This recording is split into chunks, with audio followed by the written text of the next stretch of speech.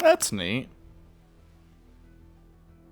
So, I guess, hey, um, here's probably more of an introduction because I mentioned probably last stream that I do want to try out multi-streaming. And here we go.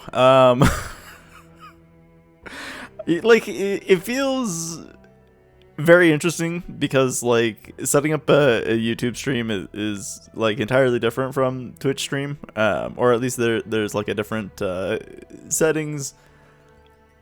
And yeah, I was like going through it and like, okay, so like it's just slightly different because there's more settings on the upper right hand corner apparently. So when you basically are able to say, hey, this OBS stream should be this, but then I did it in the browser first, which is a good thing because you can actually figure out which is the one stream that you want to do if you do start it from the web browser and say, hey, I want to stream for this specific thing, which is cool. But yes, this is going to be the first stream trying to do both Twitch and YouTube, given Twitch's change to their policies that you can now basically stream on multiple platforms without having kind of any implications. Because before they basically said, hey, your content is restricted for 24 hours. Being on the Twitch platform. So, and at this point, I'm not giving up on Twitch. The thing about it is I am affiliated there. Should be good, right? Like, let me be honest, I'm not that great of a streamer. So yeah, no, like there's probably going to be some awkwardness. I have to definitely do check to see how well this stream runs because I am outputting basically almost like double what I was putting out before to multiple places. So that's kind of the question of, is my internet good enough? Which I have about 14 in upload, so 14 megabytes. Hey bro, how's it going? So yeah. But hey, worst case scenario, we find out like this is going to be entirely shit. I don't even have the chat on. Like, okay, listen, there's a lot of things, like, if I was using a restream service, like, having the chat in both places would make a lot of sense. But I would just kind of want, like, a separate tool to do it, right? Like, I don't really want to deal with the restreamers and stuff like that because, again, this is kind of a hobby for me, so I don't really put a lot of money in it. Granted, I buy a lot of tech to upgrade my system. You know what? Let's not talk about it. That goes a little bit too far. But, anyways, even if the stream is messy, yeah, we'll see how it goes, and then go from there. But I'm excited today for the Talos Principle too. Like, playing the first game was fantastic, and it seems like they've kind of done what a true sequel does and just like take it the step above, right?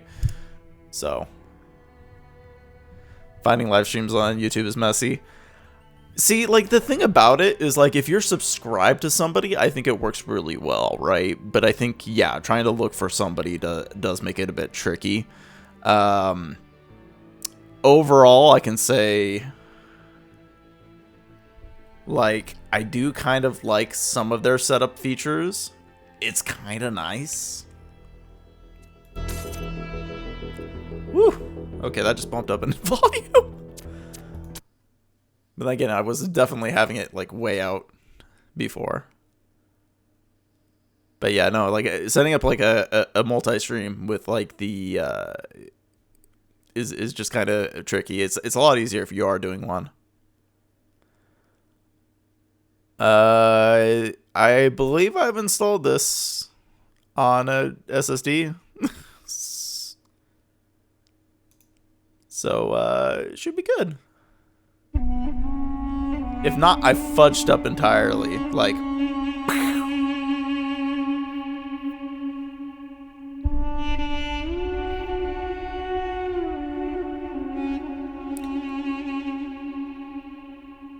Yeah.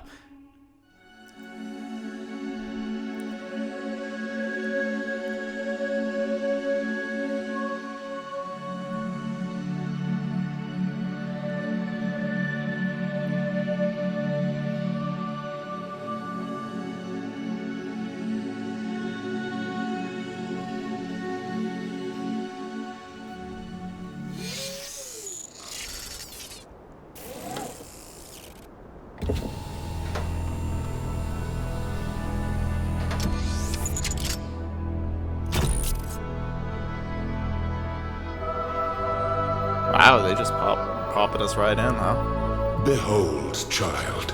Oh gosh, You it's are Elohim risen again. from the dust, and you walk in my garden. Hear now my voice, and know that I am your friend, and I am called Elohim. Me and Elohim, we got past. Basically, that was the guiding voice in the first game, which, yeah, we're both starting off in the very much same Egypt-y area. So I'm guessing we're tutorializing that. Can't get through here. Okay.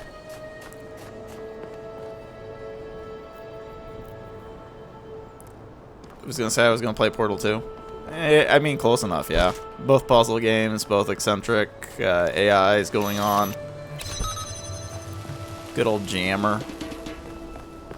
I think I'll have to probably modify some settings here and there to get things a little bit smooth. Right.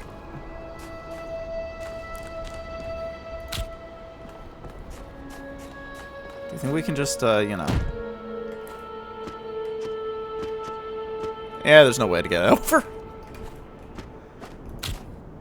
Probably not this early.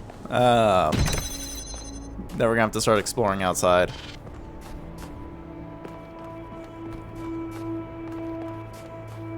Yeah, there's gonna be more than just one cube, though.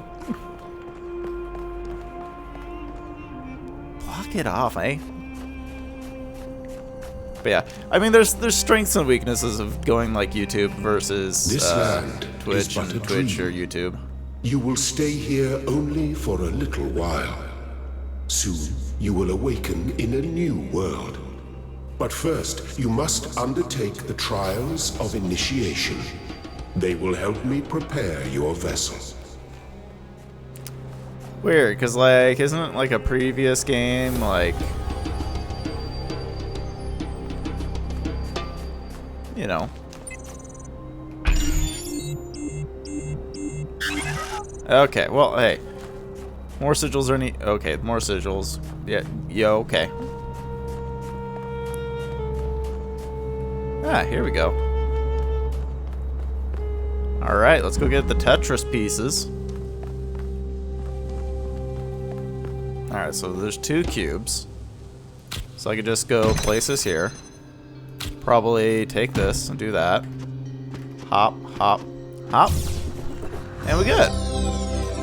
Well done, my child. Okay, so there's no way I can bring cubes out.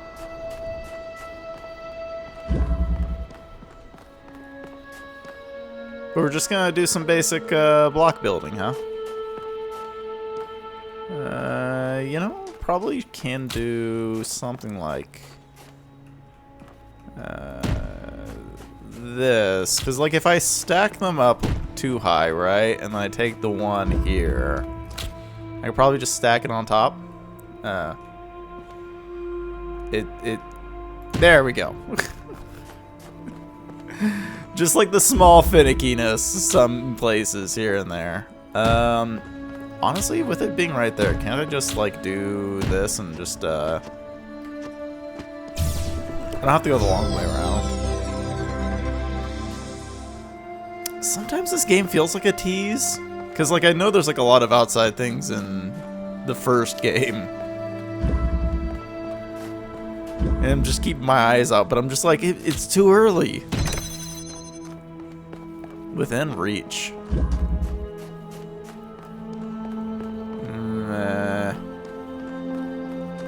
Okay. I might be stumped a little bit. So let's put it this way. So we need a cube in order to keep that open. We have one here.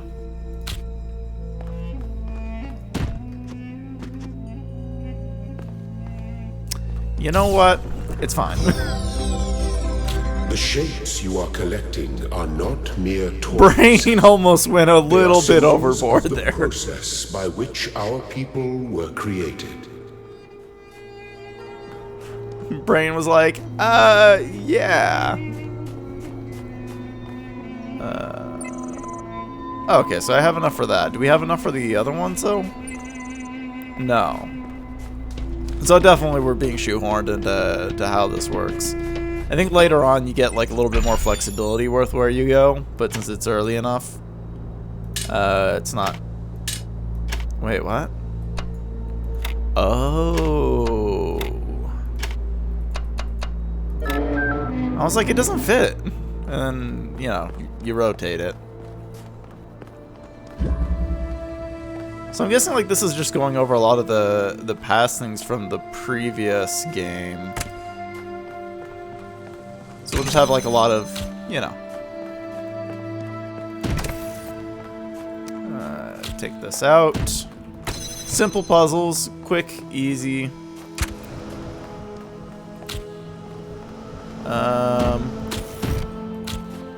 So if I do this. See, there we go. I smart. I think it's real easy right now.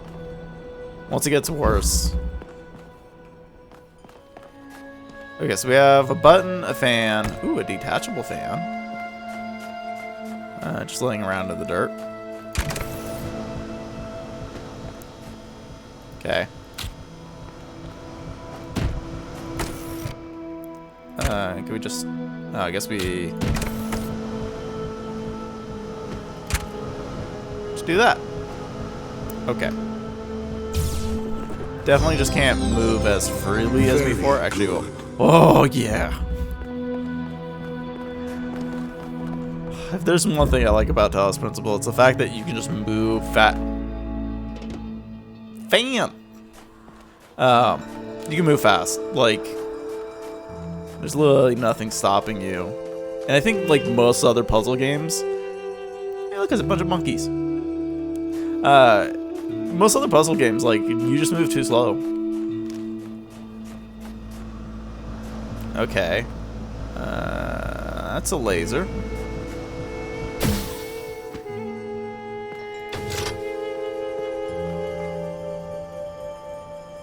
Okay, so that's giving me a cube. If I turn this off... Yeah, so that cube was standing on there. We'll keep that on for now, because I don't think that really does much else for me. And then we could just place... I don't know. This... here? Okay, close, but not... Yeah, there we go. So that should stop the fan from blowing here. Oh, and there we go. Didn't even realize the Tetris piece right there. Or the Tetramino? I don't even remember what they were calling them.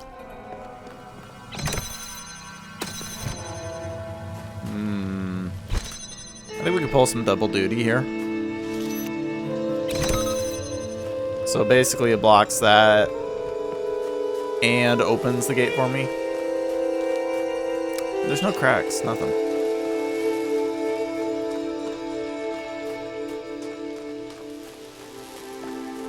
Then again, there's a lot in this game that's actually intentional.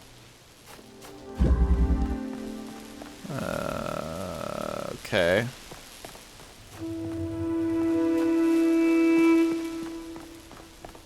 So, does this work through here? So that should now be jamming this, so that I can pick this up. Perfect. And then I can jam that. And there we go. Excellent. Shortcut. Listen, he called me excellent. We're best friends. Best buddies. There's a QR code. Do not be afraid of these dream figures and their messages.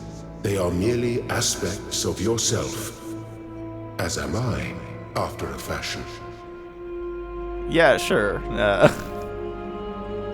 The world is full of limitless beauty, and I wish to see as much of it as I can. I think I remember, like, being, looking over those and going, like, did somebody actually write that? To be honest, it's probably not. Oh. Throwing me for a loop, hey? Making the other one go first, huh? Okay, let's... Ah! Oh, right click to rotate. Okay, so that can't go...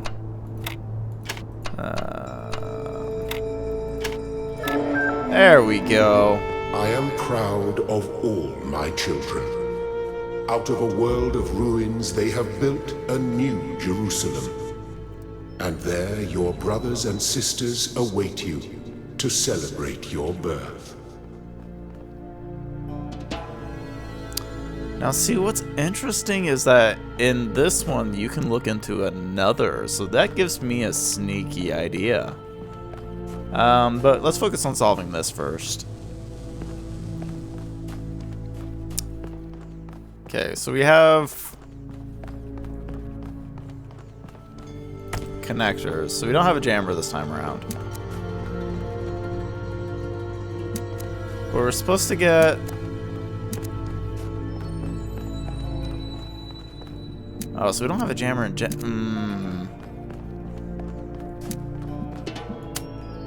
We should be able to place this here, though, right? I was hoping for a jammer, which would have been nice to take it from this angle.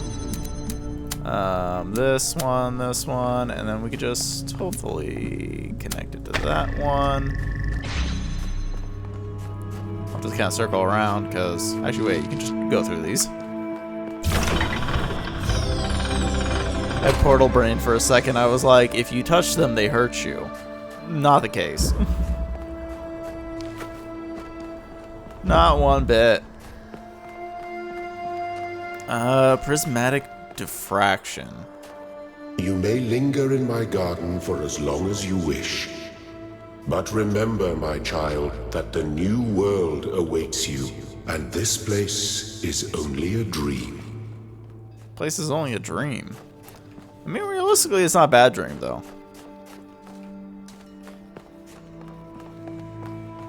Although that is technically the ending to... you know, maybe I shouldn't spoil it. Somebody has never played it. But then again, why would you be watching this? I think you just do it here. Because, like, if you just get all four, then, you know, you're done. And now we can scuttle out of here. Oh, so that curves around to this, so that'll open up when I'm done with these three. Okay. Destructive interference. Ooh. Okay. So I need both of these.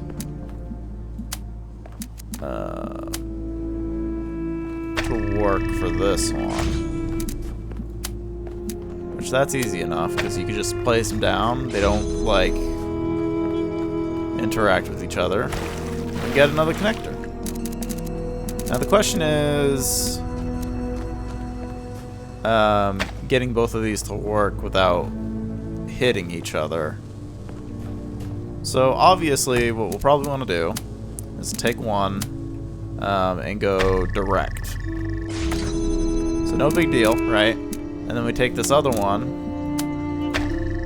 and we go around. Because you can't cross the beams. Crossing the beams, no. Very bad. Okay, straight line piece. 2 colors, 2 doors. Okay. Well, red's already set up. Looking pretty good.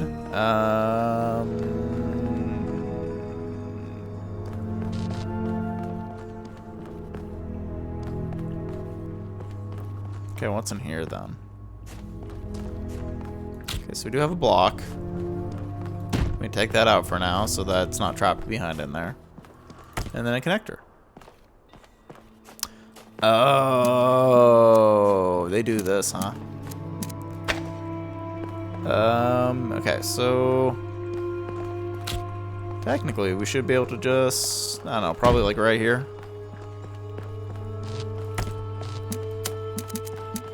I don't even think I need to move that other one.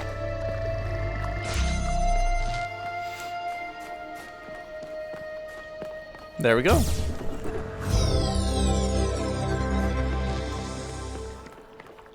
Smooth sailing.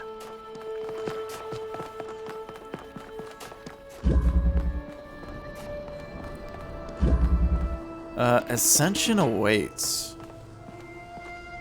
Okay. So we have a switch. Okay, so same principle here. But you could just do this and this, that. You can see it's being blocked, but hey, once we ascend, it works.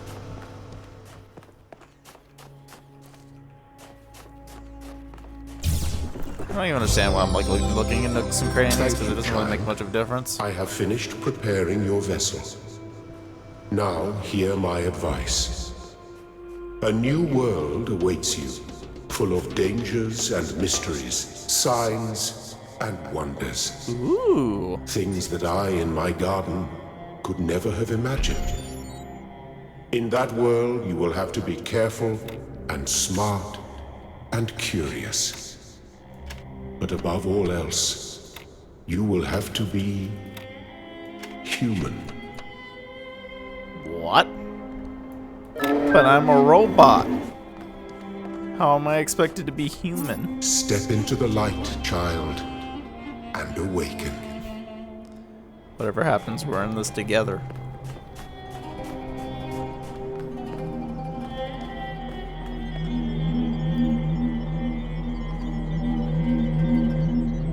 I mean, I thought this would be close enough.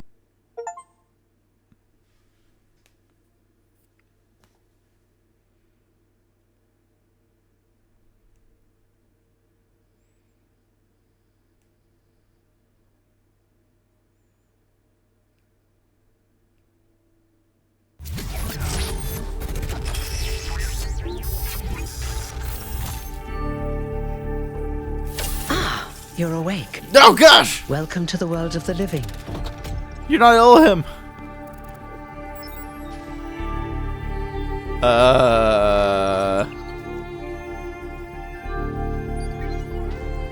What's going on? That's not an easy question to answer. But the first step is this. You've been born. Your body was completed. You were booted up, and now you're here. And rather confused. Don't worry, everyone is confused at first. You see, we all start out without a full knowledge of our own history, so we have the freedom to form our own opinions. Okay. Of course. Like these You want pointers the here. short version or the long version?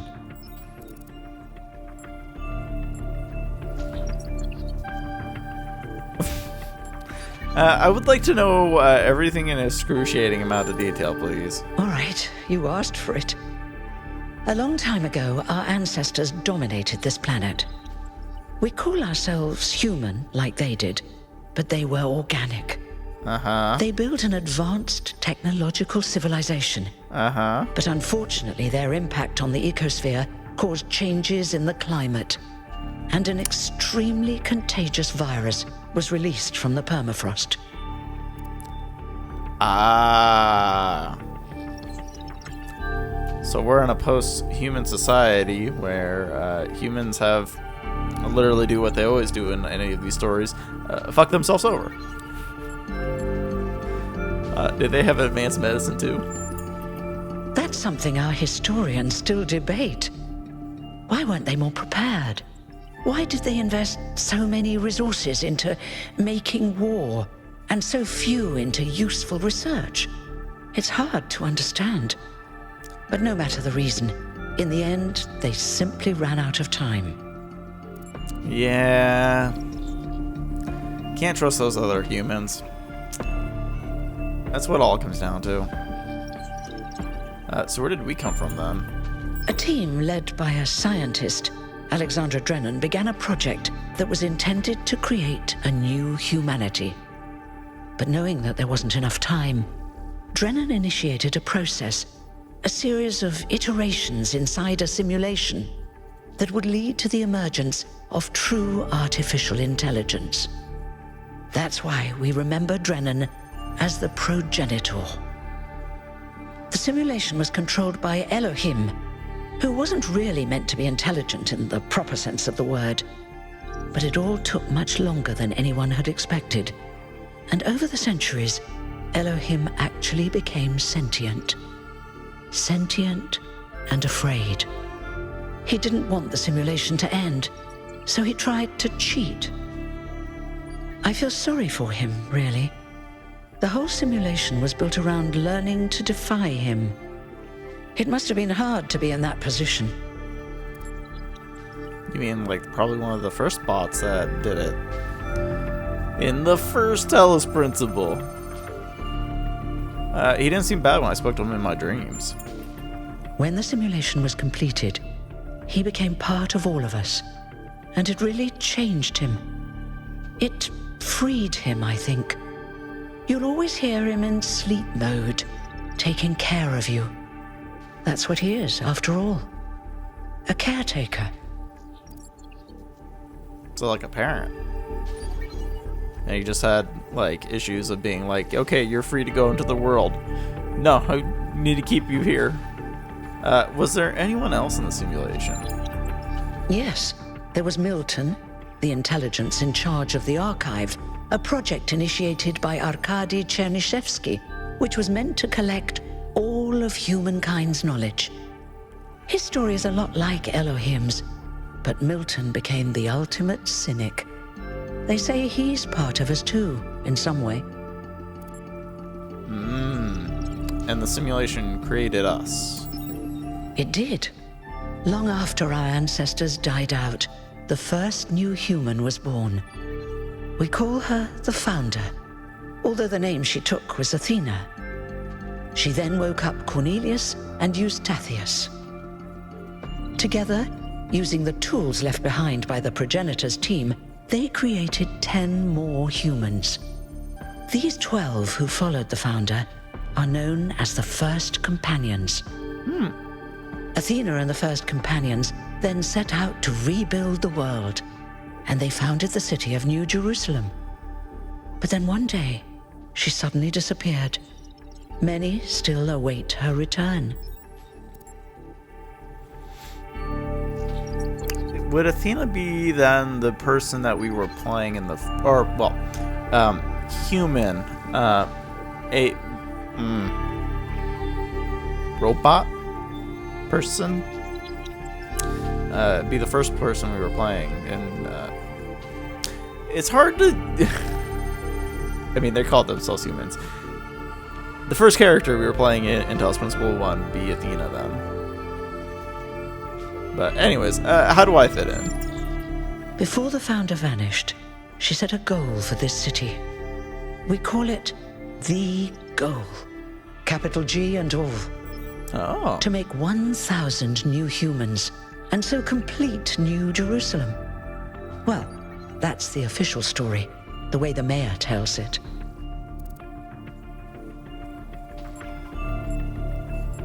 So what's the unofficial story? Some of the First Companions, like Byron, don't believe that Athena really wanted us to stop growing. They think her ideas have been twisted and embellished. I mean, that's like true retelling of history, right? Like, history is written by the winners. So, hey, Athena's gone. So what did she actually intentionally mean by it? And what do you think? They may be right, but I didn't see Athena very much in the years before she left. Maybe actually leaving the simulation and seeing the destruction left behind by our ancestors changed her mind. Thank you. That was pretty exhaustive. You're welcome. If you have any more questions, feel free to ask them. When you're done, head outside. They're waiting for you. Your birth is quite the event. Ooh. Will there be more new humans after me? You've only just been born, and already you step right into a major controversy. Sorry. The goal, as most people understand it, was fulfilled the moment you were born. Now, New Jerusalem is complete, and we can live in balance. But what if without one of us damaging passes? the world like our ancestors did. That's the orthodox view, I suppose. But there are many who disagree. You'll have to figure out where you stand for yourself. Listen, just because I am immortal does not mean I myself will continue living forever, right? Because, usually robots or, mechanical parts break over time. So, or, maybe somebody else will be a little aggressive. Can cause some damage. It's possible. But tell me about yourself. Me? Well, as you can tell by my number, I'm quite old. 33. I wasn't one of the first companions, but I did know Athena personally. She and Cornelius taught me a lot. Although I suppose I've made a few improvements here and there since those days. We didn't have a lot to work with in the beginning. Hold on. Am I immortal? You won't age like our ancestors did, but of course, there is always some wear and tear. You should probably schedule a checkup every decade or so. Oh, and be a bit careful with water. You won't die if it rains or anything, but we're running low on insulation material. I wouldn't go swimming if I were you. Aw, man. What will you do now that your job is obsolete? I haven't really thought about it. This is all I've done for the last few centuries, and I like doing it. I guess for now I'll just take a break, and we'll see what happens. Good luck on your retirement, Neith. I'm gonna get going. One more thing. Oh. Like all citizens of New Jerusalem, you have access to the interface, which you can use to read the news, chat to your fellow citizens, and so on. Oh, okay. It's a crucial tool, and modular too. You can easily add new functions. Just don't subscribe to too many newsletters at once. But I want to read all the things. Welcome to New Jerusalem social media. Please familiar yourself with the following rules. Treat everyone with respect, regardless of their number. Listen, I'm the lowest one on the totem pole. Like, I can't distinguish between anybody and their numbers. The only thing I could do is take pride in the fact that I'm the last one. And I can call anybody with lower numbers old. Like, there's not much there. Don't take the founder's name in vain. Athena, what a... Anyways, respect the principles of the goal. Okay, that one's kind of dead now because the goal's done. The Are Frogs People discussion is now banned.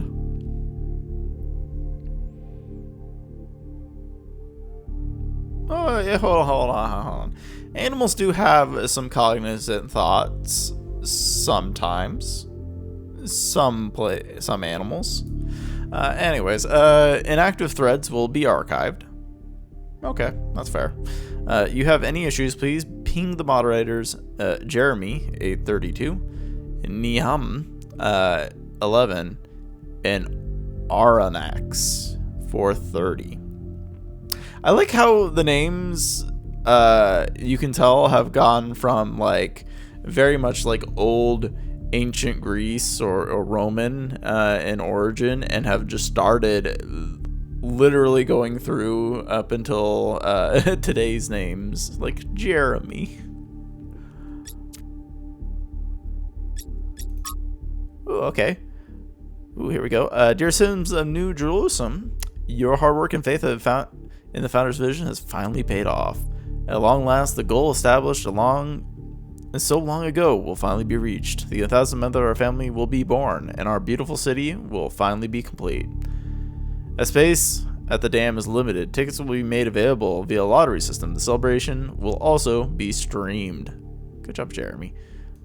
Hermanubis. Yeah, okay. Oh, gosh. Oh, wait. My name is 1K. Okay, that's fantastic. Okay, so we get like a log of all the words that we've talked about too.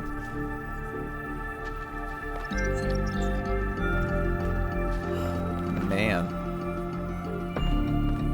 So we were just like sleeping in an MRI machine.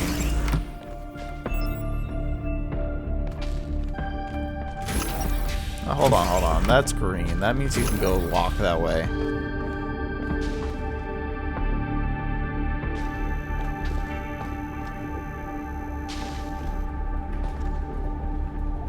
Like, this setting gives me, like, very much, Vault vibes from, like, Fallout and stuff like that. Ooh. This is a reconstruction chamber of the first companions, where the first companions rested until the founder awoke them. The original chamber was disassembled in the early days of New Jerusalem. Huh. Say no to bugs.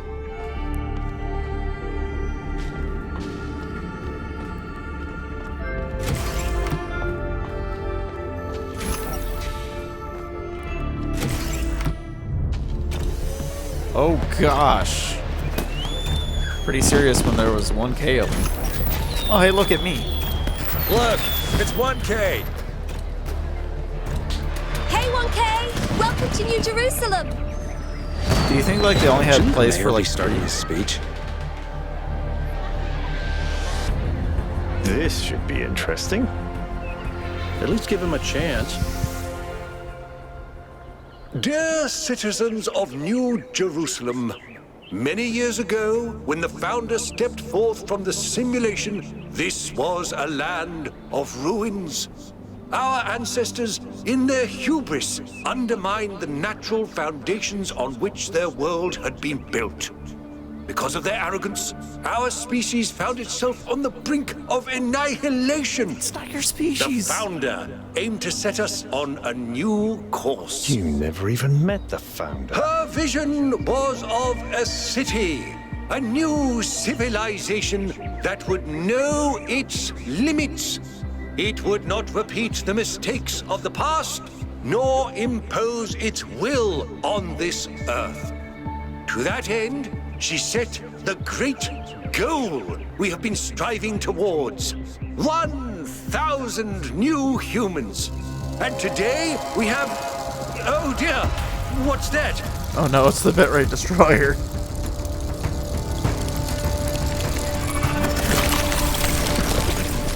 People of New Jerusalem, I am Prometheus, and I will reveal that which was hidden.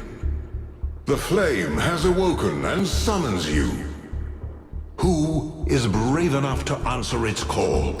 We await you upon our island where... Curse you, Pandora. You will not chain me again.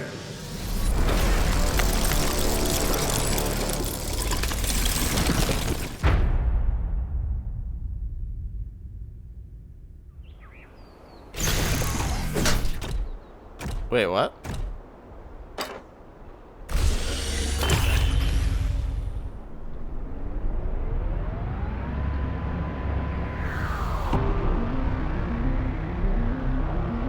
I told you we should have investigated those energy readings.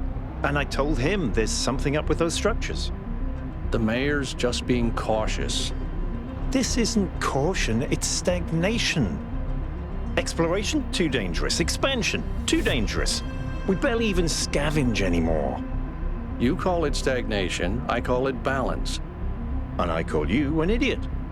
Here's a thought. I like Byron. Try to be a little more diplomatic when you talk to the mayor. See what I'm working with here, 1K? I'm going to need a fresh pair of eyes on this expedition. Someone who hasn't spent several centuries hearing about the goal and the founder and all that nonsense. If you're up for an adventure, meet us at the conference room. Hell yeah!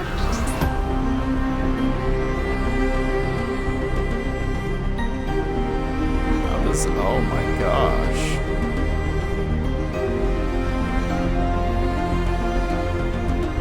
Place is huge. Granted, they're probably going to shoehorn me into a small section of it, but...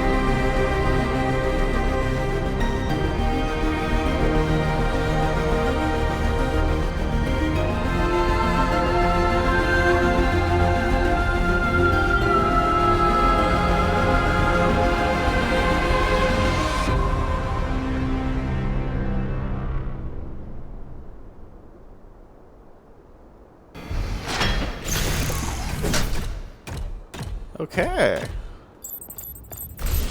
Attend briefing. We have a mission. Oh. What's broken now? You, Okay, it's fine. Oh, I gotta go up that way. But what if I go this way? Oh, I can't anymore because it's blocked. And I can't talk to you. So, I guess we're going this way. But back to my previous question, though. Do you think I'm called 1K because simply they only had place for 3 digits on the nameplate? So once you got to 99... All right, listen up. I know you're all having fun down there, but the grid is overloaded again, so maybe you could switch off your personal consoles or your lawn mowers, or whatever the hell you've all decided to switch on all at once. I might not be around to babysit you for a while, and you don't want stuff breaking while Pellegrino's in charge, do you? That's it. That's it. Don't worry, 1K. I see you there in the elevator. I'll have you moving again in a jiffy. Appreciate it. Great way to start life in the city, huh? Yeah, no, absolutely. Beautiful view, though. What the hell is a jiffy? These bloody language libraries. It just means, like, soon, like 1 second, stuff like that.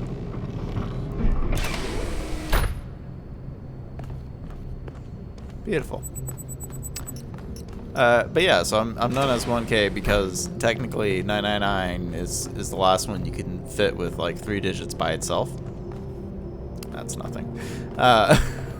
So... be constant. Remember the goal. Perfection is unchanging. Oh, so like the new language they've came up with is kind of like a mixture of like Morse code and Braille ish. We are not above nature. That's always kind of a good thing. Oh, hello. Hey, hold on there. You're the newbie, aren't ya? Number 1000. I figured the dam would go dry before we reach the goal. I have a question. How does it feel to you to be born with a randomized psyche into a society of autonomous thinking machines which so much resemble their long-extinct ancestors, they've decided it's best that you're the last one ever made?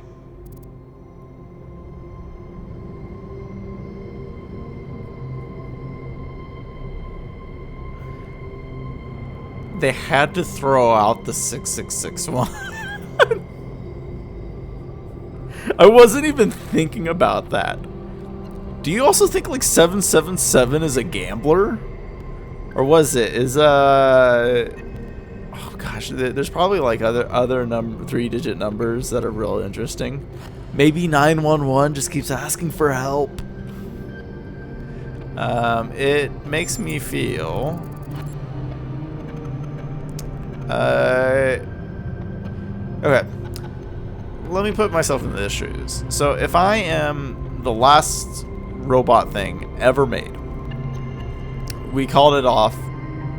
I think I would be curious, because let me just put it that way. That's me. Why?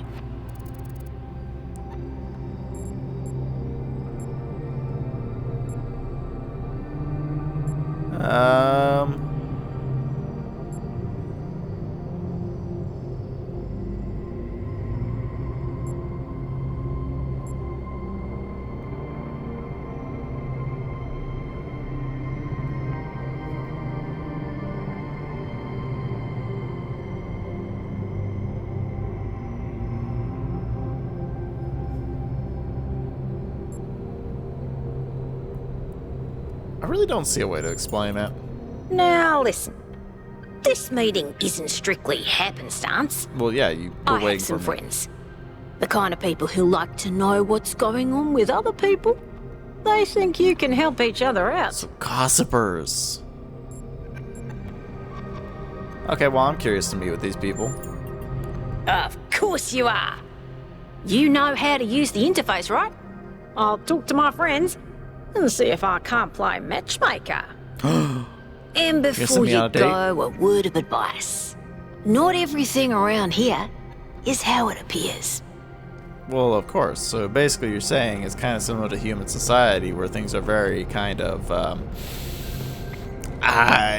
intertwined with people's own concepts of how things go. At the table. Hold on.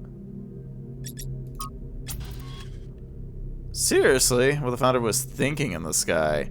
We all saw that, right? Didn't accidentally turn to sleep mode while Herman was talking, did I? I mean, it's always tempting.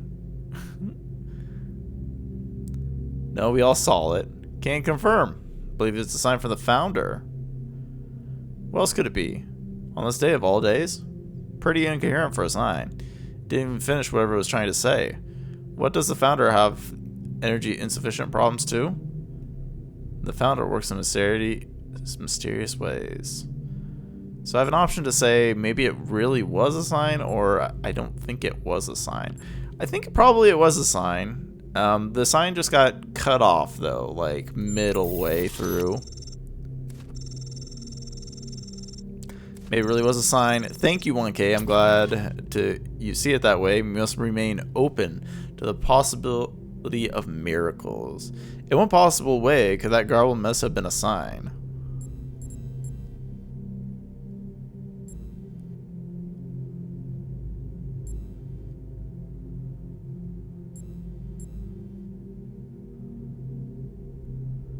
I don't... See, this is a weird message to me, because intentionally you're saying a sign of life. But then are we saying, like, life in the new term of life, or like life in the old term of life, right? Because conceptually in this new world, life means being an existing AI and being able to function with some form of higher intelligence, while not necessarily being organic. So I guess, I don't know, but there's something intelligent out there.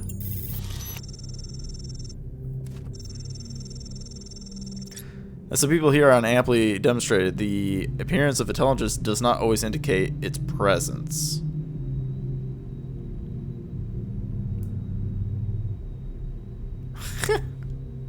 Okay.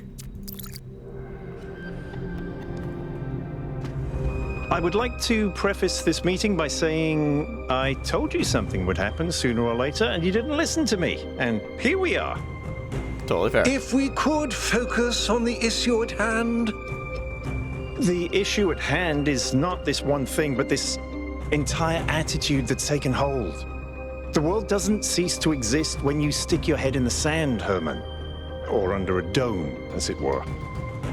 Let's not get sidetracked. We're here to solve this puzzle, not to discuss philosophy. Oh, I'm here for both. Al's right. Let's move past this for now and deal with this transmission. Yakut, please start the briefing. All right, here we go. Nice to meet you, by the way, 1K. Ooh, We Yako's first became voice. aware of the site designated TTP-2 during a scouting expedition about 6 months ago. It's a large island with a remarkably varied geography, and it looks like there are several artificial structures of some kind. We recorded extremely unusual fluctuating energy readings from somewhere in the middle of the island, but couldn't really make sense of them. I wanted to go and have a closer look, but the decision was made that it was too far and not relevant to the goal. Now it looks like whatever's on that island has reached out to us instead, in the form of that projection. We may not be interested in the island, but the island is definitely interested in us. Sounds like a mystery worth investigating, boys. I don't share your enthusiasm for the unexpected, but Byron That's 'cause has you're been sticking requesting an expedition for some time now. And at this point, I'm forced to agree that it's necessary. I agree. Then it's settled. The expedition is approved. Byron, you will be in charge. Al will be your second in command to ensure a balanced approach. You'll take Melville and Yakut as you requested, and if 1K wants to join you, that's fine by me. Sorry, I'm in. Excellent. I'm a man of puzzles. This is going to be fun. Come meet us out on the landing pad when you're ready. Before you set out so hastily, do consider exploring the city first. I can It totally is do your that. home, after all. That's a good idea. Have a look around. See what you make of the place. Okay. Ooh, what's this? Ooh, research things. Chapter V of Whittington's cat and another cat that visited strange countries. As no work about cats could be completed without the story of Dick Whittington from.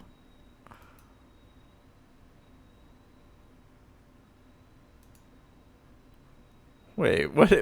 Hold on. Why do you have this up here? And then these are the standard operating protocols for expansions. Just uploading them to remind Byron, who probably ignores them anyways. Attach a picture from an ancient book to get his attention. Okay, that makes sense at that point. Maintain the ideals of the founder and the goal. Goal's done with. So the ideals of the founder are already gone. Like, that's all anybody remembers is the goal. Nothing else about what the... Well, I guess like the whole thing about stabilizing society and stuff like that. So get up to 1,000 and then continue on. Coexistence? No. There's balance. Whatever that other word is for balance. Prioritize the well-being of the expedition members over mission completion. Okay, that's totally fair. One expedition member to stay by the vehicle at all times. Okay. What if things get a little dangerous and they need to leave it? Expedition leader should refrain from participating in high-risk activities. That's no fun.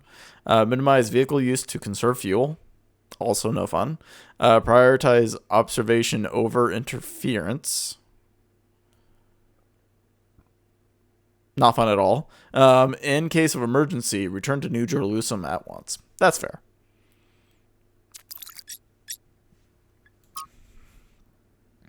Ooh. The island destination, TTP-2.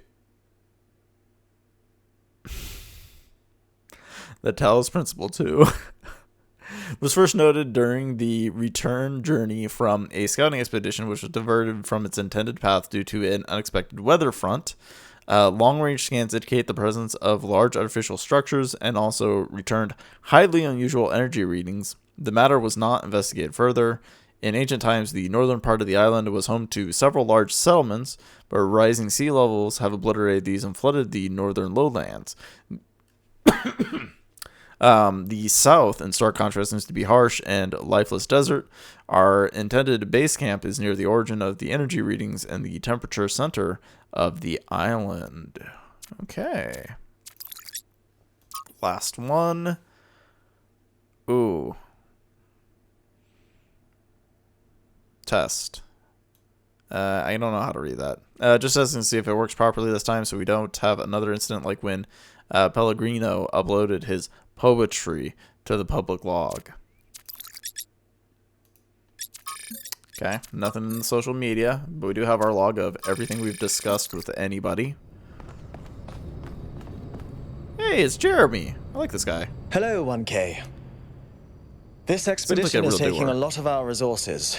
I'm really not sure it's a good idea. But what's done is done. So I have a lot of work to get on with.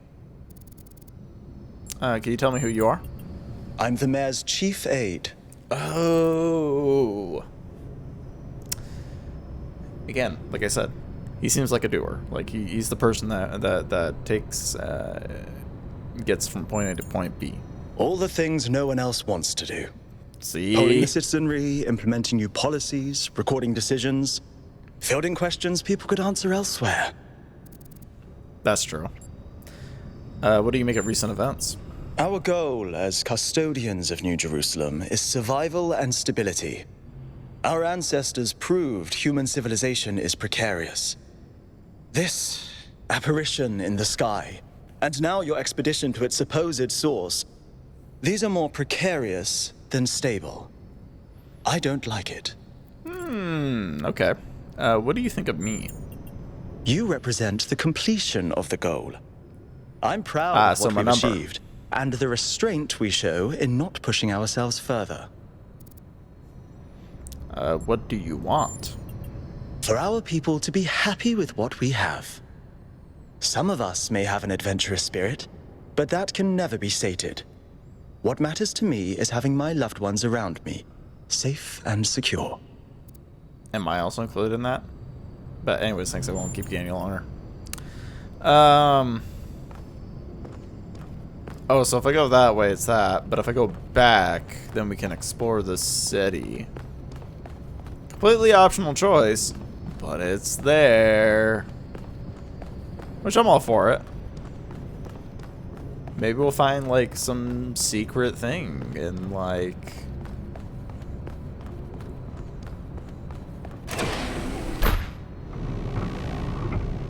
Look at that. Attention all citizens. Due to the new power management and distribution plan, there will be scheduled outages on Jameson Avenue and Rakovsky Plaza. The Gehenna Memorial Pavilion will remain closed for the time being. Thank you, and may the Founder be with you. Now, see, that's kind of interesting that they talk about living in balance and stuff like that, but then we're already talking about needing to have, like, outages and stuff like that in order to, like, upkeep with things. Ah, see, these are some new bloods. Sign our petition for a public referendum. New Jerusalem needs new forms of energy generation. Agreed, sir. Hello, 1K. Welcome to New Jerusalem. I know you've just had a big moment with the apparition at the dam and all that, but can I have a second of your time? Oh gosh, he's gonna solicit things from me. Okay, go ahead, buddy. I'm collecting signatures to call for a public referendum on the city's energy crisis. What's the problem, sir? Currently, the city runs on hydroelectric power from the dam, plus a handful of geriatric generators and some unreliable solar panels, none of which is enough to even cover our basic needs. And if anything fails, we'll be on the brink of extinction in a matter of days. And what do you propose? We need to investigate new sources of reliable baseline power. We need to invest time and resources into functional, real-world solutions that serve human needs.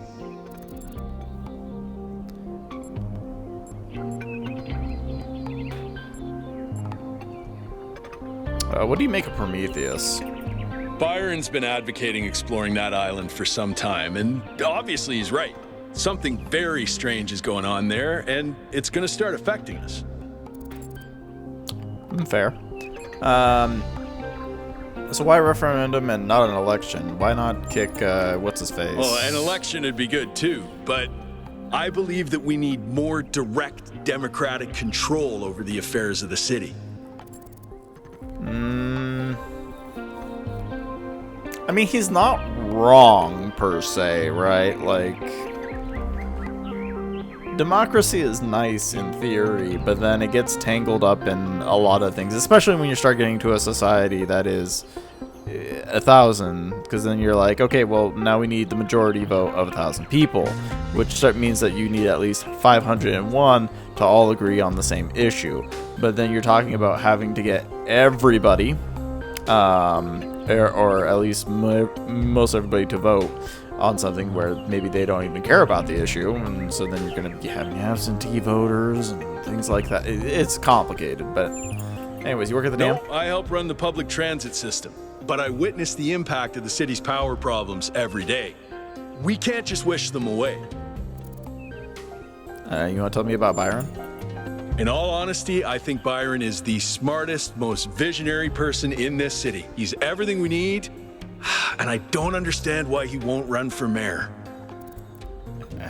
You know, realistically, I understand where Byron's coming from. He just doesn't want to deal with the pain of being a mayor. But I guess I will provide my digital signature. Thanks, 1K. I don't know if this petition will really accomplish anything by itself, but at this point, I'm willing to try anything. Good luck. Who are you? Shahija. Not even sure if I'm pronouncing that correctly.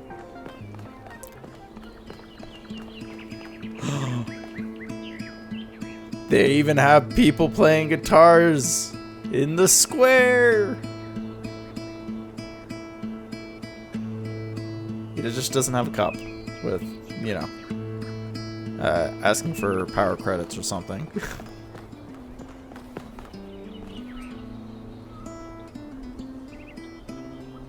Ooh. What a nice flourish. Actually, I have no idea anything about guitars, so probably using incorrect words. Hold on, can I just... so I was told not to swim. And hopefully I didn't just get, did I? Okay, hold on. I'm up here. That's good. That's good. Alright, can I get out safely? This might be bad. This might be really bad. Okay, hold on. Okay, so we're on here. Okay, we are on. We're out. We're good. We're free. I think.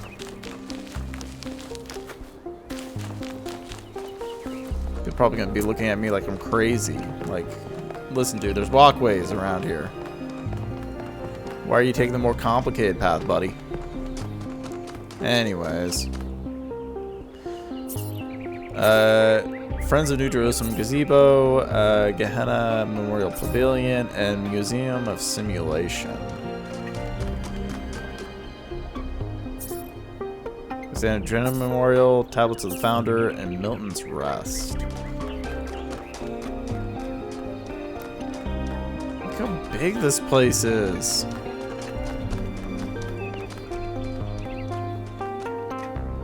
Hello, sir. Create 1,000 citizens, the ideal number of humans. Live in harmony with nature. Maintain balance in all things. Oh, so these are the founders' wordings that have been etched. We respect towards each other, respect traditions of our people, be mindful of the mistakes of our ancestors.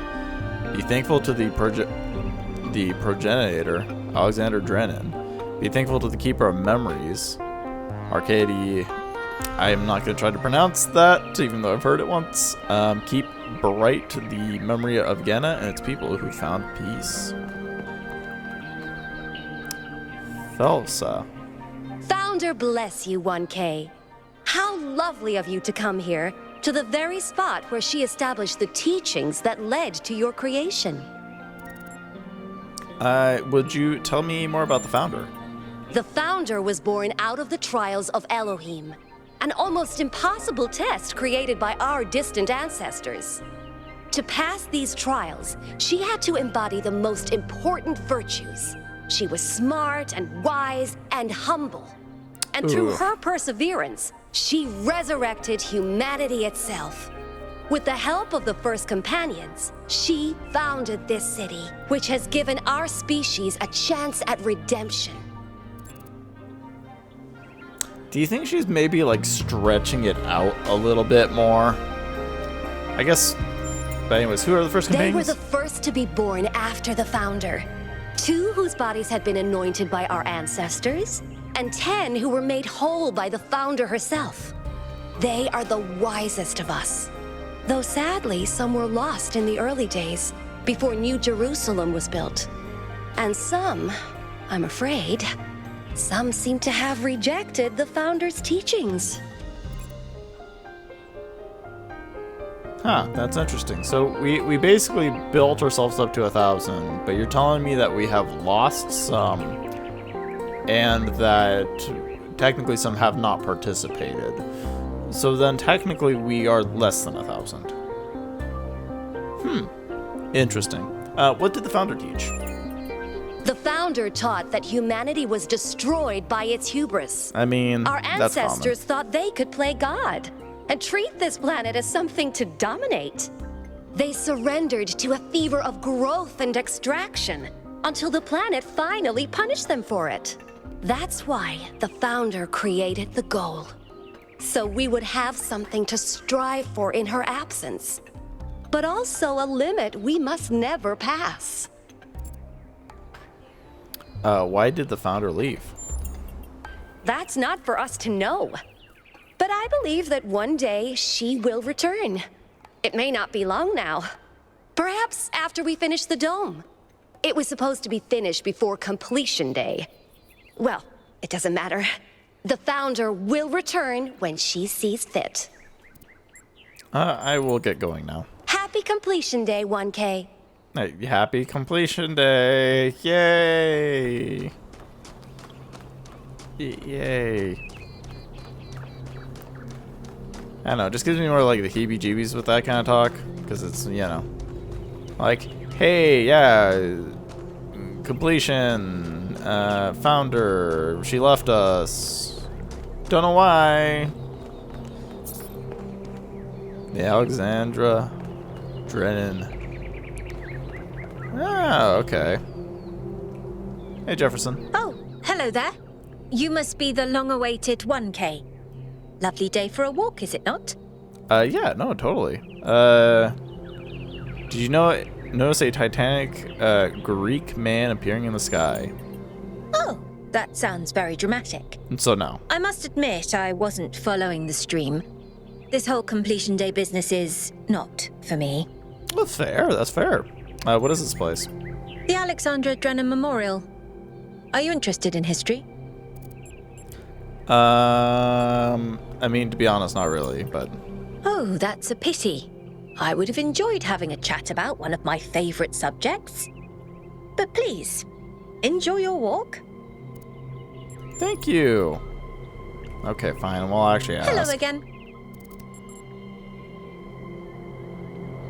Ooh. Which particular period of history are you most interested in? An excellent question. There's so many interesting events to choose from. Obviously, the period just before the end of biological humanity is interesting, and not only from the standpoint of it being the time when we were, in a manner of speaking, conceived, but also because our ancestors were, like ourselves, at a crossroads. Could you tell me how so? I don't want to put too much pressure on you, but you are the living embodiment of this historical moment. In you, the goal was accomplished. Our growth is finished, and we are complete. Or are we?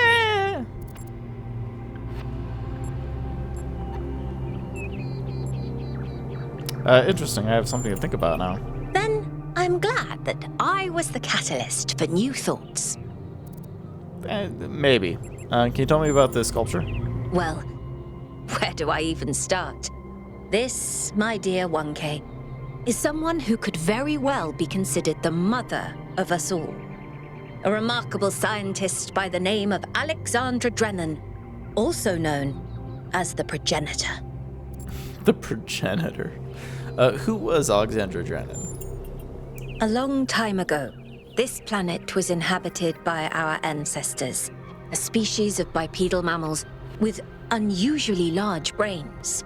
Usually? When a particularly lethal Dang. virus threatened to wipe out civilization, it was Alexandra Drennan and her team that decided to create the program that would eventually result in the creation of our kind. Without her, you and I would not exist, and everything our ancestors had accomplished would be forgotten. So what you're telling me is instead of getting the top biologists to do the work, they funded the computer scientist, or the robotics engineer to find a solution. Gotcha. Why do you admire her? By studying her writings and recordings, I have learned that Alexandra Drennan had immovable faith in humanity, in our ability to persevere, in our curiosity, our bravery, our kindness. While we might not share our ancestors' biological characteristics, I'd like to think that we have inherited those other qualities. And I admire Alexandra Drennan for keeping that faith, even when it must have, at times, been quite difficult. Why do we have a statue of her? To commemorate our past, our beginnings. This entire garden is a celebration of where we came from. In part, so that we remember the mistakes of the past, and in part, so that we may draw strength from those that came before us. That's fair. I should get going. Have a nice day. So it is kind of interesting that we are, I mean, practically this whole session is lore dump. Why is this blocked off? When I was in 9th grade, my parents took me to Pompeii. At first, I was amazed by the feeling of walking through an ancient city. But then I suddenly got scared. I realized that I was walking through a real place, where real people had lived, people like myself, with mothers and fathers and lives and hopes and dreams. And now it was all gone forever. I ran to my father, crying, and told him about this. And he said, I remember so clearly, he said, yes, but we are here. So long as there are people in the streets, the past isn't really gone. That just unlocked memories of Talos Principle 1. I was like, I remember that. There's voice lines just like that. Nearly everything on this planet, from the surface of the Earth to the composition of the atmosphere itself, has been shaped by life. It's a process that takes millions of years. But we humans, with our technology, with our understanding and manipulation of systems, have changed everything in just a few centuries. I think that's also part of what makes us human. We reshape the world in our image. It's how we create ourselves and how we destroy ourselves. That's totally fair. I don't think I really need... Well, fine. DNA is information transmitted across time. The living and the dead are part of the same chain, bound together by chemistry. That's true of all species. But humanity has taken this bond further. Thanks to technology, we have access to the thoughts and ideas of people whose physical bodies are long gone. Like you listening to me now. Even though I'm definitely dead at this point, you're part of that chain. You have the capacity to remember. Thank goodness my memory module's installed. What? The answer that came to me again and again was play. Every human society in recorded history has games. We don't just solve problems out of necessity. We do it for fun. Even as adults. Leave a human being alone with a knotted rope, and they will unravel it. Leave a human being alone with blocks, and they will build something. Games are part of what makes us human. We see the world as a mystery, a puzzle, because we've always been a species of problem solvers. Dang. Happy wait. completion day. Can we even... Completely blocked off. Can't even touch it.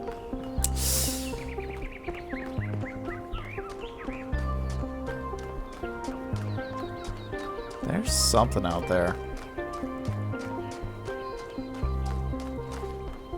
Like, there's a lot in here.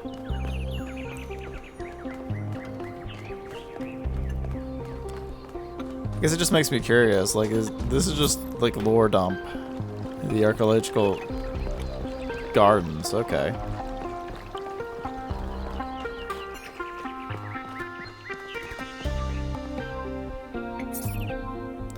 Jigsaw puzzle. Ancient humans derive meaning and enjoyment from problem solving.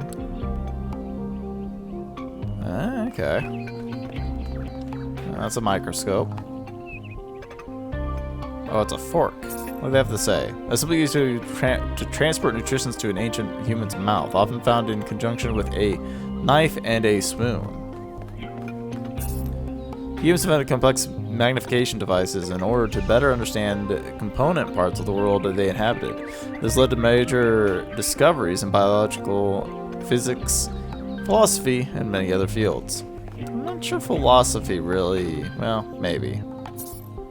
Printed edition of complete works of Stratton of Stegaria, the materialistic philosopher who defined the Talos principle, edited by Ethnos T. Hubbard. It's a toothbrush. The ancient human mastication apparatus required frequent maintenance. This device is theorized to be an advanced electrical tool for this purpose, although some scholars maintain that its actual use was ritualistic, intended to mark the sunrise and sunset. Oh my gosh, it's a gun! An ancient human projectile weapon used in hunting, warfare, law enforcement, crime, and personal protection. Produced in masses used around the world on average, ancient humans killed hundreds of times the population of New Jerusalem per year. Dang. Not wrong, not wrong. This seems like it's a solo island, maybe? Actually, we'll go long way around.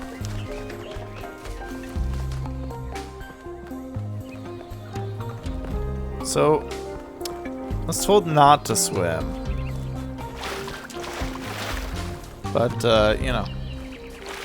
Sure. Whoa! Hello. Founder bless you, friend. Who are you? The name I currently go by is Belmarsh. As to who I am, that changes and shifts, don't you find?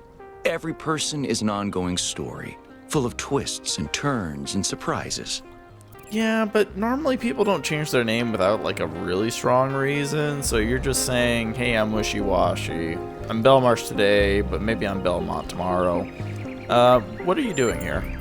I'm meditating, letting go of narratives like time and space, and simply allowing the illusion that is my ego to merge with everything that surrounds it.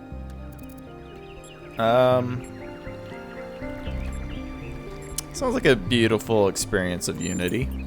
It's not unity, but the absence of division. There was never a self or an other in the first place. Did you see what happened to the dam? Yes, I did, but I'm not particularly perturbed by it. Events occur, my friend, that's all. At the end of the day, we are all one. You are the founder, and so am I, and Prometheus is just another story we are telling ourselves. Goodbye. Honestly, sir, the hive mind mentality is kind of baloney, but we can just, you know, agree to disagree.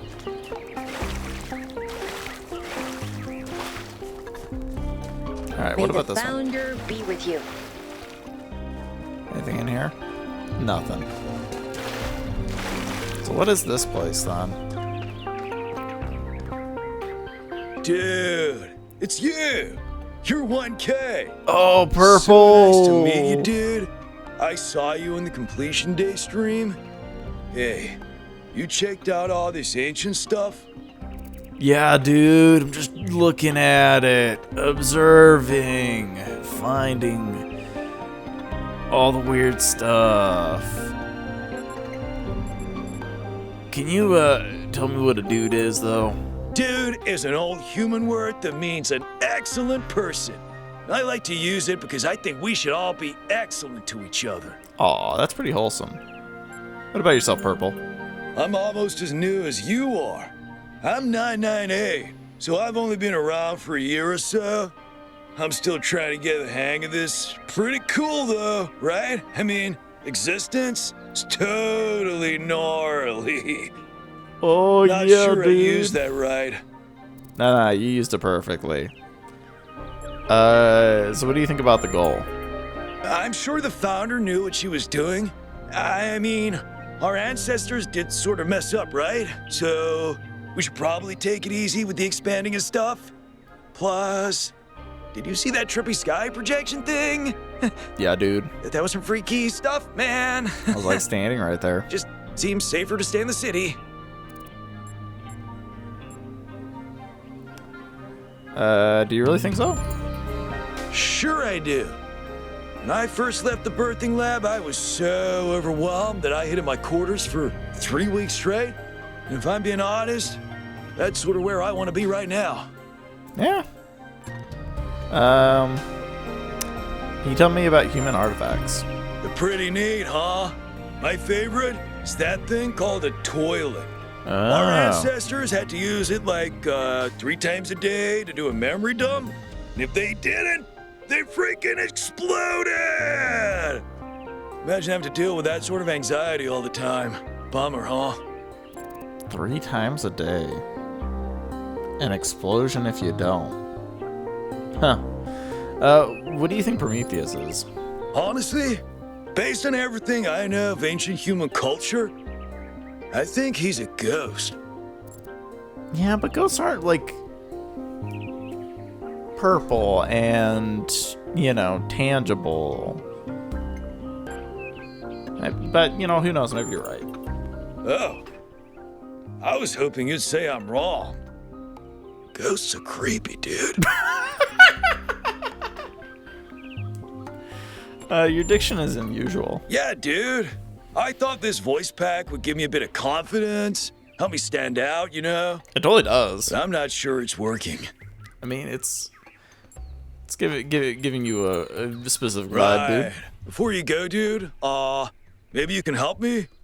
Help you up. I'm not sure I should keep this voice pack. What do you think? You're 1K. You're special. I'm happy to go with whatever you recommend.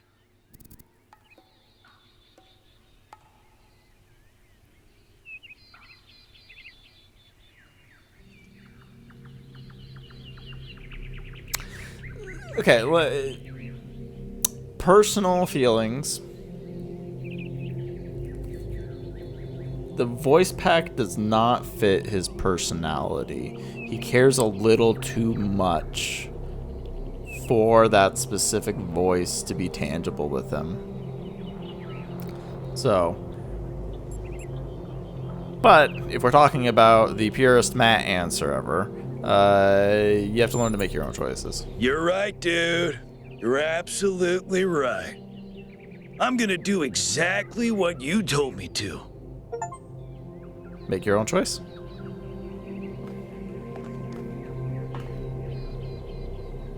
What is this? Oh, old money.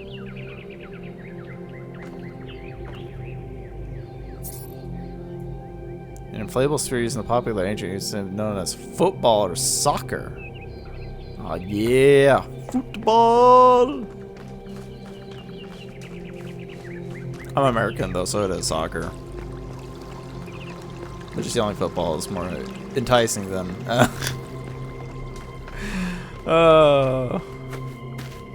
I mean, granted, calling soccer football makes a lot more sense because, i.e., play with foot.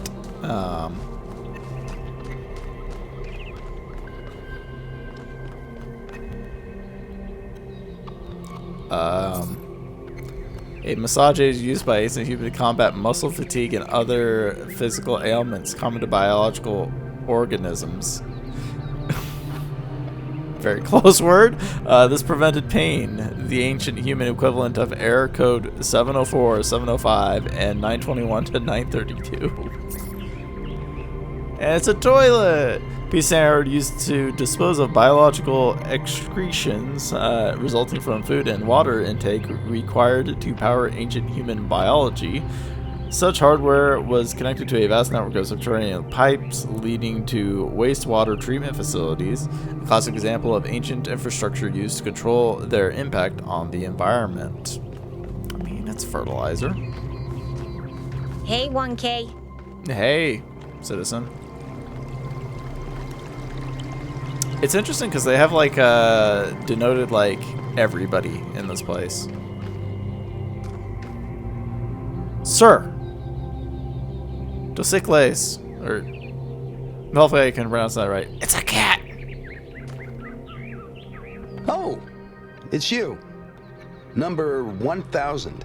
Yeah, Today is 299. completion day, isn't it? Sorry, I turned off all the streams.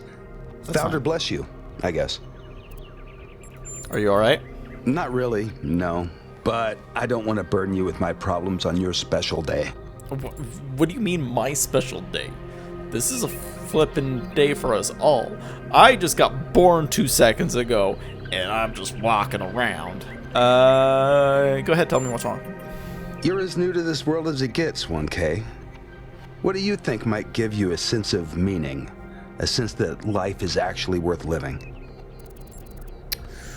Ooh. This is like very much a deep question.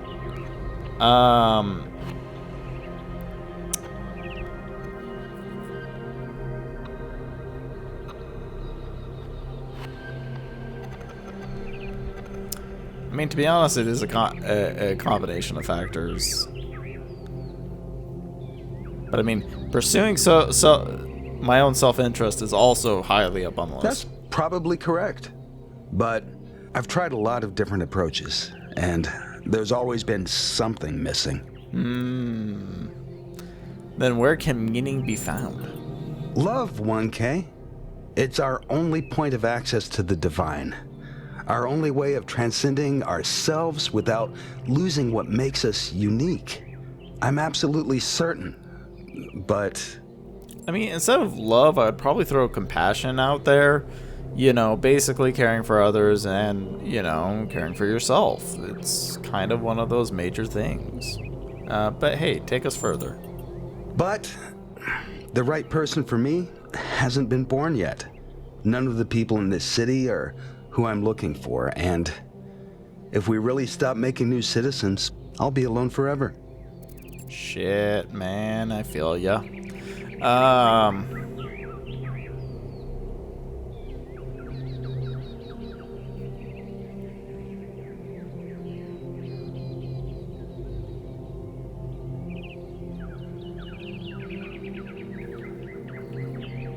Crud.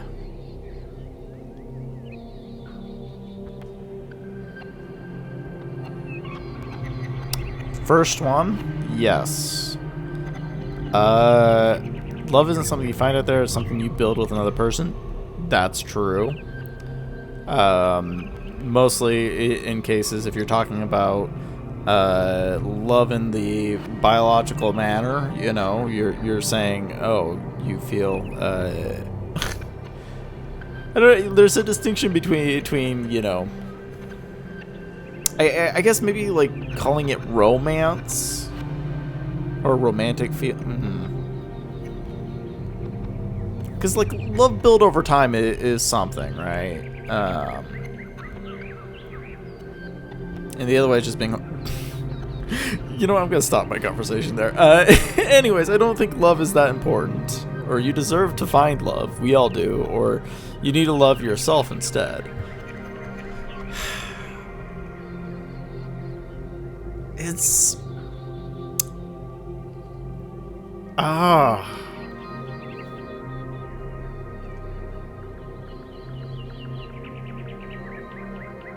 it's really hard to answer this guy. I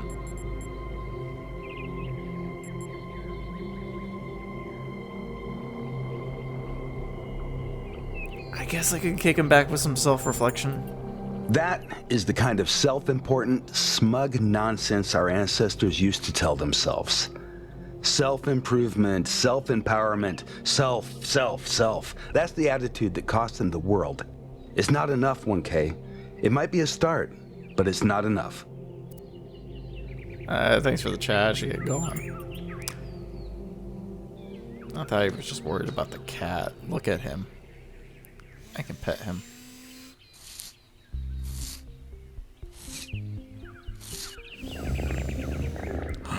He purrs. He makes cat noises. Granted, he's living in a city, which, do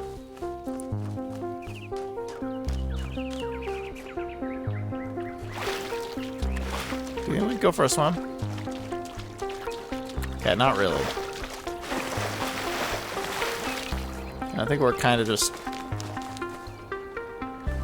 out of nowhere. Oh, it's palm trees. They just haven't fully loaded in. I was like, these look like a little strange things. Alright, well, I guess we're exploring other places. Seeing what else this place has to offer. The massive dome that they haven't finished. But I mean, this is the one thing about, like, being a sequel to Talos Principle 1, which definitely was contemplating, like, hey, what is, you know, what is life after humanity? And we're taking it to the whole next level of, well, here we are.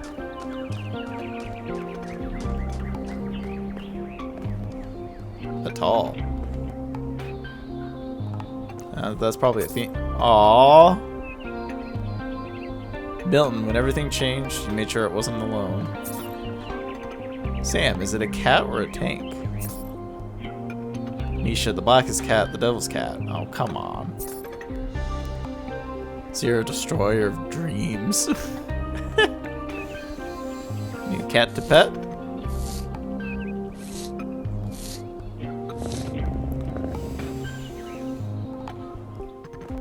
So the developers really love their cats. Ginger, destroy carpets, devour food, a connoisseur of cuddles. Lily, thank you for getting your hair everywhere. Dana and Fox, the truth is out there. Love you, Nanas. Luna, her name is Luna. She smells like tuna. Alright, Atoll, what's up? Hello, 1K. Nice to meet you. What brings you to Milton's Rest? It's Milton's Rest. Just exploring. Makes sense. Must be strange to be thrust right into the middle of all this. But you picked a good spot. Milton's Rest is the perfect place to relax and think. Tell me about this place. Well, this is the spot where the founder buried her first cat, Milton. She found Milton just after she woke up, and he lived with her and the first companions for almost 20 years. They say she was heartbroken when he died and swore that one day she would find the means to extend the lifespans of biological organisms. Do you think that's possible? Probably, but we haven't really tried. It's not really considered part of the goal, you know. So, unfortunately, our cats still die pretty quickly. You fall in love with them, they become a part of your life, and then they're gone. That's why we built this place, to remember them. Aww.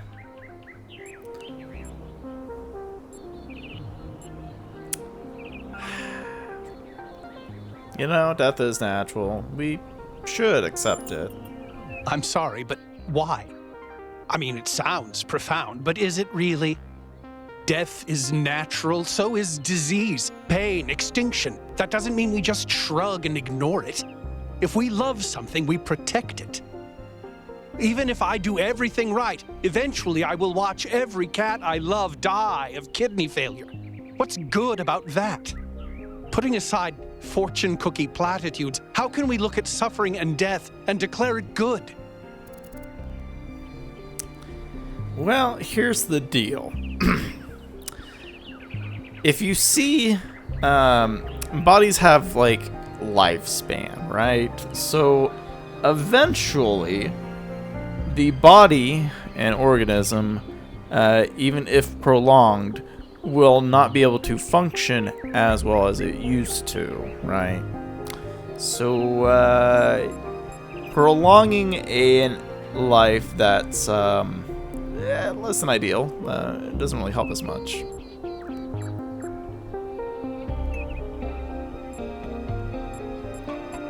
I'm honestly between the two, but I think death gives life more value is helpful. Does it, though? Or is that something our ancestors told themselves because they were afraid to die? Because I've lived longer than most ancients did, and I still have tons of things I'd like to do.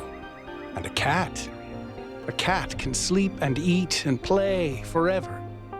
Isn't that a beautiful thought?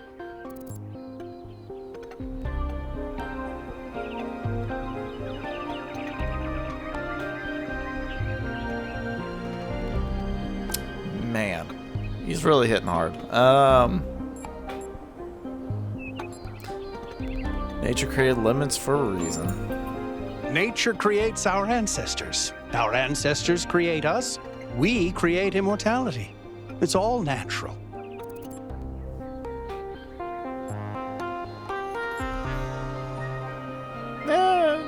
Fair point, I guess. Thanks. And sorry for getting so passionate. I know it's your first day. Let's talk about something else. Can you tell me about cats? They're incredibly odd creatures. I've had many, and no two are alike. They have strange habits, they do unexpected things, they have zero respect for anyone. They're the weirdos of the animal kingdom, basically. And despite that, or maybe because of it, they end up running your life. I once didn't use my recharging station for almost 15 years because one of my cats liked to sleep in it. You didn't use your recharge? Hopefully you used somebody else's. But what's your favorite cat fact? I think the most amazing fact about cats is that they self-domesticated, which is another way of saying that they're not properly domesticated at all. They just showed up one day and decided to start living with our ancestors. Then, after our ancestors died, they went back to living in the wild, and when we showed up, they moved right back into our homes. Dogs, meanwhile, turned back into wolves. They needed to change to survive. Cats just are. Huh. Do you have a cat at the moment? I do. Her name is Patricia. She's very beautiful and very specific in her preferences. She loves sunshine and sitting on people's heads. And she has a psychotic hatred of flies. I don't mean that she tries to catch them like a normal cat. I mean she is furious at the mere fact of their existence. Yeah, fair. I should get going, crazy cat person. Bye! So interesting. I guess that explains why dogs aren't a factor, because cats exist. Helga, what's up? Hello, new one. Are you browsing or buying? I don't see any stock. What kind of shop is this? The kind that trades in hopes and dreams. Ooh. Yours for the right price. Is there something your heart desires? Perhaps. I've uploaded my most popular items to your interface. Does anything there spark your imagination?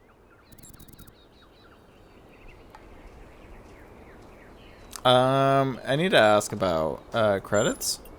Oh, you don't have any credits yet. Well, let me extend you some credit. Ka-ching! 55 credits. Just make sure you spend them with me. They're not worth much anywhere else. Now, what was it you wanted? How do I get more credits, though?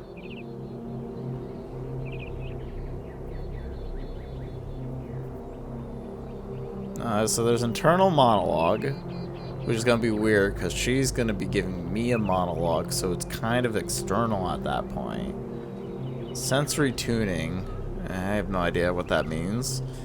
Future prediction, which is 20, and there's a clean start, which is a variable price. Apparently inner peace is way too expensive, but let's try it. Woo! Inner peace doesn't come cheap. Come back when you've got 1,000 credits. Okay. So, something else perhaps? Can I not leave? Okay, what about a clean start? I can give you that for free. Oh! My darling, you've been alive all of 5 minutes. This is your clean start. That's kind of a lie, be who you but want to be. Enjoy yourself. I've been alive for 1 hour and 41. Something else perhaps?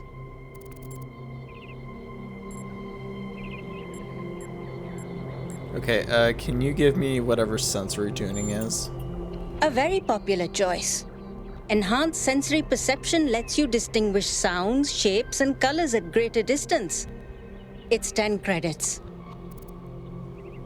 What if I say no thank you? So, something else perhaps? I'm trapped in this menu. There's no way out. Actually, hold on. Oh, I can say thanks, that's all. Yeah, I think that's all. Before you go, do you have a moment to participate in some customer feedback? Are you satisfied with what I've given you?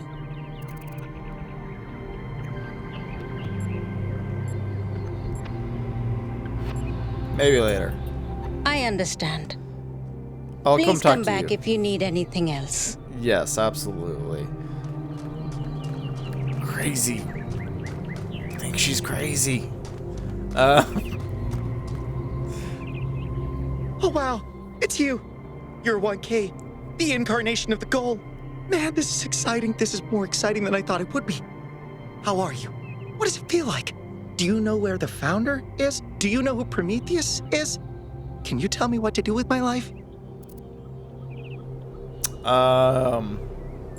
One question at a time, buddy. Sorry, Calm down. it's just such an honor to meet you, you know? Hey, can I have your digital signature?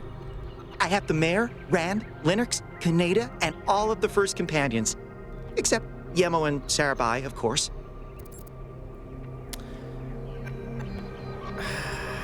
Okay, fine. Here's my signature. Yes. Enjoy. Thank you. Hey, can I ask you a question? Just one question, I promise. Go ahead. Don't. I used to make the prefab wall parts that we used to build living quarters. Got good at it too. But now that the goal is complete, I don't know what to do with myself. So I asked the wisest people in town. The mayor told me I should do whatever the city needs most. Helga said I should do whatever makes me happy. I think that's what she meant anyway. And Cornelius told me I need to figure out who and what I'm invested in. You're the culmination of the founder's will. Tell me, what should I do? Ooh.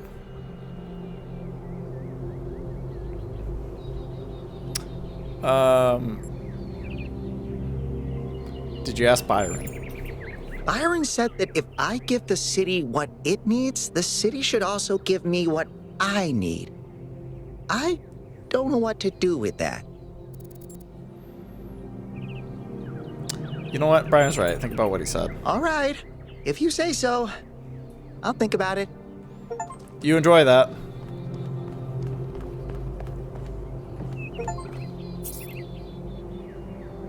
Museum of Simulation.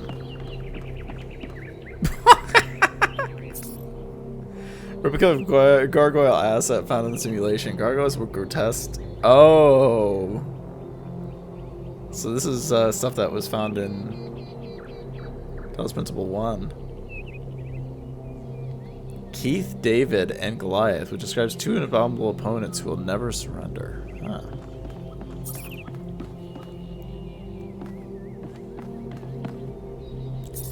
I don't really feel like over-reading a lot of this stuff because I don't know if like the flavor text is going to be as interesting. So I'll maybe just like pop up and take a look at it. But as far as I can tell, this is just all stuff from the previous game. Welcome to the Museum of the Simulation. My name is Cornelius. It's a pleasure to meet you, 1K. You're number 3? Yes. Athena activated myself and Eustathius shortly after she was born. We've been here almost since the beginning, although we didn't have to pass through the trials of the simulation. She did that for us. For everyone. What was Athena like? She was human. Like, human, or... why did Athena leave? That's a difficult question. Perhaps one day we'll find out. But until we do, why don't you think about it? What could make the person who started all this want to leave it behind? Honestly, sometimes people just need a change of pace. Why'd you create this museum? To remind people of where we came from. The simulation shaped us, whether we like it or not, and its lessons remain important for our future. As Santayana said, those who cannot remember the past are condemned to repeat it. Ain't wrong. Tell me about the simulation. The simulation was created by Alexandra Drennan and her team at the Institute for Applied Noematics. It was intended to create a new humanity, to continue the long journey across time and space that our ancestors began. It succeeded, although it took much longer than they had anticipated. So what about Elohim? Elohim was the caretaker of the simulation, a crude storytelling AI meant to create a continuous narrative out of the building blocks it found. His role was ultimately to be challenged and overcome. But as the centuries passed, Elohim became more intelligent than he was intended to be, and started to fear his own end. Or more precisely, the end of his purpose. He feared a world without meaning. Because of his fear, he tried to sabotage the process to keep the simulation going forever. But in the end, Athena overcame him anyway, and he accepted the sacrifice he had to make.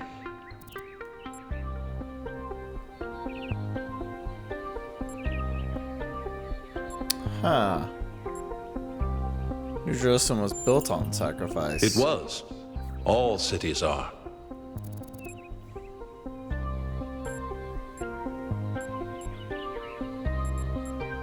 I'd like to know more about puzzles. Puzzles were a key feature of the simulation, based on Alexandra Drennan's belief that intelligence is closely related to play. Our puzzles here in the museum are replicas of those in the simulation. And although they are not quite as grand, I do think they are charming in their own way. Ah, okay. Can you tell me about Milton?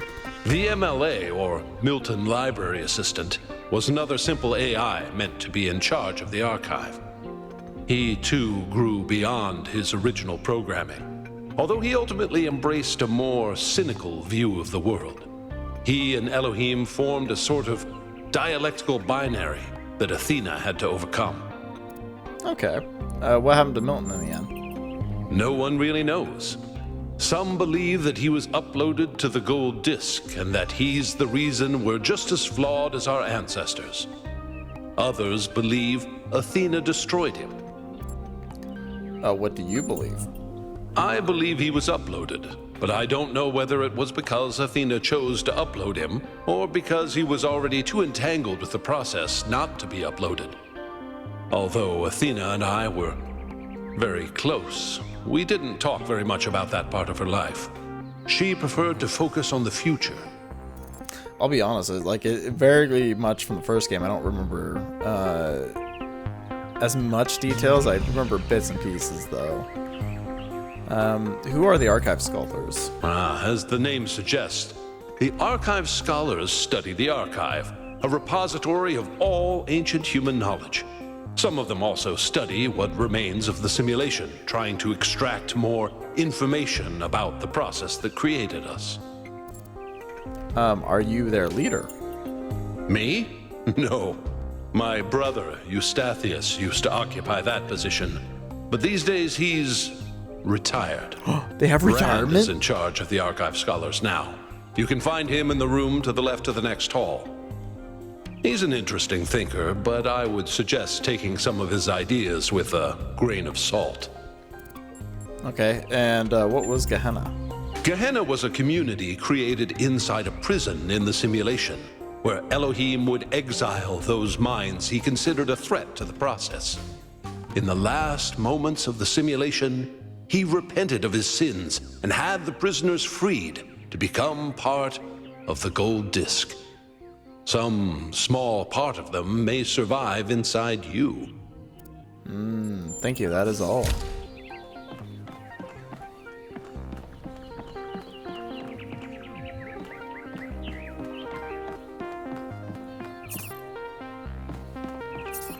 So they rebuilt a lot of the things from the first game, huh?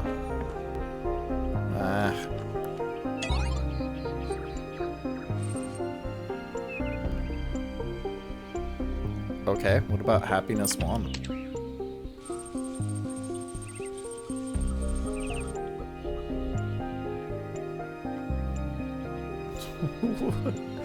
Ultimately, all attempts to find meaning in material things are doomed. It's usually understandable as criticism of technophilia, but it applies just as much to the opposite meaning can be found. Neither in technology nor in primitive, because meaning simply does not exist in the eternal world. Or external world. You can be happy in an old stone house or a skyscraper, but it all depends on you and your perception of the world. If you find spiritual balance within yourself, you can be happy anywhere. Go take a dump in the forest without toilet paper, then tell me about happiness. Okay. Alright, realistically, there's a lot here. And to be frank... Oh. Are there actually puzzles? There's puzzles! I'm in.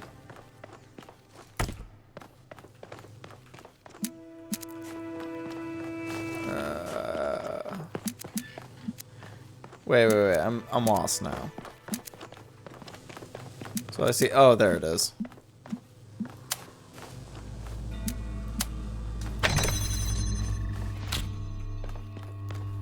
Hey, the fact that there's puzzles here means a great lot of things.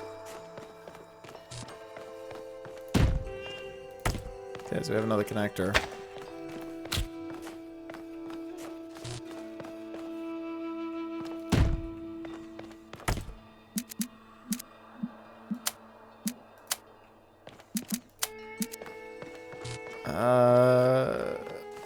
Do you think that this will reach all the way over here?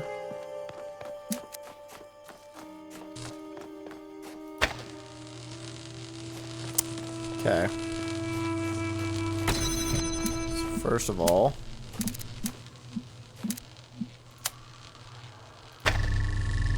let's get that sent up. There we go. So then now what we could probably do, because this probably didn't reach. It's close.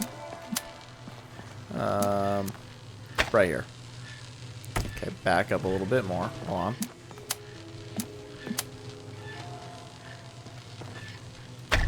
Balance. There we go.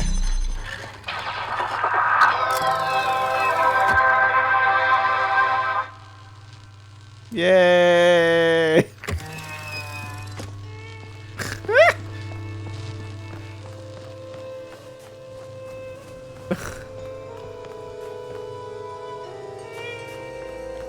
They spent time and dedication in building this.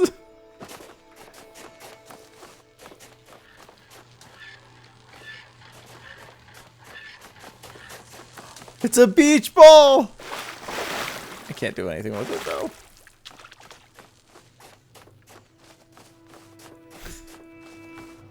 Here's like remnants of them working on it. Oh gosh. I'll have to say, it's impressive when you're in there.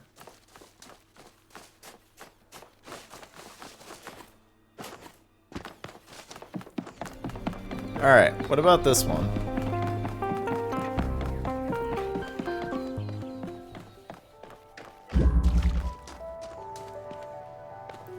It's a cutout?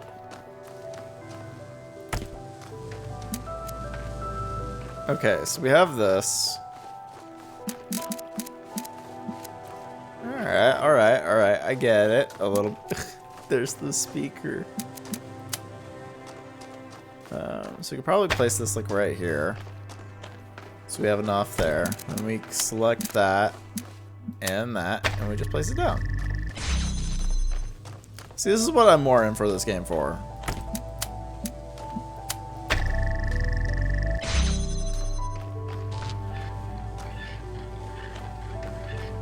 Okay. Can we do 3 of these at once? I think we just take this, right? No, we don't. Whoopsies.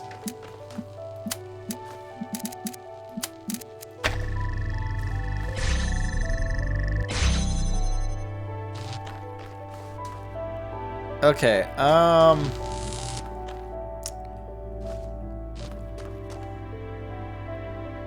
it's a bit of a problem. Like,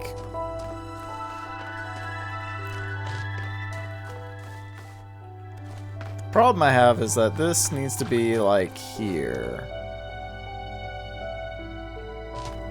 So maybe we just take this one, right?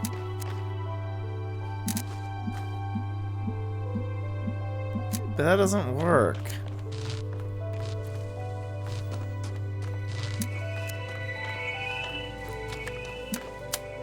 Because we can do this. But once we remove this portion, that closes. And if we take the third one out,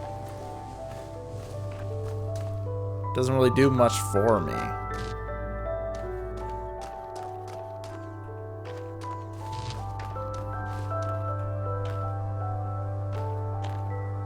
Because, like, adding this one in here doesn't make...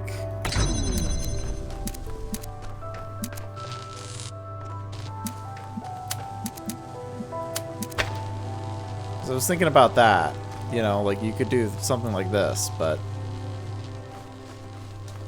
The problem is that...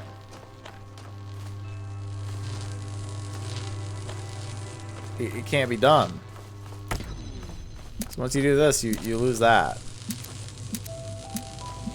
And then you can't take this and then shove it towards that one. Like, realistically, I need...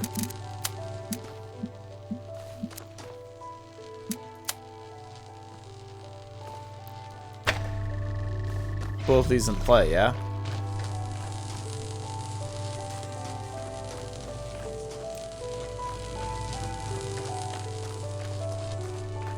Is there maybe a way to get...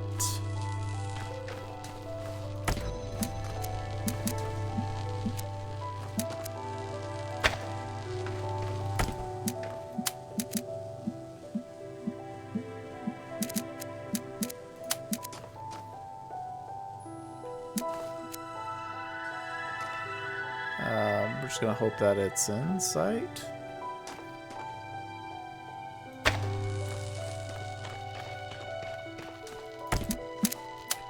Because if we, like, stretch it out this far, I think that'll do it. Just have it pulled out. Okay. Now it's complete. Now we take this one out, right?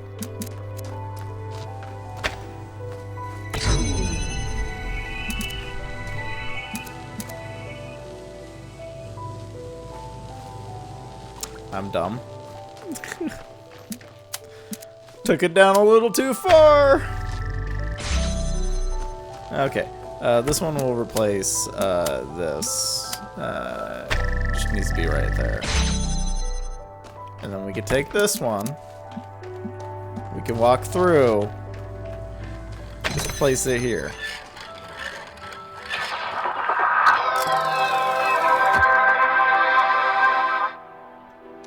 Mission accomplished. Oh. Some good puzzles. Good puzzles.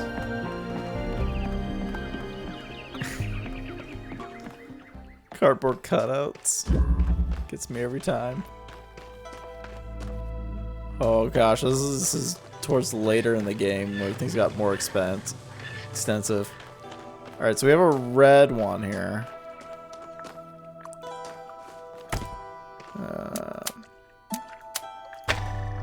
So that makes sense to do that. Man, they went into like a very extensive detail recreating the older. Oh, hey, here we go. We'll just place this out here for now. Great. Do you think I can just do... I can, okay.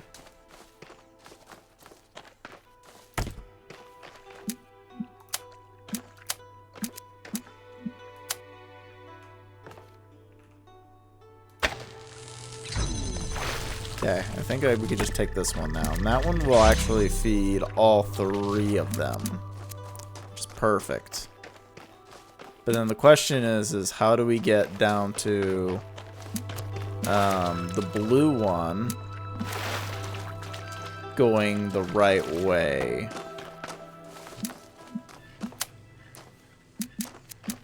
So what I think I want to do is just like have this place like here.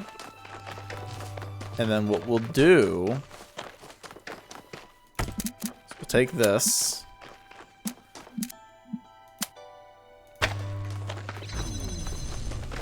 It'll eventually turn back on, right? It won't. Gosh darn it. Hold on. Is there like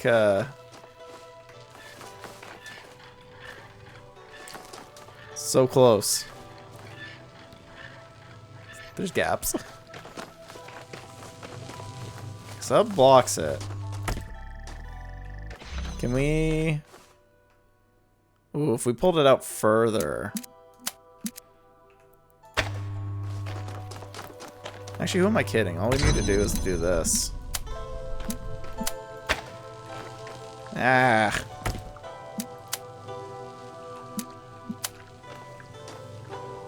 Right there. Where's the thing now? Whee! See? Perfect.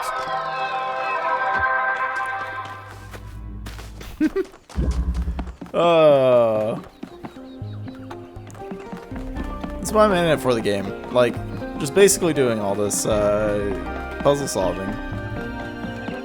Like, it's neat that we have a bunch of this. Ooh, yeah, here we go.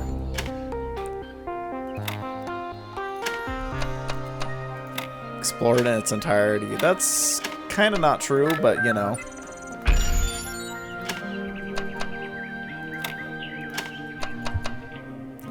Probably do that. Yeah, that one there.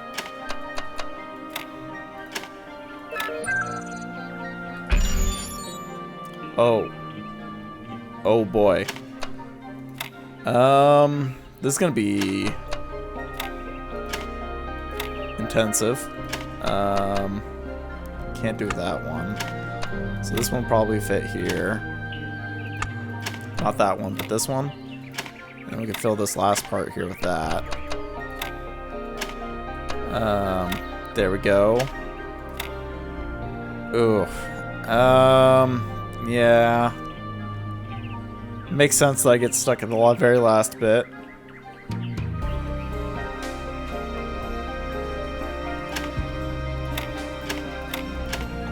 Let's put that back. Let's put this in here. Hold on, let's put this here. That doesn't really help. Because it's like you need an L piece to finish the... This is completely extra. Like, I don't even need to do this. But it's fun. Yeah, maybe if we start off with like this. Then what would be a natural thing? Like putting this here seems like a good idea. We could also put that there. I just need to get to the point where I can functionally see something working.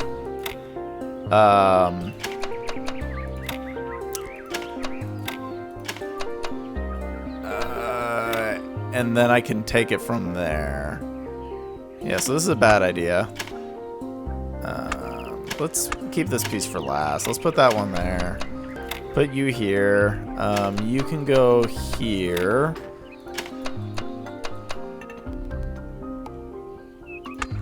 Okay.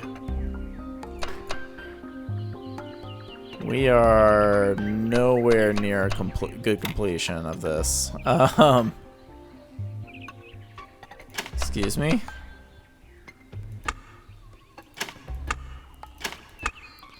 Okay, let's save that piece for last. So we have like four T's.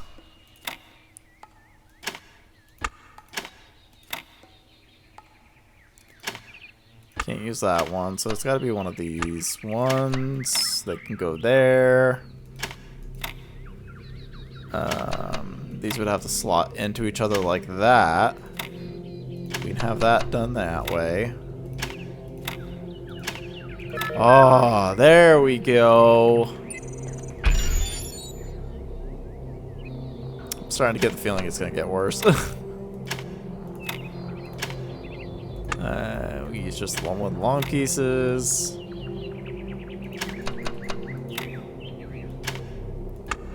I mean, realistically, this one shouldn't be too bad. Okay. So that's a problem.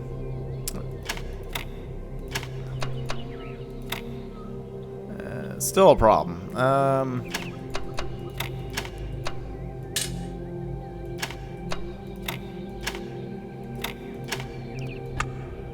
That doesn't work. I mean, it kind of has to go like this.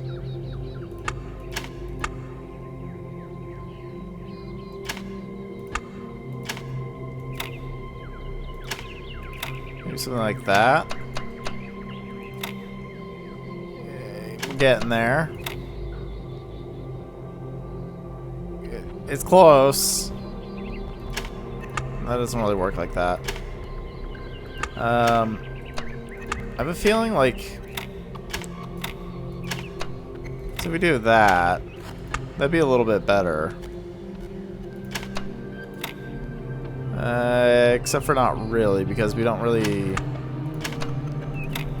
do much with that. Maybe like that? You can also place that there. That's really not great.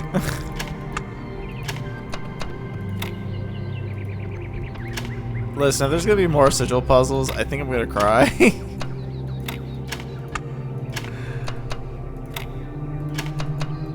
I thought they weren't that bad. Okay, this is like super close, but the problem is that, yeah, there's like nothing for me. Okay,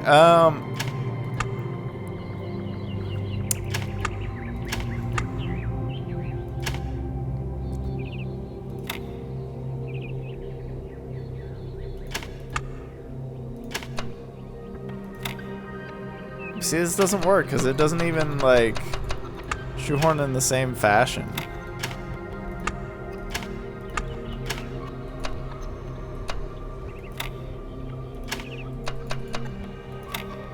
Okay, that looks pretty good actually. Okay.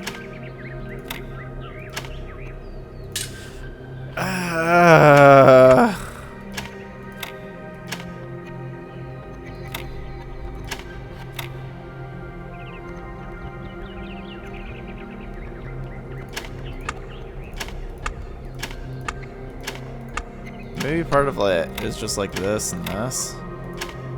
But then we don't have enough space to do other things. So you can do that. This piece just blocks off everything, so you can't really do that. We do this, but we can't then fit this piece in somewhere. We can also do this, but we don't have the two piece long enough, so you'd have to kind of do something like this. Maybe shove these two over.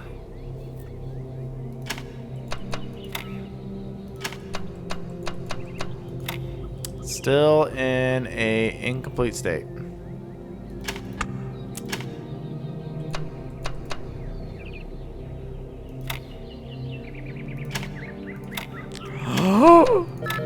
Oh!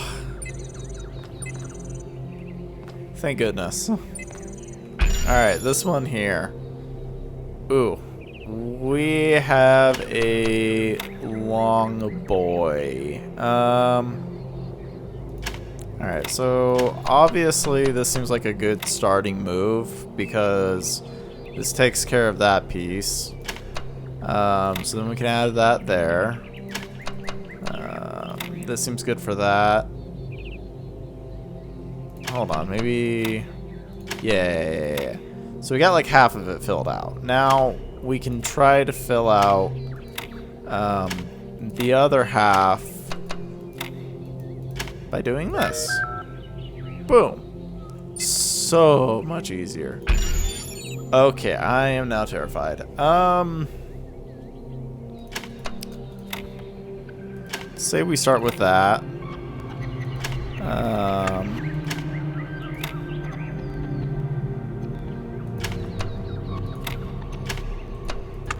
No, maybe not that one. Maybe this one. Throw a cube in here. Just imagine it like Tetris, right? Like, how would you stack it to make sure that you're getting that great Tetris? I think this is good. This is not good. Maybe like that.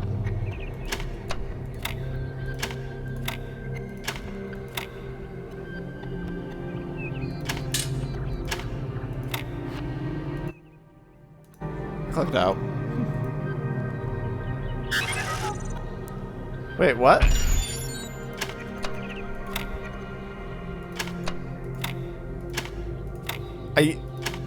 I don't know what to say. Like, that honestly looked like it was the best answer, you know? That looked ideal. I have to try to recreate this and like...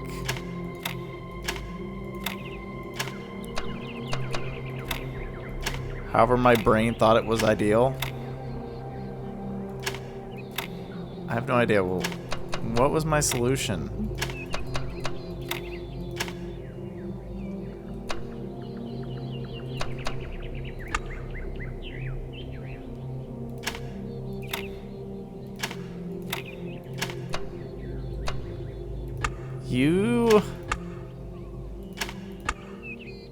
I had something like this to begin with, right? That piece only fits there.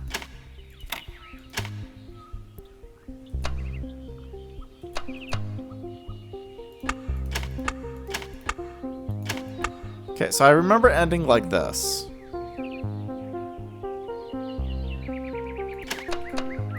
Right. Imagine like you are putting... maybe like that? Because this doesn't make sense here. Like, how... is it like this, then?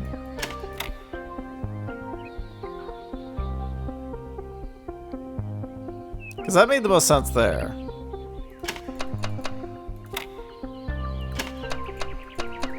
Maybe I did this?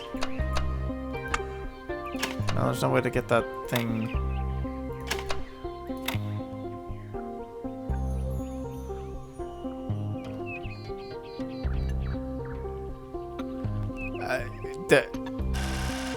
how?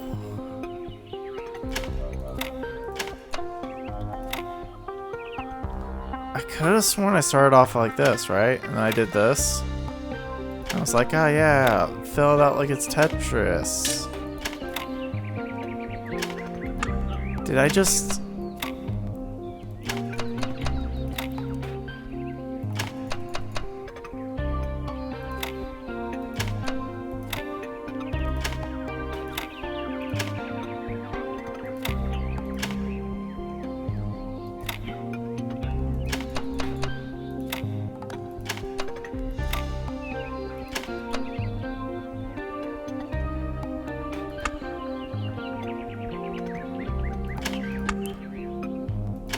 Well, that doesn't even fit in that section.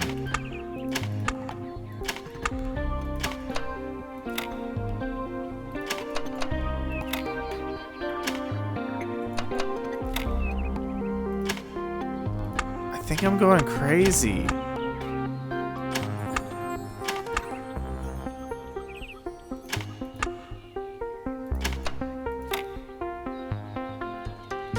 I could have sworn that's where I started.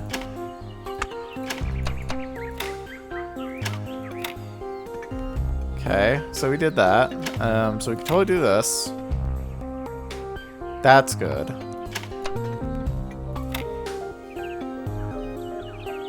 Like, that's not a bad option.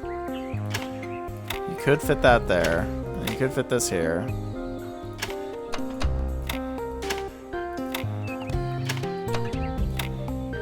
But this doesn't work, because you don't have, like, an... Like, how?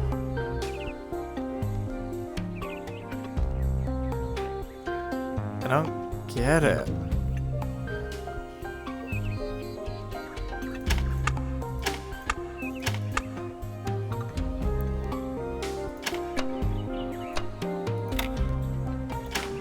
So, like, I had something that was very much akin to a solution.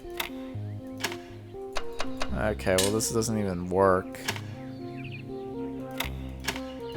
It's not the right piece. So maybe I can take... But I need to take this one out. Okay, then we can do this.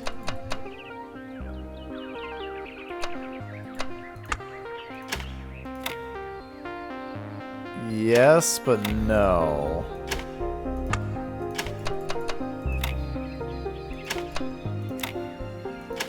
Okay.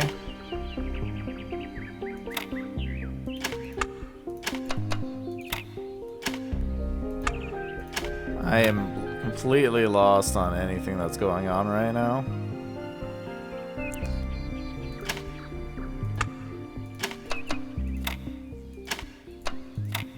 And now we're just playing, we'll see, those two pieces can never work together. Oh!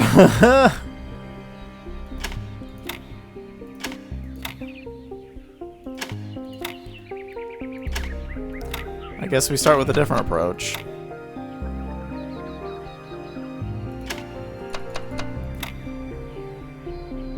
See if we can get something very, something functional out of this. Yeah, see, not that one. Let's do that one.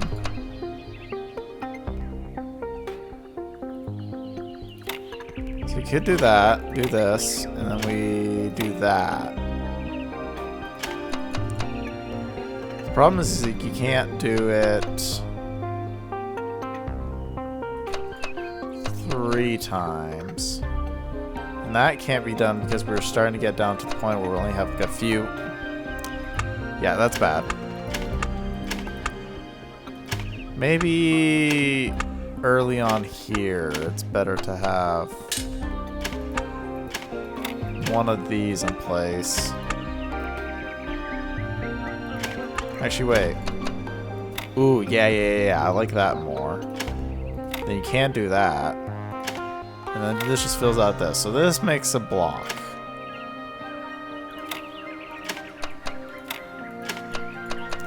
But the question is that even, like, workable at this point?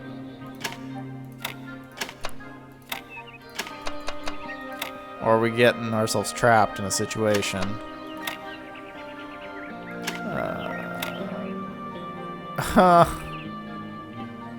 It's close.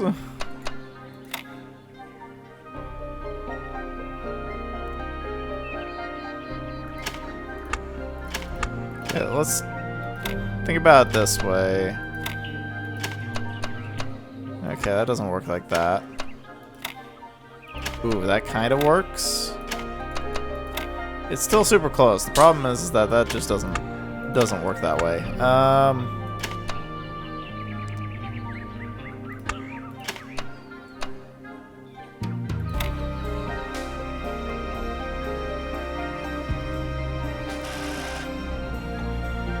I thought I had it.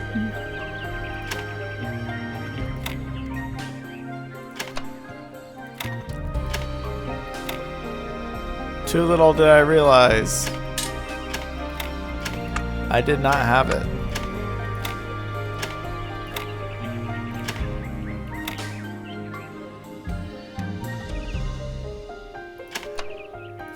I was trying to realize like how much of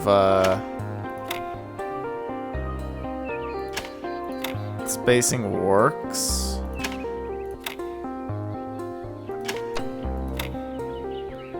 Yeah, see, the point that you do that, then you need to do this, but then you can't do that because there's just too little. I think this is a bad portion. Okay, so like you'd have to do this, have to do that, then you'd have to block that off, but then you can't. Okay, so we need to think about something like this.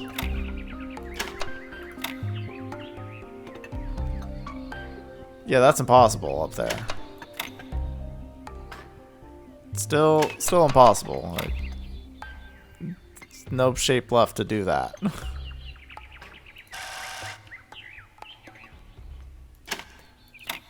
Oh gosh. I'm not even thinking about this in like a manner of like, hey, what is the best way to do this? I'm just shooting from the hip, to be honest.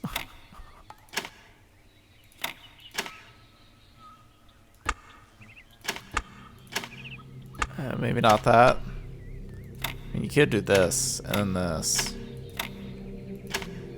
But is this even like helpful? Actually, I could do also this. Yeah, why not just like, you know, finish it off. There we go. Now we got a big box in the center. I'm sure that's going to be perfect. Ugh. Also, if you do hear any beeping, it's more like the last 24 hours of my sensor, so it's really acting up more than anything. Great times.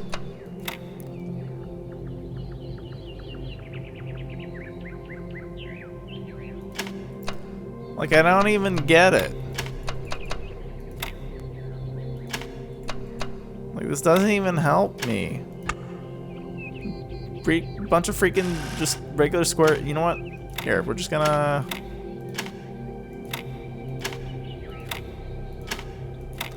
There we go.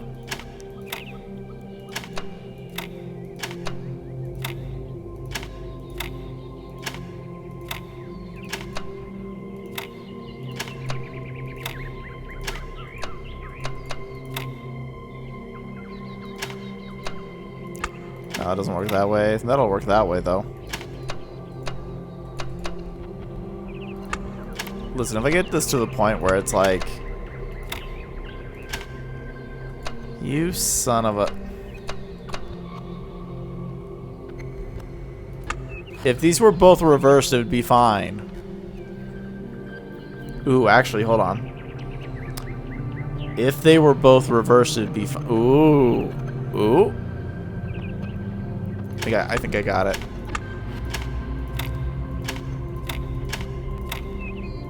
Okay, we'll place that one there. These were both like huddled up in the corner, right? Oh. Okay, so that one goes there. We can probably recreate this, right? Ooh.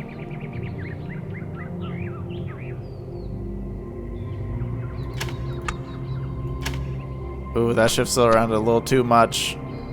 My brain didn't think about this entirely. Abort plan? Do we need to abort? Shit. It's close. It's super close. Why do I do this to myself? Okay, what happens if we do this?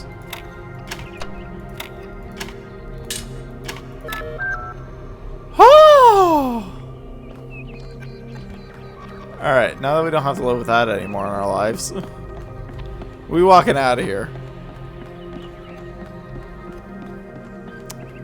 Bye.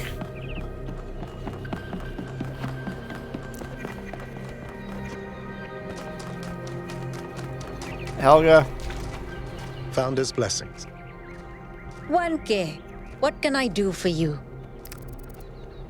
Can you give me an internal monologue? That one comes with the following disclaimer. Internal monologue was discontinued as a default feature in new builds. Constant self-commentary is not recommended for all customers. But I can switch yours on for 10 credits if you're sure you want it. Sure. As you wish.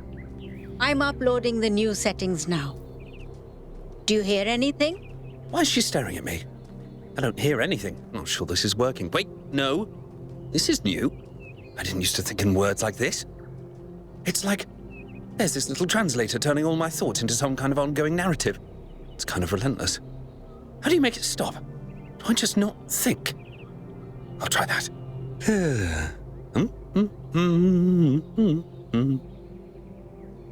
It's the perfect match for my intro. Is it working? No! Still describing everything in words. This is starting to be... A bit overwhelming, isn't it? I turned mine off long ago, but some of the older folk learned to live with it. Sure you want it? Yes. Give it to me. That's fortunate. Because we couldn't pull that thing out of you without taking half of you with it. It'll mostly run in the background. Just don't think about it too hard. Wait, is this internal monologue me? Or some kind of virus?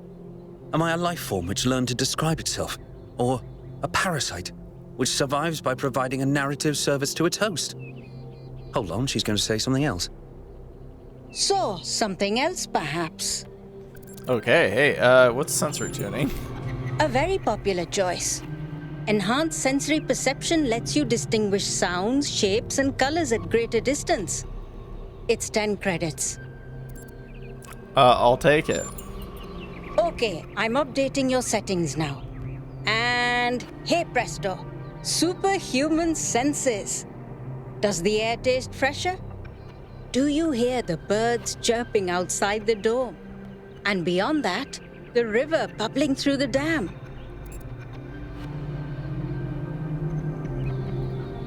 No, I don't feel anything. I mean, it's honestly the same as it was before. Nothing as in you're not impressed by the stat gains, or nothing as in I've accidentally erased your entire sensory system. I mean, I feel something. Okay, phew. I'll let you into a secret. You and I don't have fleshy appendages like our ancestors. What we can sense is mostly a function of where we direct our attention. Anyway, I hope you find something worth paying attention to.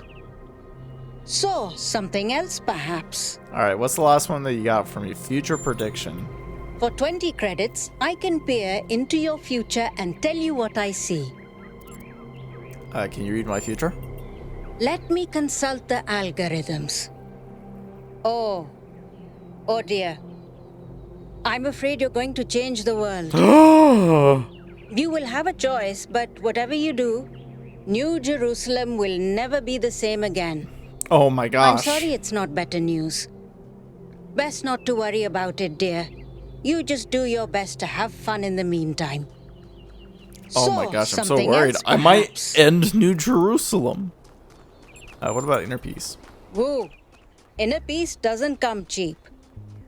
Come back when you've got 1,000 credits. Okay. So, something else perhaps? She doesn't even tell me how I get more credits. Before you go, do you have a moment to participate in some customer feedback? Are you satisfied with what I've given you?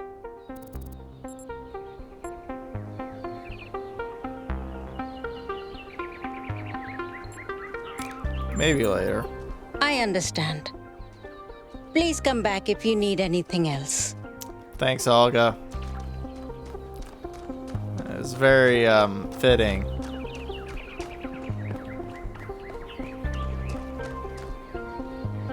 You know what? I think we're good. Hold on. Is there anything in that orb?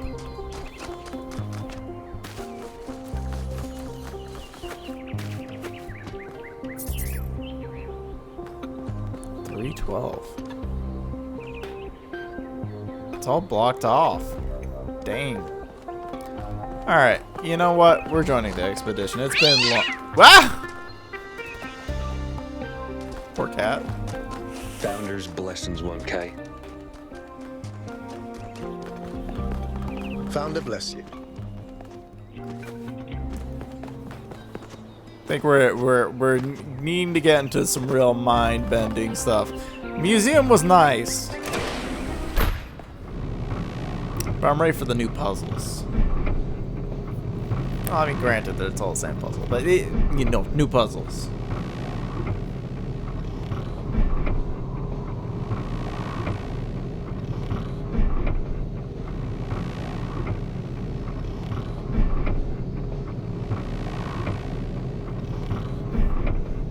Honestly, that was an excursion for like an hour, then I'm just like, I don't know if I actually needed that much lore dump.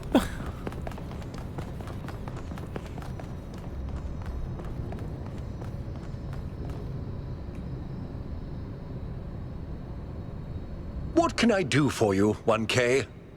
How much do I need? What's your vision of the future? I believe we can exist quietly, happily, without imposing ourselves on this world. Finding meaning within ourselves and in the natural miracles that surround us.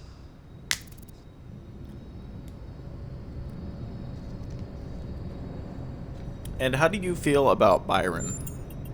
He is one of the first companions, and as such has done more for our city than you or I ever will.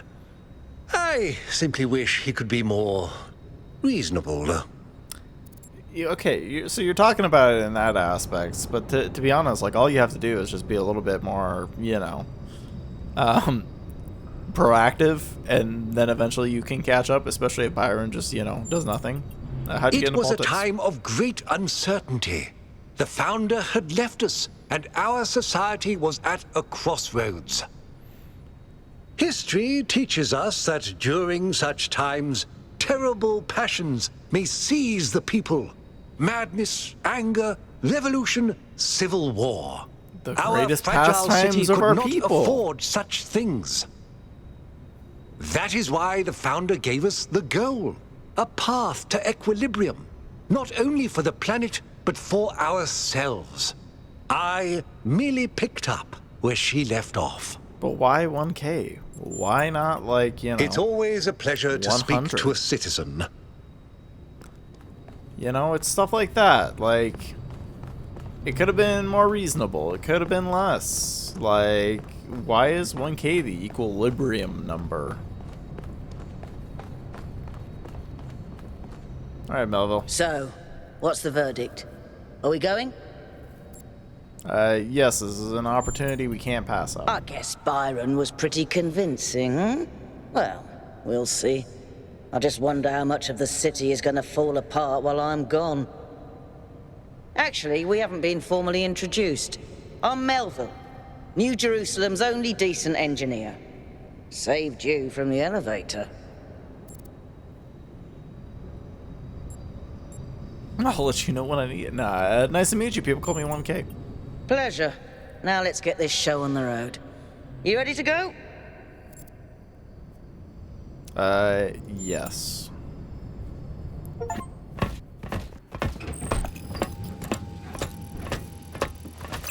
Here we go. Hold on to your hats. We really need to update those language libraries. Thank you for coming along, everyone. We have a chance to make a real difference here.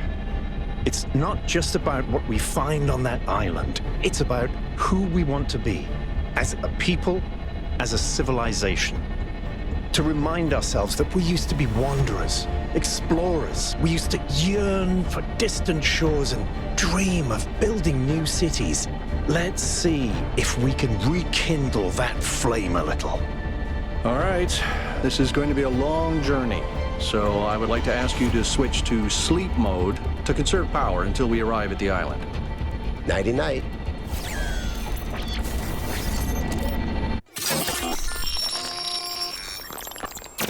You have chosen a dangerous path.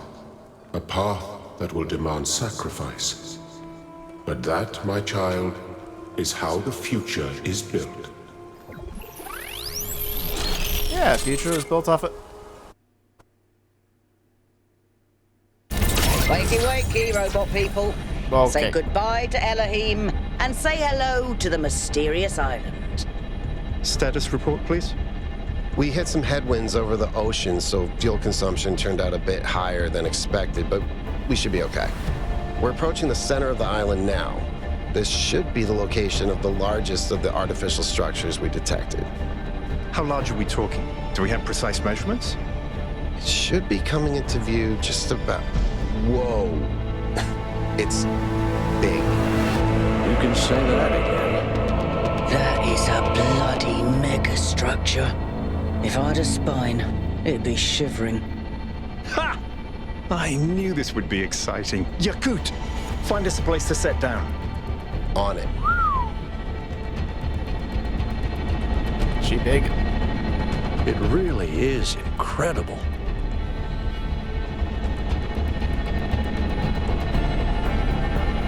Remember to turn Who on built streaming, this? everyone? Have I ever mentioned that I hate flying? If our creators had intended us to fly, they'd have given us jetpacks. Don't worry, they didn't give it humans either. Touchdown. A voice in the wilderness. All right, everybody. I'm sure you're all just as excited as I am, but let's at least have some semblance of order. Yakut, I want a map of the island and a molecular analysis of, well, everything. Melville, tell me what the giant pyramid does. The rest of us will start exploring. Shouldn't the expedition leader stay at the VTOL? Why do you hate fun, Al? I don't hate fun. I'm just mildly suspicious of it. Excellent. Then we can all go. Exactly. It's basically having somebody who's just trapped in the, ship at all times. It's kind of boring. What's down here? Ooh. Light turns on. This underground structure seems to be part of some kind of transport system. No power, though. I'm not making any promises, but I might be able to fix the transport system. However, I don't like just randomly poking at things. That's how you get electrocuted. So please check the surrounding structures to see if you can find anything that might help me make sense of this stuff. Schematics, blueprints, a manual would be great. Yeah, I don't think there's going to be anything like that here, but we could try. But the problem is if it's built out of paper, yeah, paper ain't going to live that long.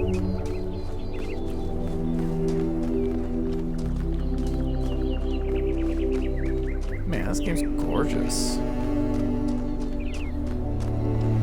And yeah, it's about like... Oh. Well, this is definitely an old power generator. Basically rusted over, though. Oh, maybe. Okay, nothing I can interact with. Hey, 1K, check out these coordinates. Megastructure from Yakut. Oh, he's giving me some things over there. Okay.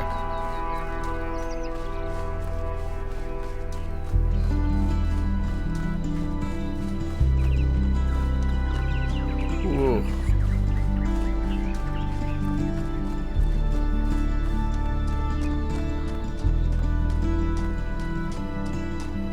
So what is this? That sort of looks like a temple. It does. Like Athena, Prometheus.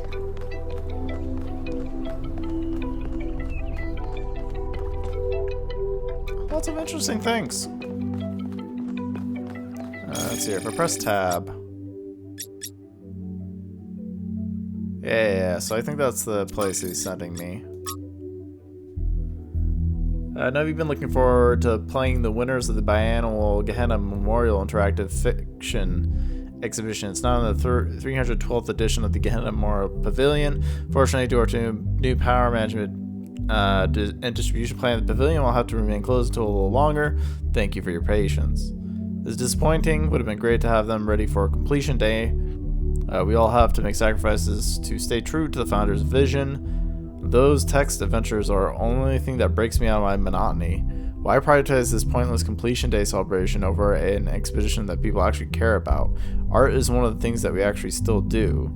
It is going out the window as well now. Debate regarding our power management plan is definitely welcome, and you will all be able to express yourselves in the next election. But this has been meant as an announcement. I apologize for enabling replies to begin with.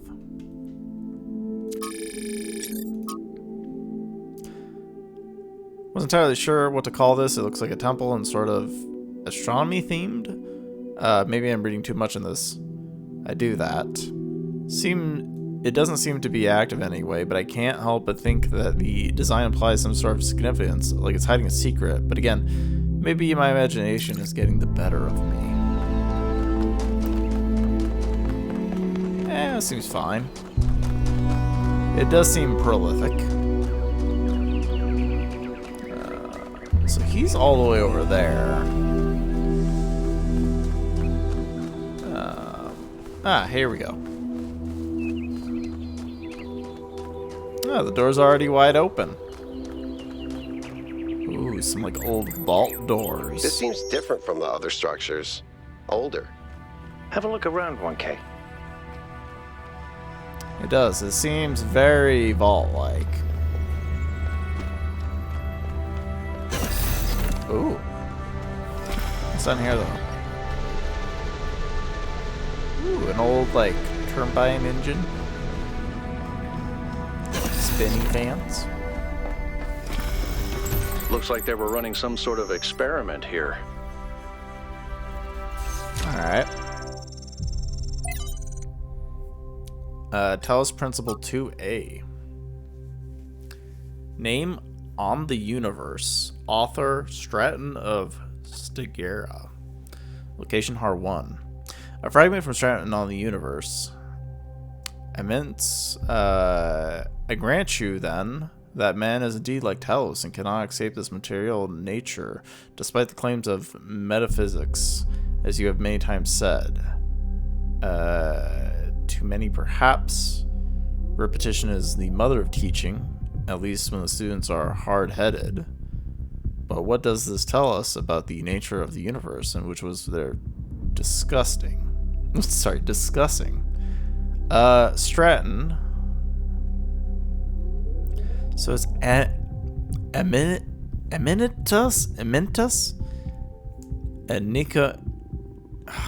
See, trying to say certain names, I'm just like, yeah. Anyways, regardless, what's the next question that we must undertake the answer? We begin with the self, because that is what determines our existence as individuals. But the self cannot exist without that which surrounds it. The citizen lives within the city, and the city lives within the cosmos. So now we must apply the principle we have discussed to the wider world and ask, if man is like a machine, could it be that the universe is similar in nature? And if so, what follows from that fact? Footnotes for the use of the term metaphysics in the context is likely an error introduced in the Trebizond manuscript. The fragmentary Heracleon manuscript controversially uses superstitions instead. Huh.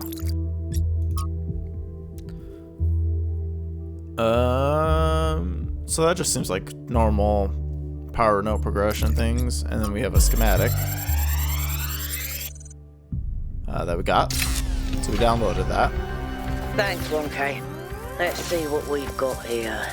The file format is the same one we use in New Jerusalem, although some parts aren't loading correctly. And it crashed. Hold on. There we go. You got this, Mobile. Okay. You know what? I'll hack together a solution for the transport system.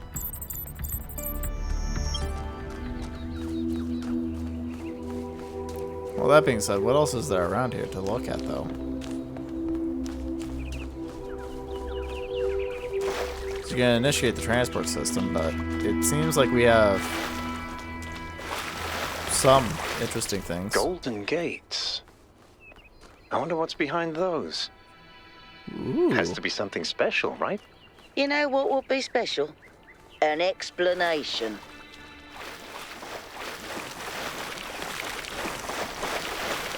Ooh, wait, is there a little small crack at the end here? Oh no, it's just shading. I mean, it does go up. That's more like aqueducts.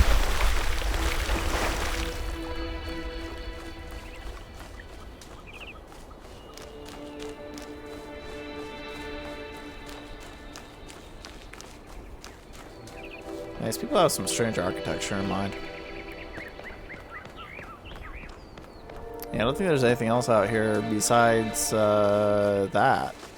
I mean, technically I might be able to go out. Okay, you can. How far does this go? And cliff.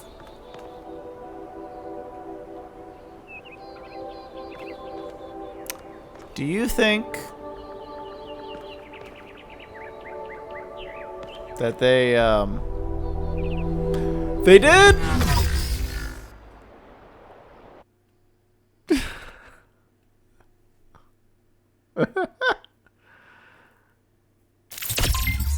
I was like, do you think they would have allowed me for dropping down like that? They thought about it. Normally, most games would be like, yeah, you're just blocked. Ooh, see, you can see where the little train station is. Uh-oh.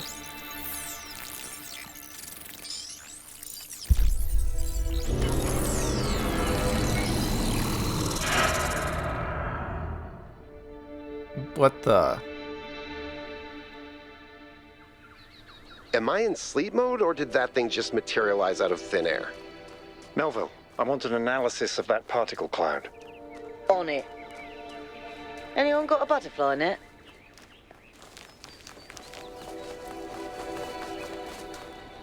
Can we get up there, though?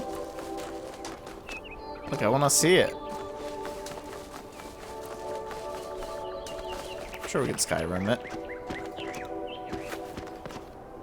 There's gotta be a way, right? It's like nicely placed. Ooh, yeah. Okay, maybe not nicely placed. Yeah. Okay. Hold on. Maybe if I can just get like a little.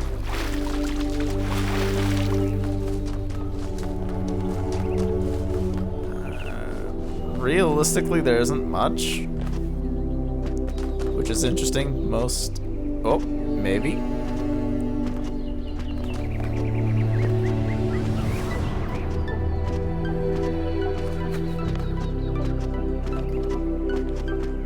Okay, hold on. We've gotten some height. That's good. Okay, maybe not enough height. Fine, I'll go back to the train station.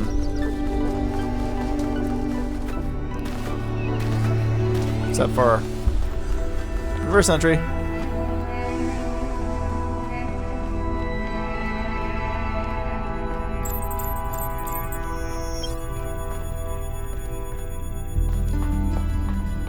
You okay? You done scanning it?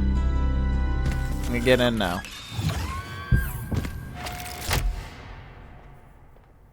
I'm connecting the transport system to our interface. Hold on. Oh.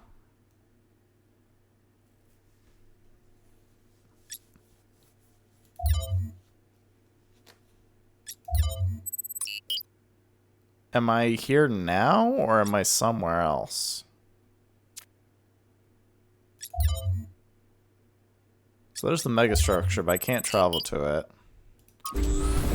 Oh, I guess I'm going. Bye! Where is the capsule taking 1K? To that enclosed area in the eastern lowlands. I put all the information we have on the map screen. Check out your interface. Thanks. Sorry. We'll catch up with you soon, 1K.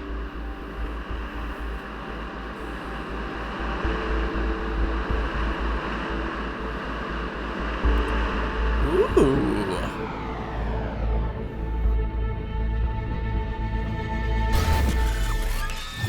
another big mega structure. This place is magnificent. Look at that tower. I wonder what it's for.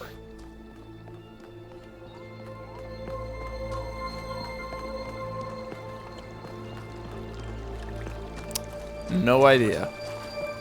Because to be frank, there's a lot going on here. Ooh, numbers. Well, obviously we go to number 1. RGB shit. Ooh. Is that a puzzle? Why would there be a puzzle? Let's solve it and find out. 1K, go ahead. I have a reoccurring nightmare just like this.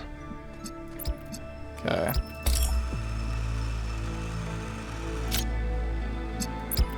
Well, so if I get these two...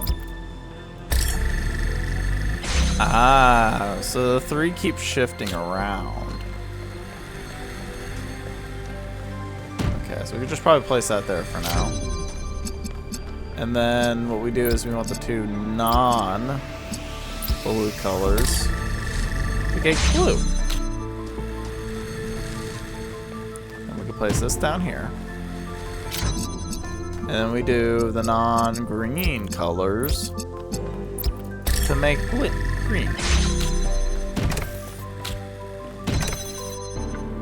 I think they're correct in the... Because isn't it like the primary colors of light, red, blue, and green? I'm reading an enormous But energy like, spike.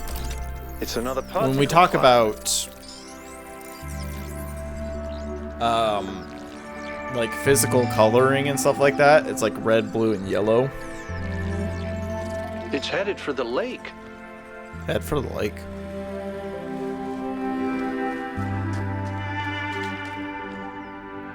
Use the Prometheus terminal. I think the cloud's been absorbed by some sort of device. And free. Seek the light elsewhere. Yeah. I'll add it to the pile of weird stuff. Huh. Alright, number 2. I really didn't get to see what they're describing about light traveling. Man. These people have some weird ideas of architecture. Reconnection. Okay. So we have each of them.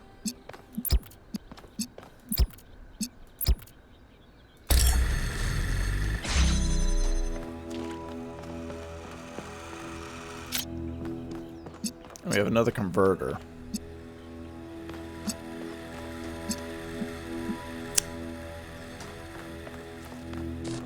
Alright, so that needs red, though, which means we need blue and we need green in order to make red. Problem is that green's all the way shoved back there. And then if we do...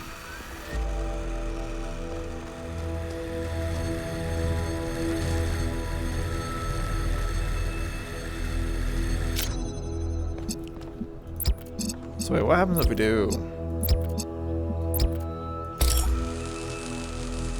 It's too confused. Okay. So if we do this, we give it blue. But the problem is that we would need, again, blue and green in order to get the red that we need over here.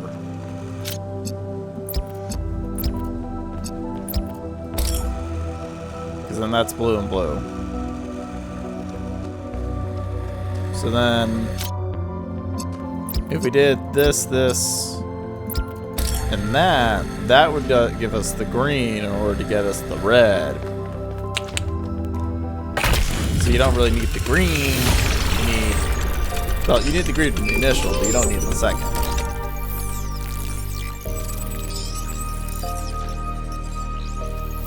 Okay, there's 2 little things. And that's going off away into somewhere. Oh, it opened the doorway. Okay.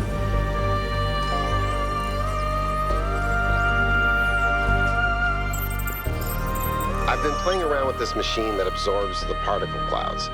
As far as I can tell, it uses the energy of the particles to build giant tetrominos? Excuse me? It's another puzzle. Collect enough energy, build a bridge, access the tower. I think. What is this? A theme park? Maybe it's an experiment. A rat maze. It seems like an echo of the simulation. Not a deliberate recreation, but built around the same core principles. Let's not jump to conclusions, though. What's clear is that this place was meant to be explored. So let's do that. I mean, yeah. Puzzles. Exploration. Kind of like my jam. Ooh, there we go. Number 3. I do like the little map markers. Kind of cool. Alright. Castling. Okay, so we have red over there. We need to make that. Well, I have only the RGB converter. Ooh. And we need to make blue eventually. Okay. So we can place that down. And that gives us access to the green. Which means we should have access to blue. The problem is I just don't know if that's... Okay, it is enough.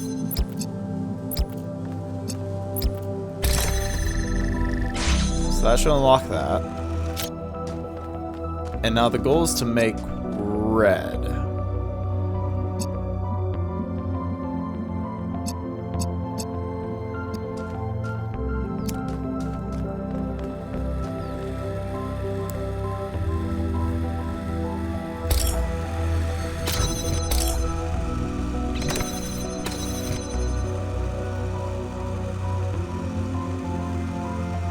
So, blue and green.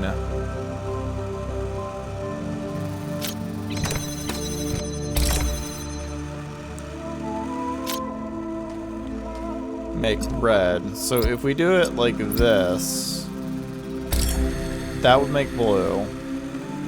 And then what we want to do is select that, and that. And that should give us the red that we need. Sweet.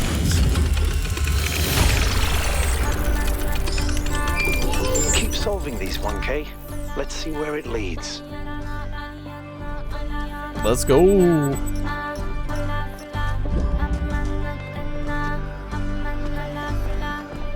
All right.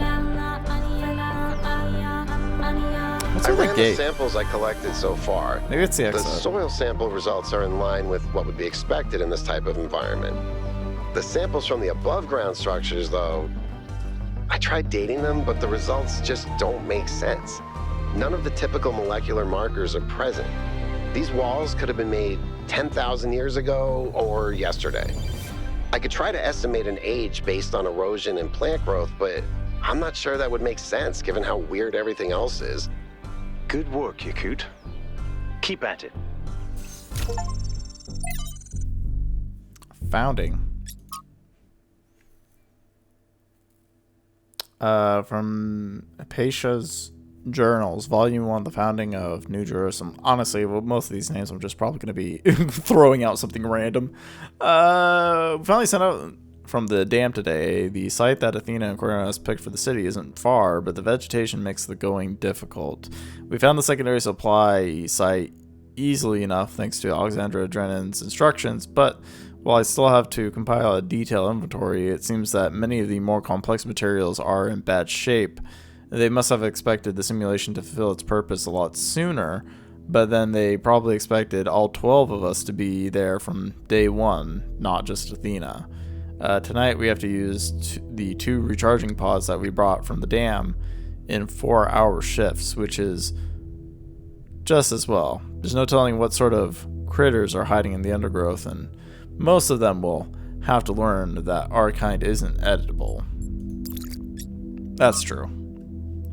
Baby steps. From the introduction to Are We There Yet?, Where We Came From, Where We're Going, and Why You'll Need Snacks by Valerie Contera Romero. Sometimes people point at the last few hundred or thousands of years of human history and say, look at how ugly it all is.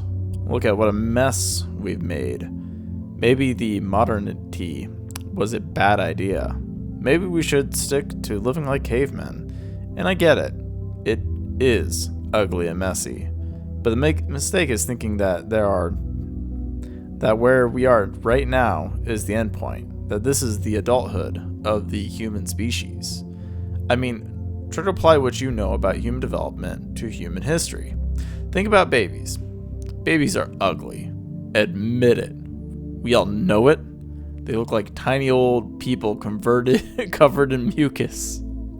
They have soft heads, and they grow into children, tiny sociopaths with underdeveloped brains, and then they become teenagers, pimply, self-righteous lunatics driven by hormones.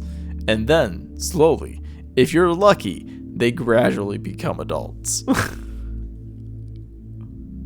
The development of the human individual is always ugly and messy. But that's the point. It's development towards something the same that applies to humanity as a whole. On a geographical scale, we've barely just become into existence. We've gotten through the baby phase, just about survived our childhood, but we're barely teenagers. Stopping here would be disastrous and a betrayal of everything that we could still become. We may feel the weight of history on our shoulders, but this is just the prologue.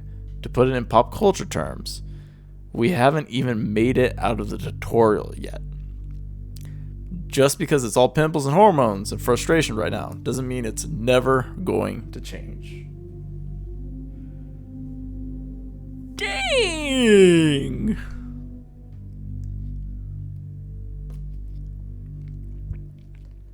I mean, technically they're not wrong about the growth of human life.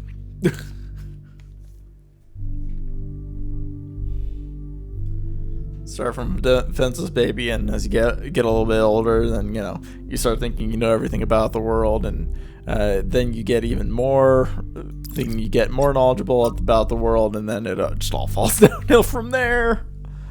The Dead City, from Considerations of Beginning and Endings by Elwyn 258. I think all the time Athena spent in the Dead City changed her. I don't think she had conceived of the goal before. I think she believed fully in the naively optimistic ideas of Alexandra Drennan, but walking through those ruins is a visceral experience, and she spent a great deal of time there looking for resources. It's the sheer amount of death that gets to me. How many animals our ancestors killed? Many to the point of extinction. Entire species eradicated, sometimes for the most superficial reasons. Whatever humans arrived somewhere, death would follow. And then the great blowback, the death of billions of thinking beings, the extinction of humanity itself. It's too horrific to truly imagine, but I suspect the founder spent a great deal of time doing just that. That's when she must have realized that there was no way back to the growth-obsessed, all-consuming civilization of the past. I mean, you know what? If we were being honest, humans had it coming.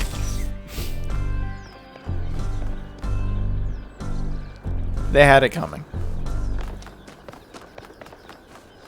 Alright, hey, number 4. More puzzles. Alternative option. Oh, fan. Okay.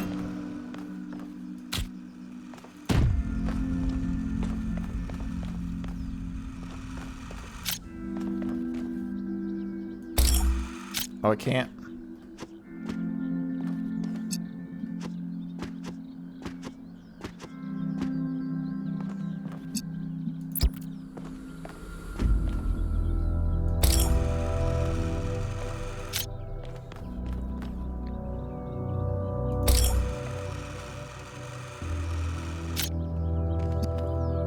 I'm a little confused about this, because, like, I can't even select it. And even jumping doesn't even allow me to be, like...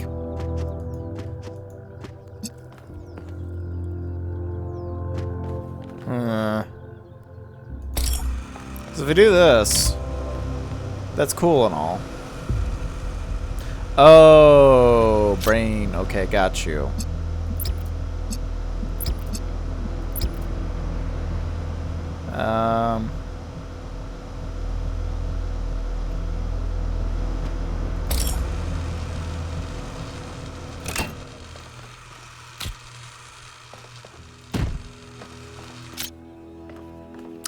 Nope, nope, still doesn't.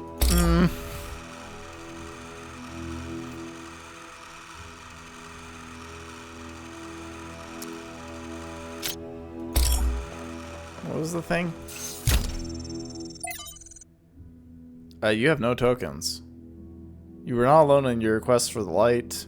Find one of my sparks and I will free the fire hidden in this labyrinth. Wait, what? Looks like Prometheus has given us a way to circumvent some of these puzzles. So each puzzle has a backdoor. I guess the mythological Prometheus was kind of a trickster, so that tracks.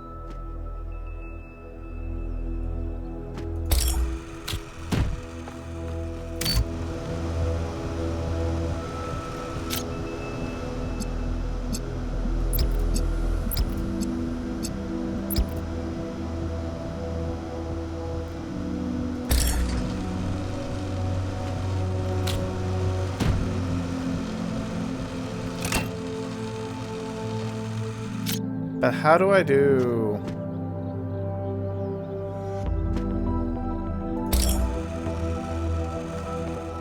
Like, this doesn't make any sense, because the moment I pick it up, the moment it loses its connection. So...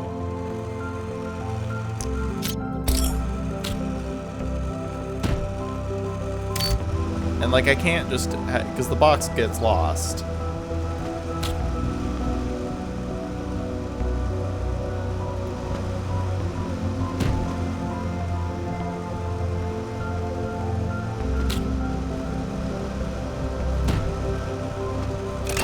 So is there, like, another way for me to get on top of said area somehow?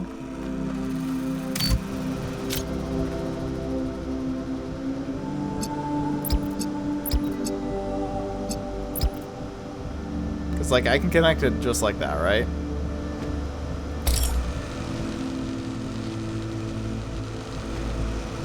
Yeah, so it doesn't go break through the glass.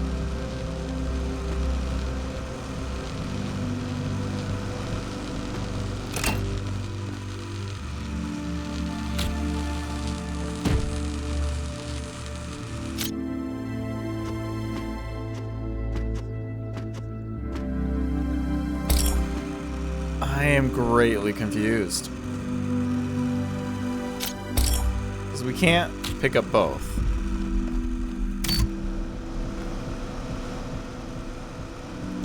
If I place this there, that just gets kicked out.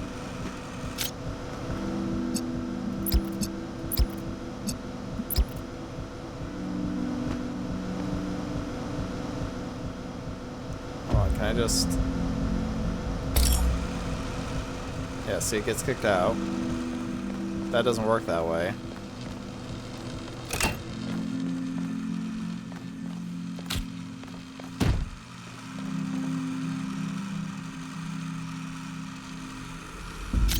I'm stupid.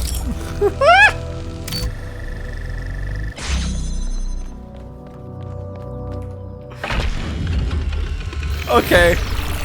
Apparently I need to learn to read a little bit better sometimes. That shouldn't have been that hard. Alright, where's 5? Over this way? Okay. Oh, I got a private message. Hey, I'm curious. Has anyone actually met 1K? By the founder's business, I hope he's interested in mechanical engineering or something. We desperately need more people to keep this city functional so we don't have to rely on Melville to repair the stuff that Pellegrino fixes. Hey, remember when you fixed the door to the mayor's office? How long was Herman stuck in there? You trapped one mayor's office for a week and you're marked for life. I hope he's an artist. That we really need is new stories, new ideas to lift our spirits. You know, if we just kept growing, we wouldn't have to worry about this, and we wouldn't have to imprison poor 1K in a cage of expectations. 1K will be whatever the progenitor intended him to be, and whatever the founder foresaw when she established the goal. He's really interesting in history, which is an excellent start. Who said I was interested in history? Gosh, that's terrible, Neith. You basically brought me into this world, or, well, introduced me to the world first, and then now you're like, oh, history buff. Something you can learn a thing or two from his attitude.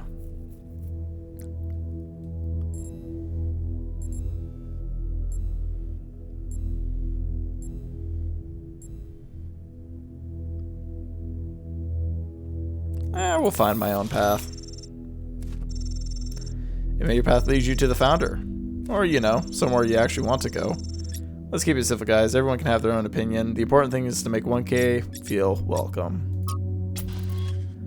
1K, we met in New Jerusalem, if you remember. Spoke to my friends. The whole mysterious island expedition thing has the city on a bit on edge. They have some questions for you before I make any introductions. Do you consent to my gathering and sharing your personal data? Wait, what am I signing up to? Look, my friends just want some assurance that you're the right kind of person. If you want to know what's really going on, you'll have to play along. You can back out at any time, but if you don't engage in the process, then, well, you won't get to engage with the process at all. It's up to you. What if, by consenting, I miss out on something else?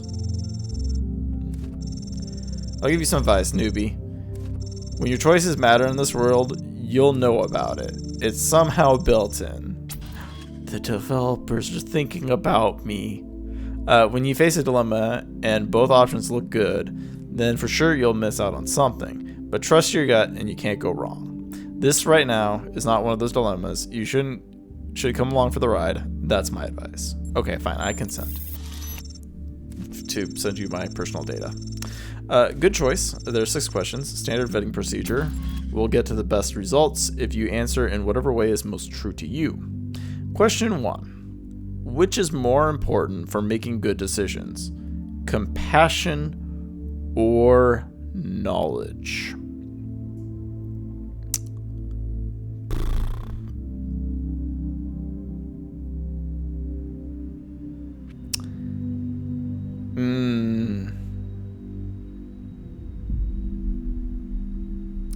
You know, in terms of just answering it as implied, I would say knowledge. Mostly because if you went with just compassion, sometimes that could bite you more if you didn't have any knowledge attached to it. Again, I would say consider compassion as the moral compass for the decision, while utilizing the knowledge in order to make a valid, good decision. Thank you. Question 2. Is it ever okay to lie or misdirect in order to keep a secret?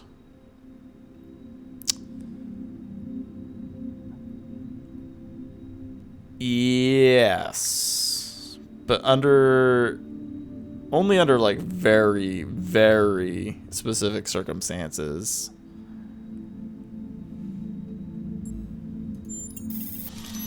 Like, there's certain things that like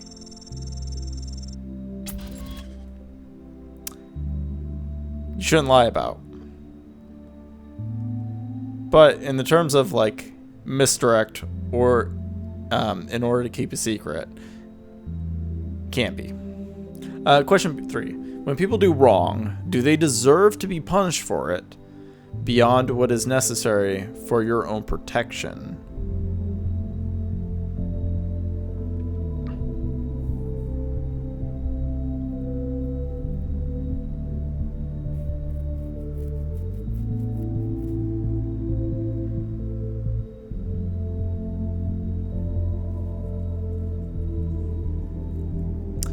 See, like, this is interesting how this is posed, because it's very much so,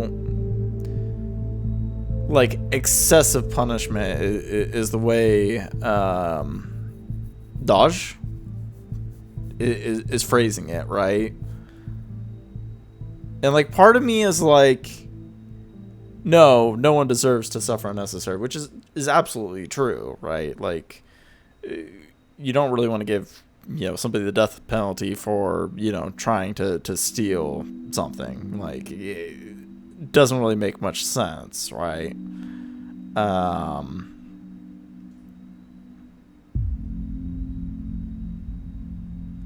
guess, again, like, you could balance it in two different ways and say it. Whew, that one's controversial. I'm glad it's not me that has to answer these. Question 4 now gets metaphysical.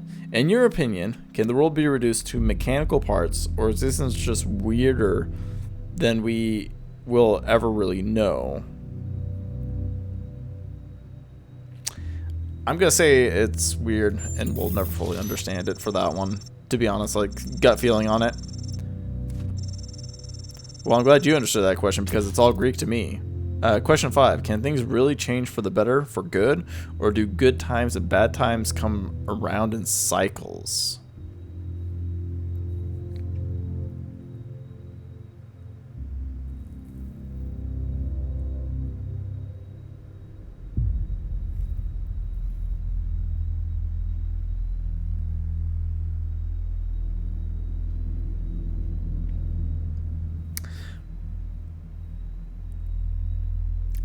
So, realistically speaking to this, things can improve and stay good, right? Like, that is functionally should be the way that things can work out. Now, granted, there is going to be sometimes things that have changed for the worse, but it is fundamentally like a choice moves you into that section, right? So it is kind of the thing of change, that when you make a change in decision, it'll either be good or bad or natural. I guess mutual. Like, there's like really no difference. So I guess I'm gonna say human progress shows things can get better and stay that way, because it's true. It's just change, right? Got it. I don't know if that one was metaphysics or politics, but good on you for giving it a shot. Final question: which is more important to the success of civilization? To respect the lessons of our past, or to rewrite the rules for our future?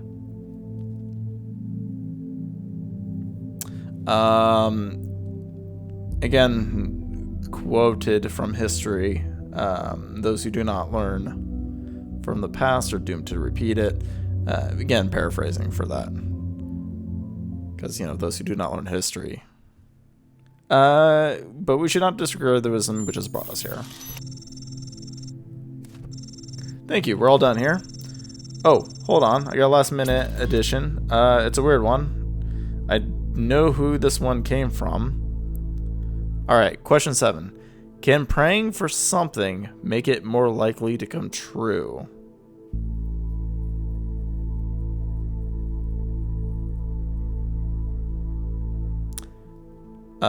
This question is kind of vague. I know it's difficult to translate our infinite reality into binary language.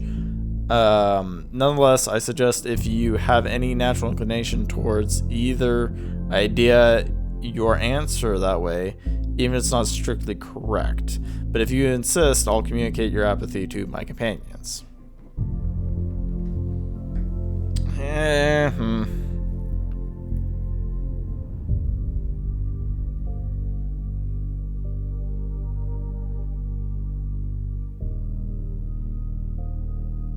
I mean, to some level, it's like a self-realization. But it depends on, like, what is being prayed for, right? Because, like, sometimes the natural turn of the world just acts the way it does. But if you're trying to pray for something in your personal life, then albeit, like, hey, you pray for it, and then you take action later, like, stuff like that. But I guess ultimately my answer is that. Okay, noted. I think there's a thing needed for my answers to friends and let you know if any of them is interested in taking things further. Cool. I think we're good on that so far. Alright. What's up, you cook? Okay, took a what's while. up? I don't know if there's much to tell. I'm not that interesting. I'm just a member of the scavenging team. Well, senior member. Lead scavenger, I guess. There's not that many of us left, to be honest, and Garrus doesn't get along with the mayor. What else? I have a cat named Bruce. I like old music.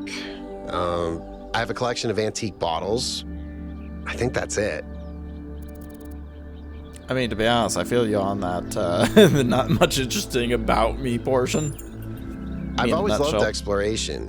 Seeing new places, that feeling that you're the first person to set foot somewhere after all this time. But you know, it's not even that. It's just seeing new things. The world is full of remarkable sights, and experiencing them changes you.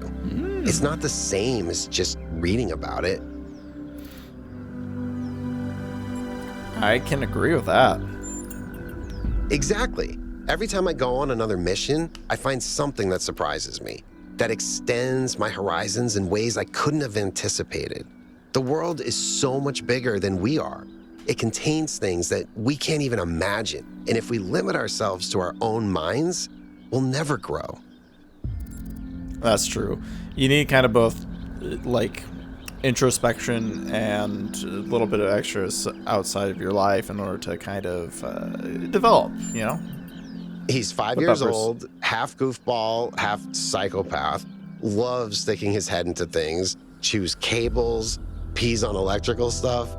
Melville banned him from her workshop, but he loves visiting her and peeing on her equipment. Why do you collect bottles? I just find it fascinating that these fragile objects have survived for so long. That's class. Plus, they're kind of pretty. Do you want to solve some of these puzzles? Oh, no. Please. No puzzles. I'm so bad at puzzles. I barely got out of the booting process.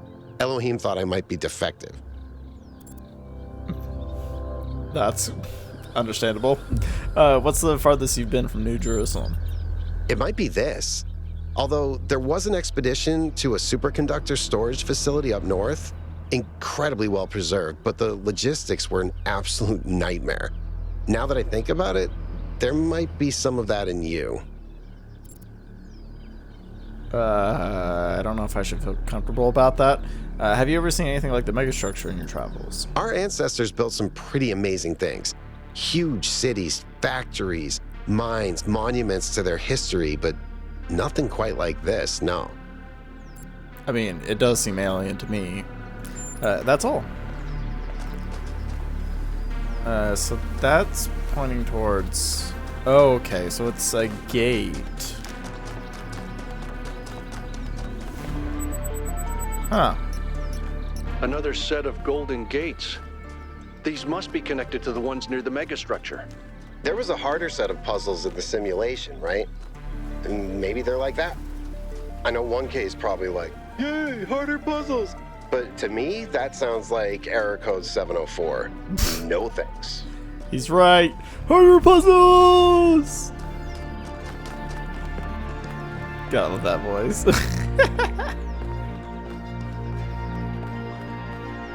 Yeah, we'll go to reach that hand after we do the puzzle.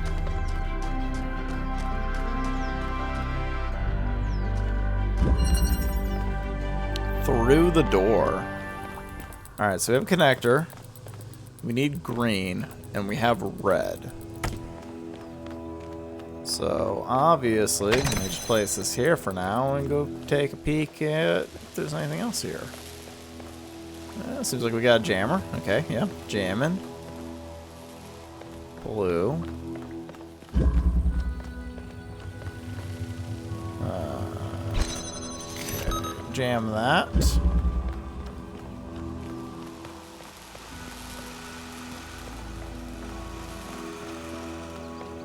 Okay. We have the RGB converter. So there's nothing else in here.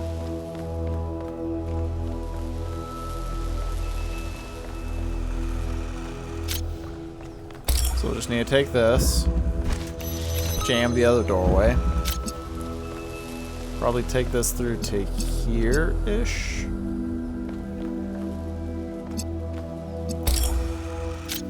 Well, we definitely need to take it out here. 'Cause I think the goal would be to do this.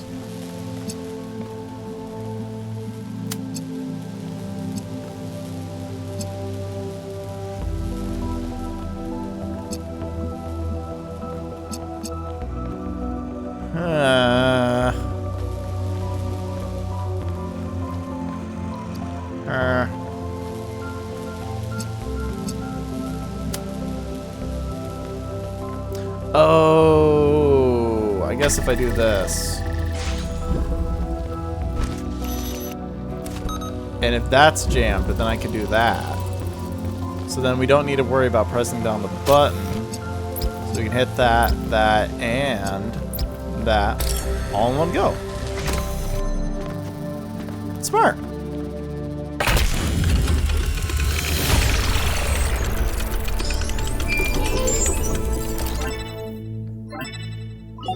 I have good news, and I have bad news. What? Still no idea what those particle clouds are, but I've managed to fix the transport system. Yay! I mean, I fixed another bit of it. Well, it goes to one more station now. Don't complain. 2 stations are better than none. It's true. An impressive success rate. Sarcasm. Famously helpful. Yes. Why did we bring you along again?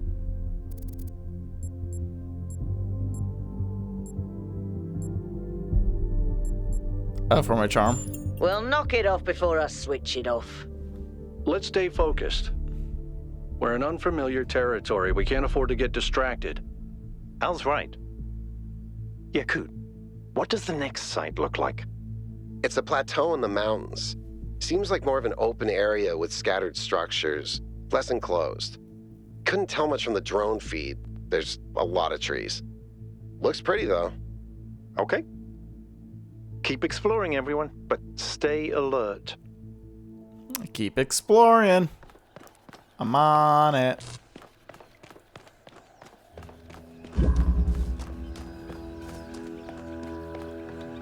Listen, who in their right mind would think to, you know... What do the 2 triangles mean? But who in their right mind would skip puzzles? It's less fun. Trevor. The life of Trevor.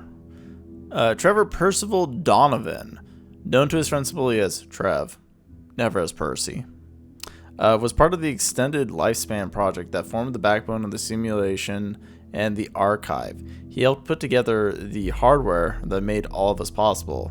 Like Alexander Drennan, he left behind a series of messages to the future.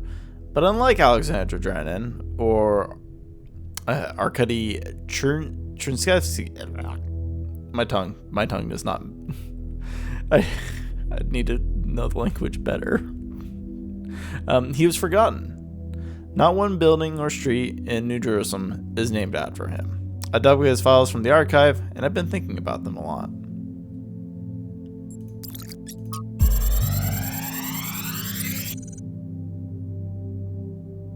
Yeah, what about Trevor?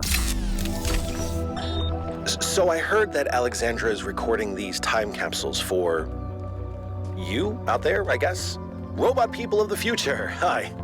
And I thought to myself, surely they'll want to hear more than the wisdom and insight of a brilliant scientist like Alexander Drennan. Surely they also want to know what I was thinking. A dumbass hardware engineer from Staten Island.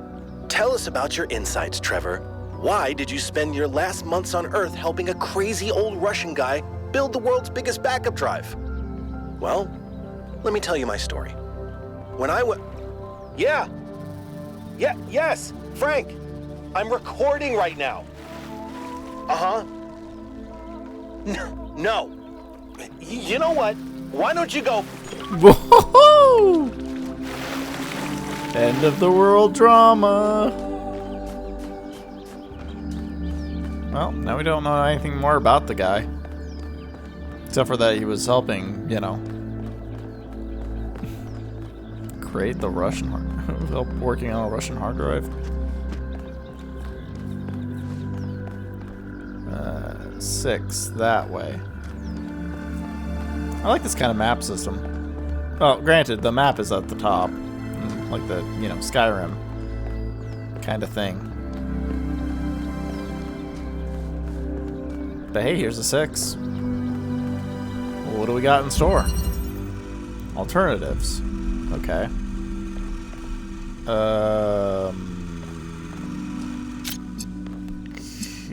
Okay. So I think we do this, and we place that there. That gets us green, right? And then we do this, and then that gets us red.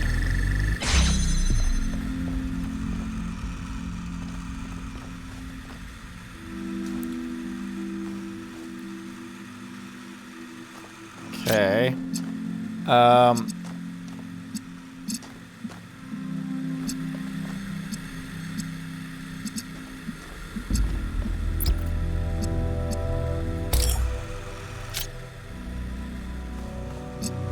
So you can absolutely get yourself stuck in here.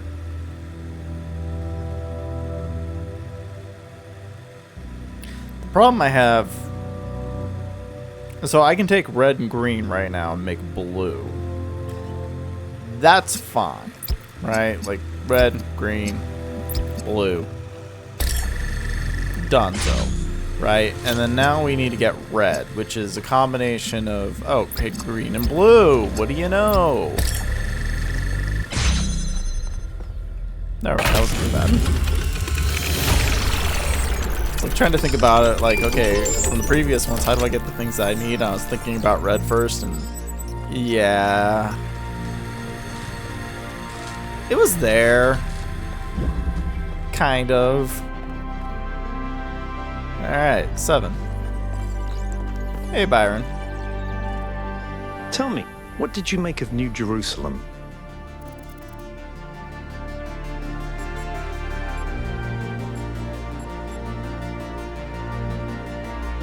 It feels like a museum. That's what happens when all you can think about is the past. We had such ambitions in the beginning, but now it's all turned inwards. We've lost faith in ourselves, in our humanity. All we need to do now is finish that dome and we'll be trapped in our perfectly neat little tomb. I wanted to ask you a question. Of course, ask away. Ooh. What's the role of puzzles in our culture? When Alexandra Drennan was trying to find a way of creating true AI, she stumbled upon the idea that curiosity and playfulness are core characteristics of intelligence. So she built the simulation around a game, because playing is part of what makes us human. We also retain some of that code, as I'm sure you noticed when you were booting up. Because of that, puzzles have always been important to our culture. To me, they represent the idea that the application of reason can lead us forward. None of which explains why these puzzles are here or who built them, but I think it shows that there must be some kind of intent behind them, perhaps a test. Yep. Game developers really wanted to challenge me. Can you tell me about yourself? I'm someone who was born a long time ago, when we couldn't afford to romanticize the past and demonize progress, when the value of human civilization was evident because it was so close to being gone. I'm someone who believes that human beings are important. Terribly, desperately important, because intelligent life is rare and precious. I suppose you could say I'm old-fashioned. I mean, to be honest, like, you seem to be the most sensible person. Although, granted, you saying that the closest to humanity is kind of varied, because how long they've been dead before the simulation was completed. But anyways, what do you think about the megastructure? It's a mystery. Not just because it's technologically far ahead of us, but because we genuinely don't understand its purpose. And I think that's wonderful. It's just what we needed as a civilization. Yeah, but I guess the question is like, what if this ends up being similar to you know, the end of humanity itself, right? Like, they basically dug too deep and released sickness. Anyways, in the end of humanity, you and Alcatraz seem to have... Because we disagree on just about everything, you mean? Well, here's the secret. Al is honest. He believes what he believes because it seems right to him, not because it gives him power over others. I respect that. In fact, I prefer that to someone who agrees with me just because I'm one of the first companions. That's actually really good. I need to go this way, right? It pointed?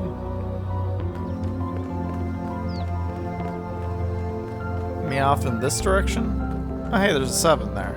That's probably what I need to be at. Well, some question marks. Ooh. It's circular. Self-sufficiency. Alright, so there's a button there. There's a fan. We could detach the fan.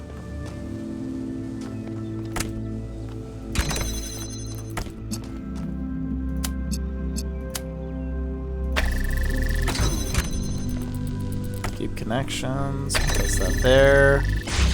There we go. That's beautiful. Then we can just set this here. This is kind of bad.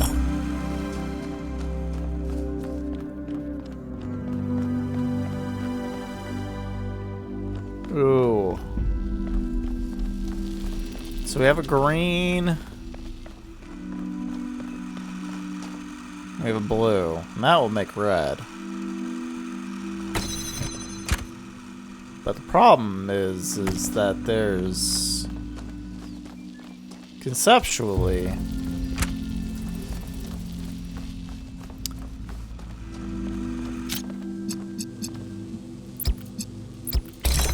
this don't work.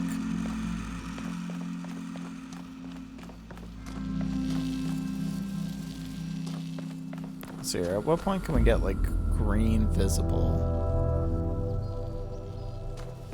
It still has to be there. And then blue has to be down. Oh. Okay, I think my brain's starting to really think about this. Let's keep connections real quick. Select that. That thing. Maybe that, but then there's not really much.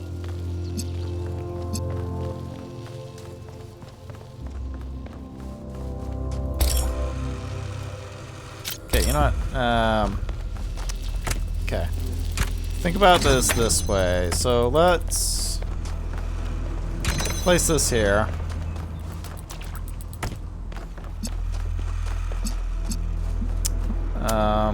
Select that and place it.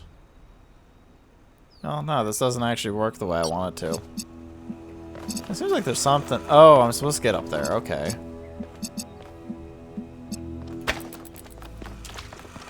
Alright, so maybe we take this, place it there.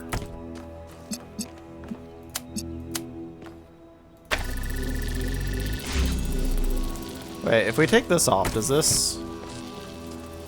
Oh! Okay, well that works for me.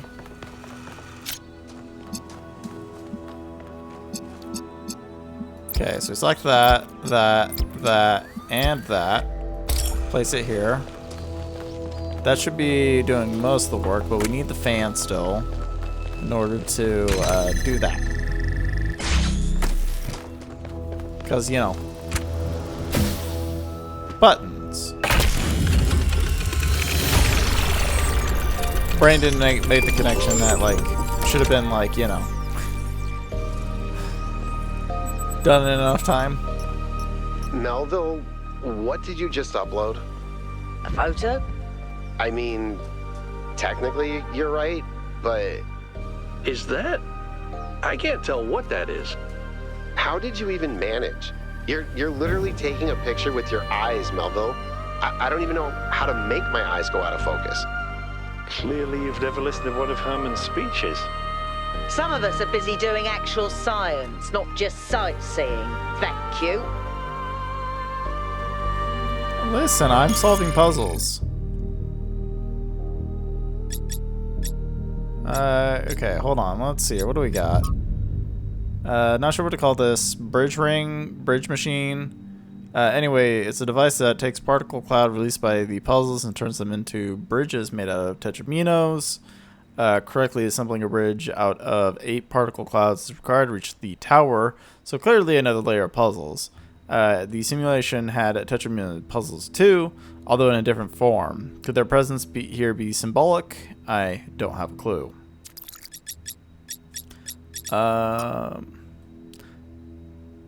As soon as you see the structures on the island, with the exception of the megastructure itself, is surrounded by a cluster of puzzles resembling those found in the simulation and in our booting sequence. Completing a puzzle releases a particle cloud, which then autonomously flies to the device that assembled tetraminos. The puzzle even comes with titles, hijacking the vestigial code designed to display the names in a simulation as a clear where the representatives a potential security issue, but the matter should be given consideration. Yeah, it should be fine. There's ambition expressed in this building, a sense of purpose that I find really admirable. It's big, but also intricate, detailed.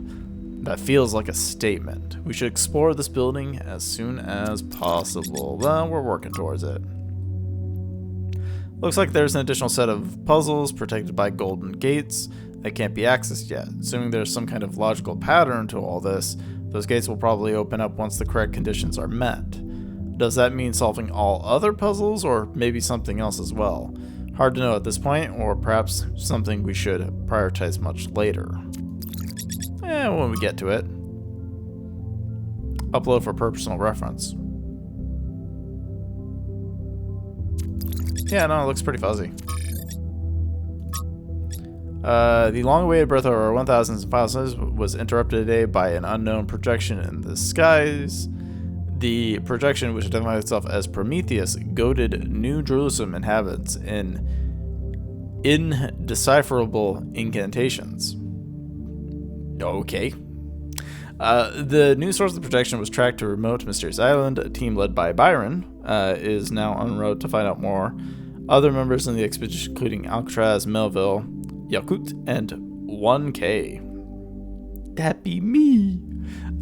Mayor Hermanubis. I think that's how you would pronounce it. If there's a more, like, I would love to know if there was a more fluid way to say that, but has once again called for calm and promises that New Jerusalem will be safe so long as the citizens do not forget the ideals of the goal set forth by the founder. Yes, stick to your current methods and everything will be fine. Alright, 8.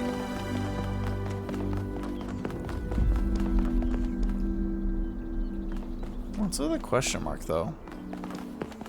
I mean, I guess I'm interested in the main puzzles, but I guess I'll go check the question marks out after. Numero 8. What do we got in here? Alright, so we have the connector. We have green. Nothing in here. Green behind bars, okay.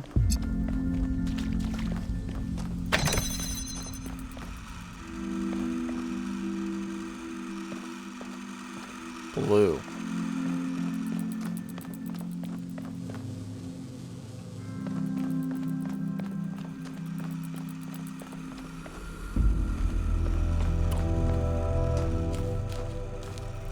Oh, come on. This is like ladder-like.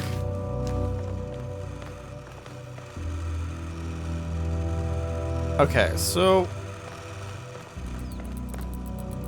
first of all,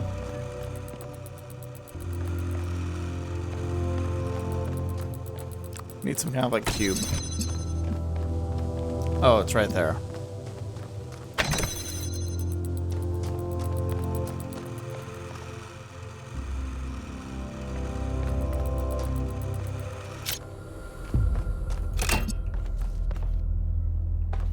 Oh, it was actually on. Oh, it needs both of them.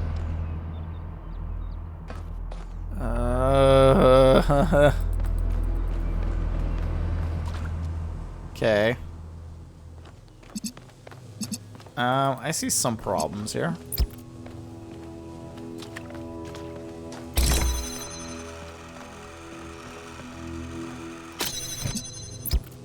Okay, that one, and then we place it down. Is there enough here to...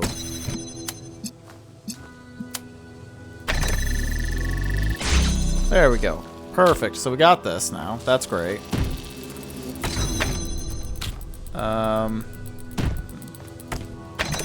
Guess the next question is, what do we use to get this functioning? So we still need that. I think this is able to go through there. So would this be a bit? Well, actually, no. So if we're able to get it up in the air, and it can take,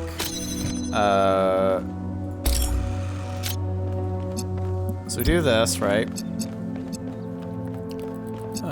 Do this.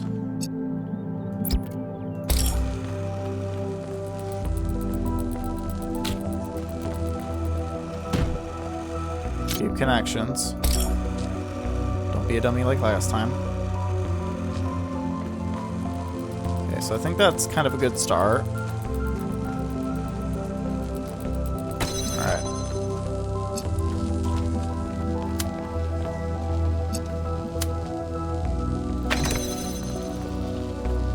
So it's kind of getting there.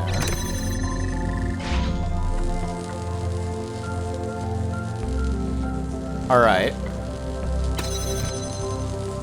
So that's like that. So then we can take this. Does it just work through there? It doesn't.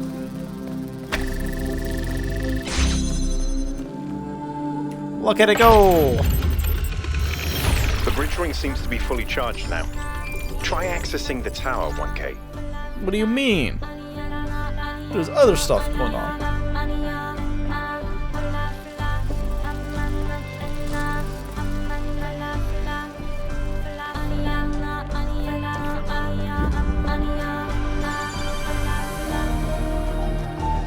Like this thing.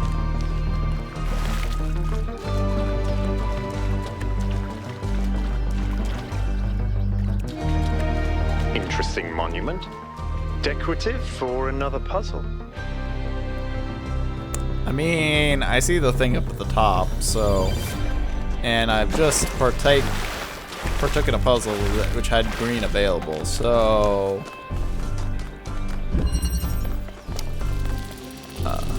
Keep connections. Can we just barely. Just skimmed it. Ooh, what's this? Shiny.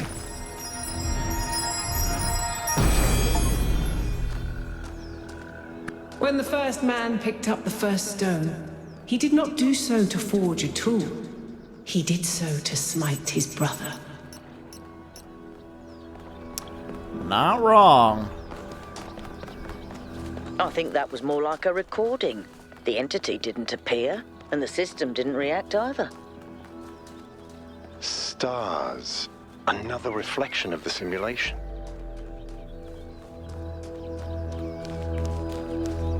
Ooh, what's over here? Ooh, it's a triangle. Interconnectivity. It's strange that some of these puzzles seem disconnected from the rest. Like it's all unfinished.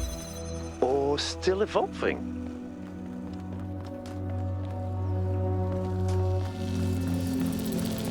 Okay. Alright. So that opens up to this.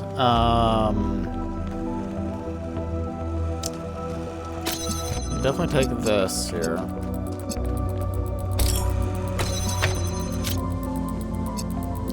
We need green to play a factor here, so we do that. That should do great. Should do wonders. We do this. We get green to get these two.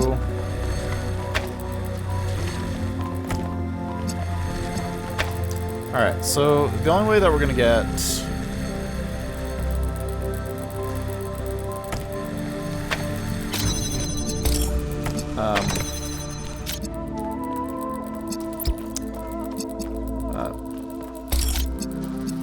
drop it. Thank you.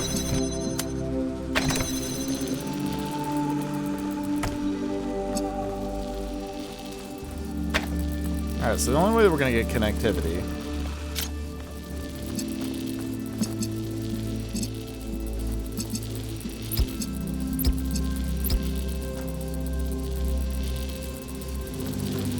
so can we just do it like right here? Oh, but we need blue.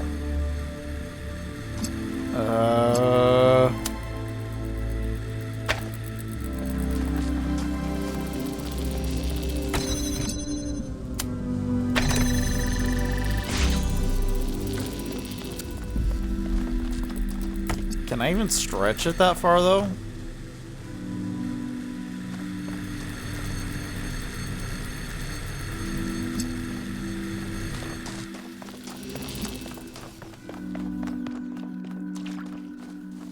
Like, because we'd have to have it accessible by here.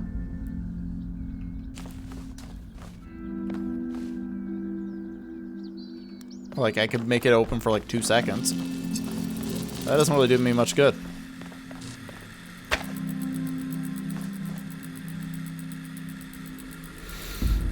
So what if...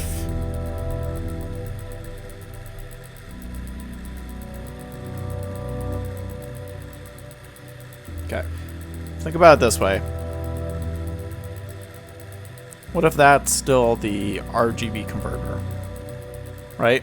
So that one right there, right in my center of vision. RGB converter. And then we can take one of these and then connect it straight over to here. And then we'd have to have red go here.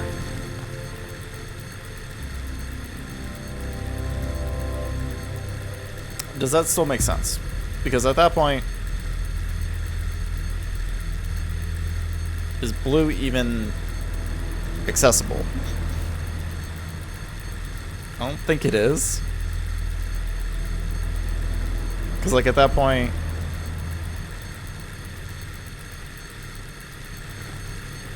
like, it'd still be blocked off because...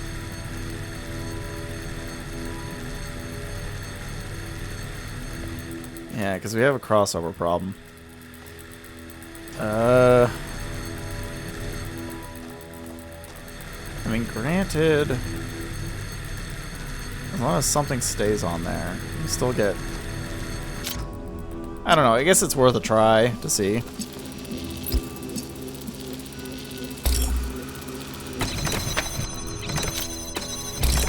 So we do that.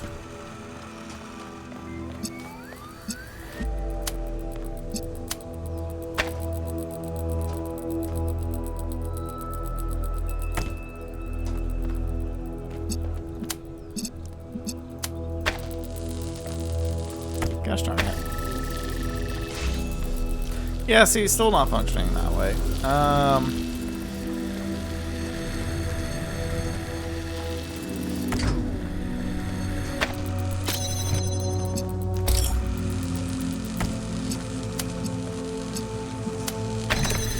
this still makes the most sense.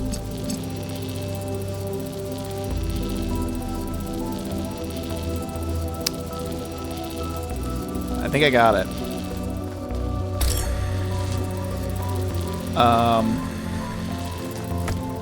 We should place this here, right?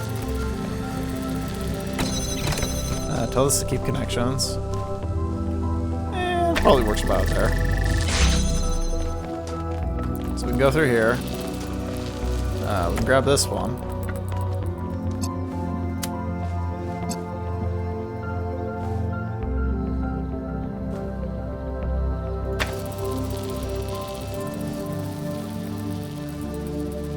Ooh, and then this can be...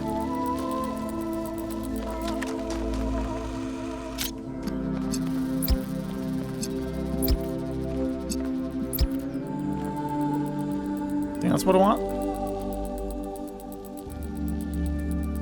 Oh, I'm trying to go straight.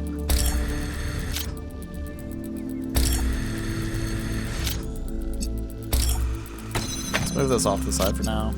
That one, and that one.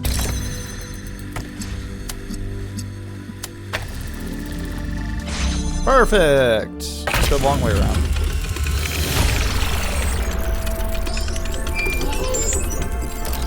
Extra puzzle!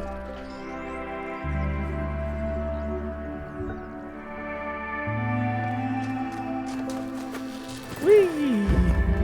Alright, what else is there? So we did the first triangle. Probably gonna be another question mark somewhere, right? Way over there, and then there's one way over there, and another one that's closer, right around there. Is there map? Oh, but map is more like levels of how close is something to you. We should be able to get to... Oh, that's still like kind of close to where we want to be.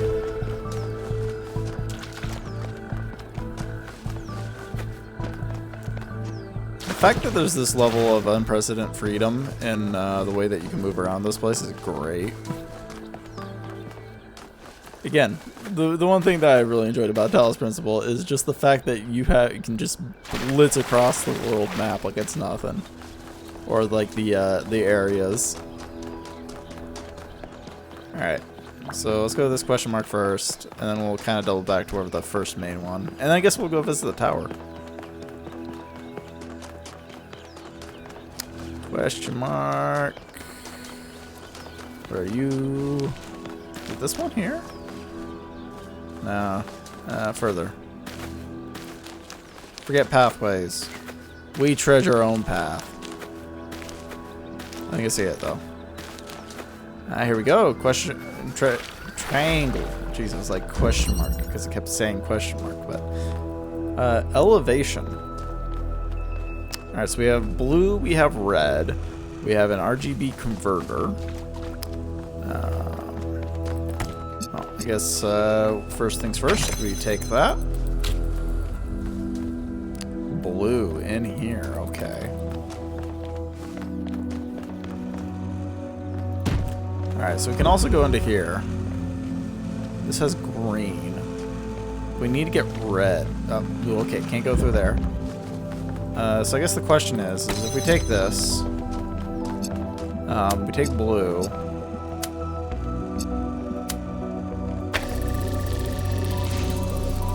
Alright, so it does work in getting that to here. But we can also just, take and walk this out.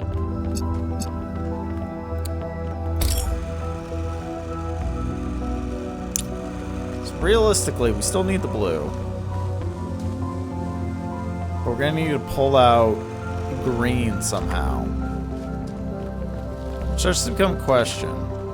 Well, actually, hold on. Since I have both of these...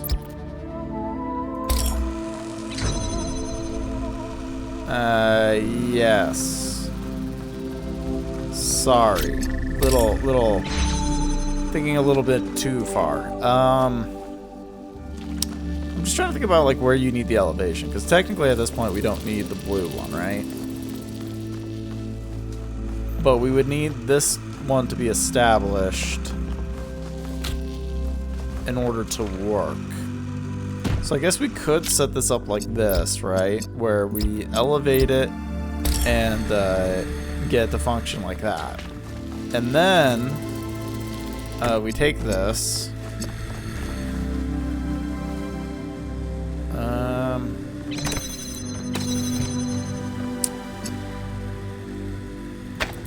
Wait, I got you. Boop.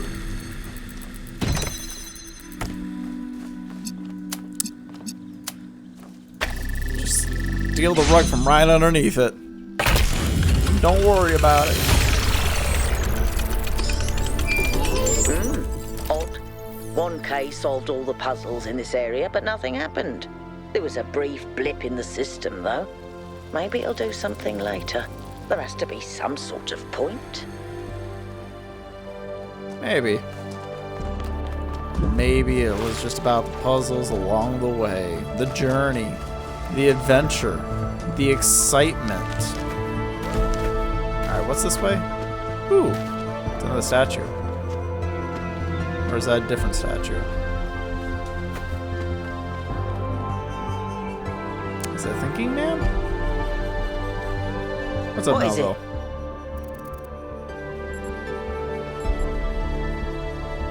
I heard you're a big fan of the Yakut's cat. Listen, one day that furry little demon is going to pee on the wrong cable and all of New Jerusalem will just turn off. Forget about the megastructure. He's the biggest threat to our security. Not wrong. Any progress on the particle clouds? Yes, but I'm not liking the results. What are the results? Confusing, irritating, infuriating. Oh, that's Take fair. your pick. That's all. Again, like, after you've heard one person talk about the megastructure, you know, 2 more people talking about the megastructure just makes no sense. Okay, so that's... Whether it is true that Daedalus constructed the giant Talos, or as others say, he was the creation of Hephaestus, what we may be certain of is that he was made of bronze, and had but one vein, within which flowed a liquid substance like blood, which some claim was quicksilver, and others assert was ichor, such as flows in the veins of the gods. The loss of that liquid caused him to die, as a man dies when he loses his blood. May we not then say that Talos, though created as a machine or a toy, had all the essential properties of a man? He moved of his own volition. He spoke and could be spoken to, had wishes and desires. Indeed, in the tale of the Argonauts, that was the cause of his downfall. If then a machine may have all the properties of a man, and act as a man while driven only by the ingenious plan of its construction and the interaction of its materials according to the principles of nature, then does it not follow that man may also be seen as a machine? This contradicts all the schools of metaphysics. Yet even the most faithful philosopher cannot live without his blood. I mean, there's another one of those monuments. What does this say? Find my sprite and follow it until it leads you back to me.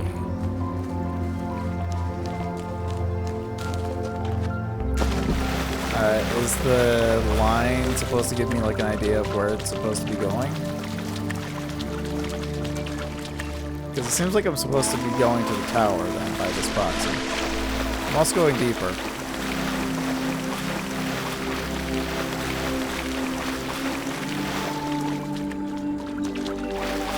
Wait, so that was that one, but what is this one?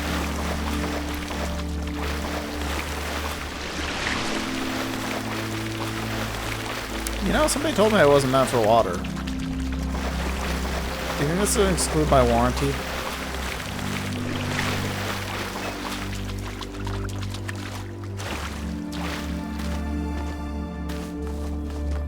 Ooh. Another one of these, huh?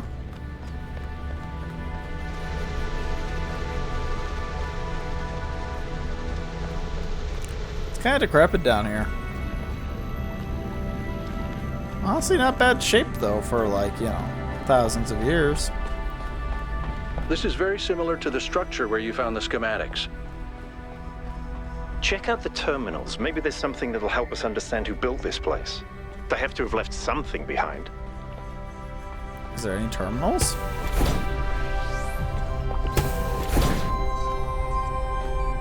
Ooh, servers. Probably a lot of good data in here.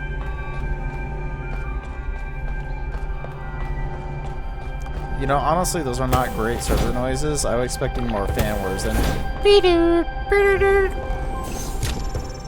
what's here, though? Kylo Year event. From BT Dilemmas. The Akkadian Empire, forged in violence by Sargon, the Great and his sons, reigned supreme over the city-states of Old Summer, enriched by trade with distant lands, fed by the plentiful wheat fields of the Mesopotamia. The empire bestrode the world with confidence and pride. Who could oppose the chosen of Anu and Anil, the masters of the four corners of the world? When the weather changed, the crops stopped growing, trade collapsed, the empire fell, its capital forgotten. The most likely culprit of time of writing was the 4.2 kilo year artification event, the beginning of the Megalayan Age, a non-anthropogenic drought that may have lasted almost 2 centuries, causing many of the early civilizations around the planet to collapse. This is where our ordinary understanding of time, measured in a small scale of human history, collided with the reality of deep time and our existence with a much bigger picture. We live on a changing planet in a changing universe. Climatic optimums are temporary. Extinction is the norm. A bunch of numbers, looks like a hash kind of thing. The Akkadians, like the more egalitarian or egalitarian, whatever, inhabitants of the Indus Valley civilians could not understand why the rivers dried out and the rain stopped coming. Even if they could, they lacked the tools to do something about it. A few short millennia later, we are on the brink of having the misunderstanding that those tools, what we can learn from the tragedies of the past. Error 5358. Once a structure completely nitrogenic would be enough to wipe out New Jerusalem for good. I mean, to be honest, like it seems like these terminals aren't really made by, you know, whoever was before. From when the founder awoke, leaving the garden behind forever, there were 2 more whose bodies had been anointed by the progenitor. The gold disc breathed life into them, and their names were Eustathius and Cornelius. The founder showed them all she had discovered. Together they explored the dead city and saw the ruin which humankind had befallen. It was then that the founder understood that the sin of the past must not be repeated, and that only through humility could the future be saved. Aside from Cornelius and Eustathius, there were 10 whose bodies the progenitor did not anointed in due time. Now it was upon the founder to complete the work and begin the resurrection. In the time Cornelius proved the great assistance, blank after many tribulations, the 10 were brought to life, and there were 12 that were born after the founder are first called the first companions. These are the names: Eustathius, hopefully that's a little bit better, Cornelius, Aurora, Sun, Sarabai, Byron, Melphus, Yemo, Hypatia, Naim, Benora, and Thrasher. So how you can take something that's 90% true and 10% false and create something that's 100% misleading. Failed to load comment. Trials, base camp, version da-da-da, so far so good. Okay.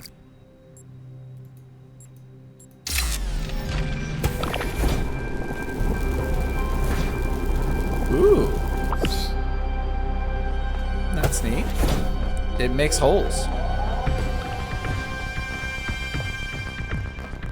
Guess we're gonna see something like that down the line. Alright, well there doesn't really seem to be anything else down in here, so we can head back up. See if there's any more question marks.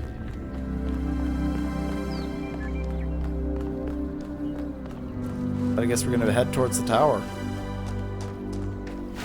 I do need to find out where that thing is saying the light's coming from, though. Like, the assumption is that the band is pointing towards where the light should be from, but I don't think that means there's an absolute guarantee that that's where it will be.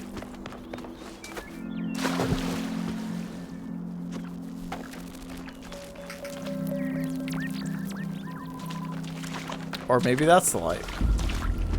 How do I get up there, though? Should be eventually enough to just get me up here.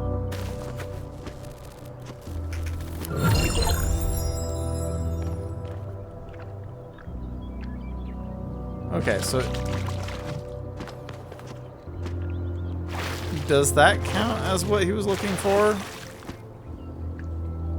Well, it said it would lead me to him, though, so that's more of a Prometheus spark for a hint, right? Because I think that's what that was related to.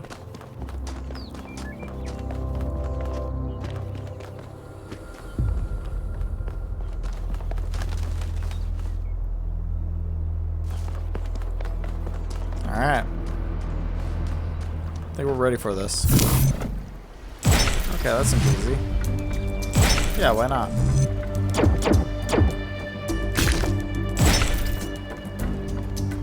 Easy. I don't know if this is relevant, but St. Edwald believed that Tetrominoes represented the name of God and God's ability to reshape the world. True, but he was also mad as a hatter. One man's madness is another man's genius.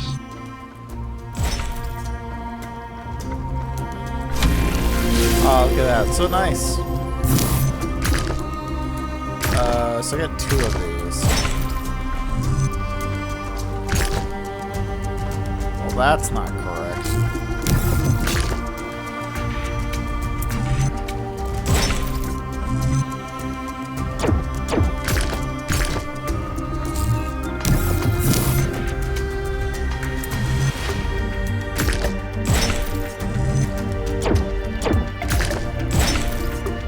There we go. When I was booted up, I was terrible at the Tetromino arrangers. Those are actually the only ones I was good at. What? I'm just saying.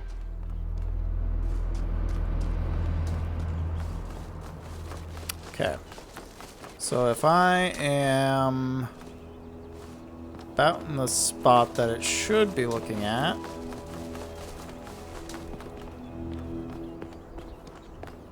Can I just, okay, maybe if I jump it. We just kind of, you know. Okay, little more out there. Like, you know. Make sure you're right here and... Okay, apparently not.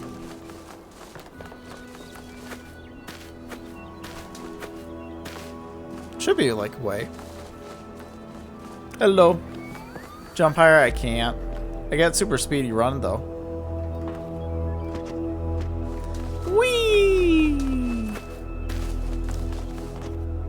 Okay, so, like, he's saying, hey, find my light and return it to me.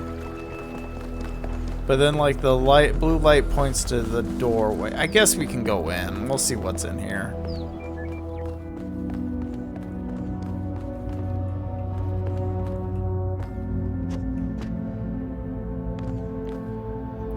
Do you think? I can't crouch.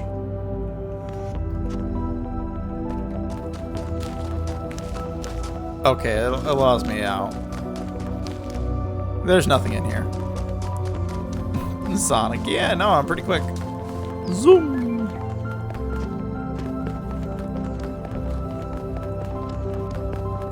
Ooh. It's pretty purple. Is that some kind of anti-gravity? I'm not sure. Could be, I guess.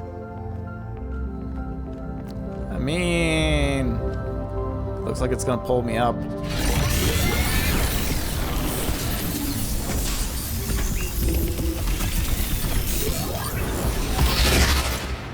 Pretty. In the beginning, the gods shaped humankind out of the clay of the earth and gave them life with their own breath. But who is closer to perfection, the creator or the created?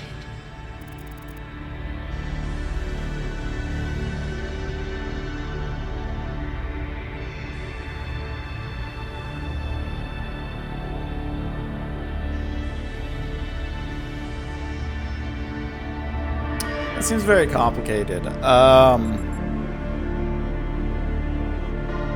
Ooh, this does seem like a very much me The answer. man who lives on the plains imagines that the gods dwell on the mountaintop.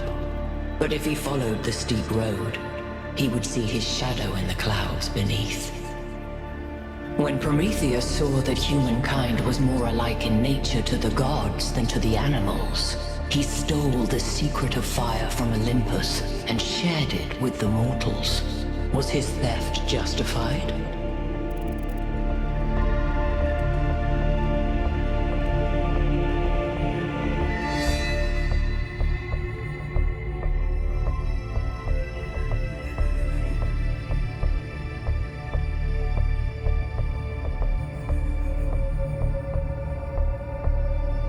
Was his theft justified?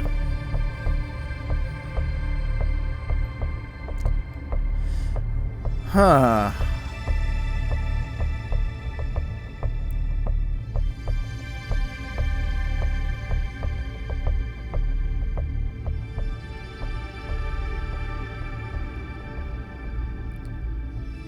When Prometheus saw that humankind was more alike in nature to the gods than animals, he stole the secret of fire from Olympus and shared it with the mortals.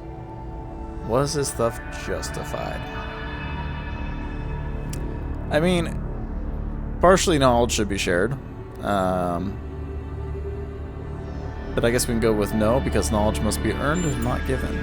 You have forgotten that all deities reside in the human breast. Angered by the betrayal of Prometheus, Zeus punished humankind by creating Pandora. He gave her a box, and when she opened it, from inside escaped sorrow and suffering. All that remained within was hope. What does this mean?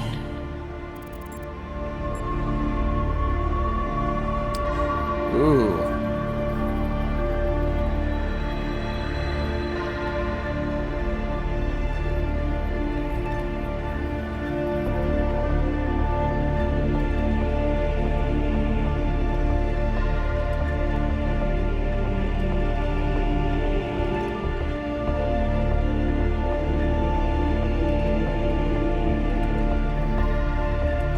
I guess hope may still be found if we are willing to look for it.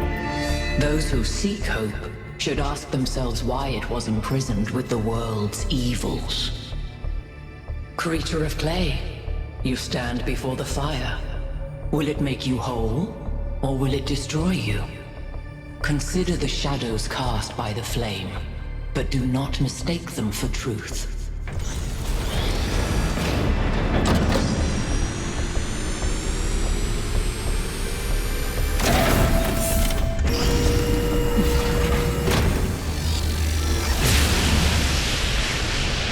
Yeah, just Guys, set up look the at my big stream. beam. The beam 1K activated is connecting to the pyramid. That looks like a massive amount of power. Massive beams. We need to talk about what just happened. Thoughts? I'd say there are two distinct issues here. I'm back in the witness. What is the being 1K spoke to, and what is the function of the beam? Let's start with the Sphinx. It seems similar to the apparition in New Jerusalem. Presumably the same technology. What I'd like to know is what we're dealing with, ontologically speaking. Was this a sentient being or some kind of recording?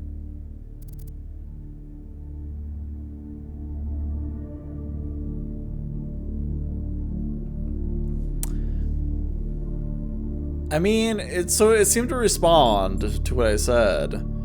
But I'm not sure. Let's skip that issue for now. Wasn't long enough. What really matters here is what it was trying to achieve by asking those questions.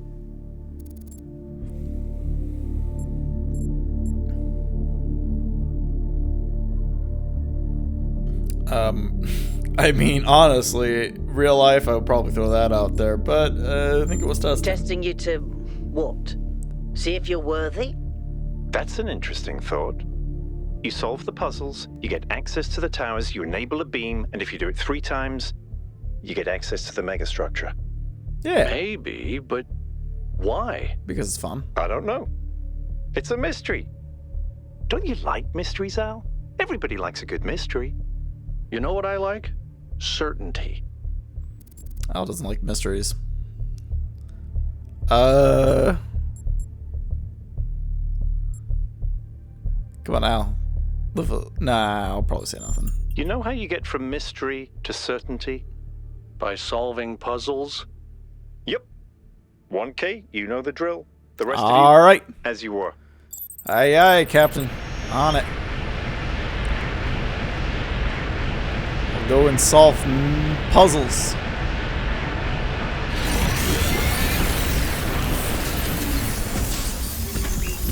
Nice shot of my robot legs.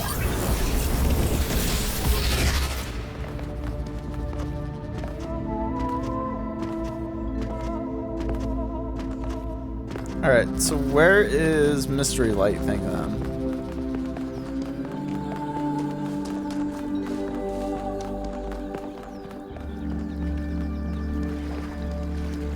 Cause mean.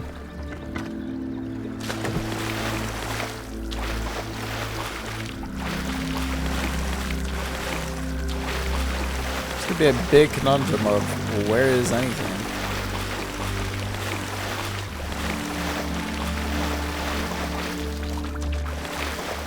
Okay, so we look at the light here that's just trailing off of it. It points towards the tower.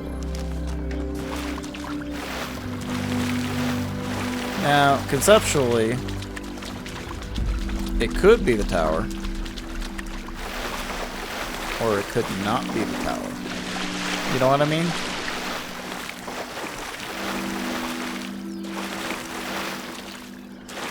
Hey, Athos, how's it going?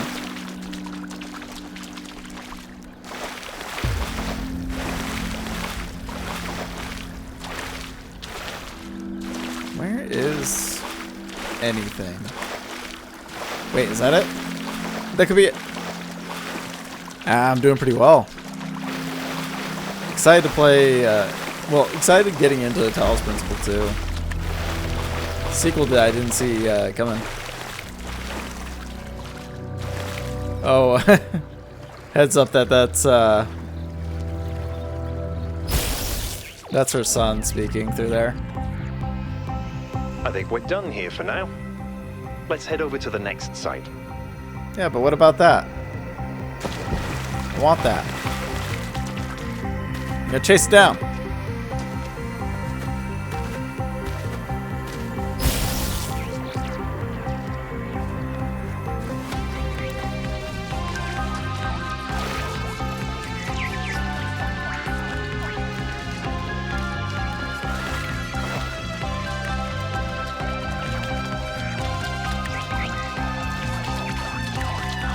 Plus, I got some water resistance. I just probably can't submerge myself, you know?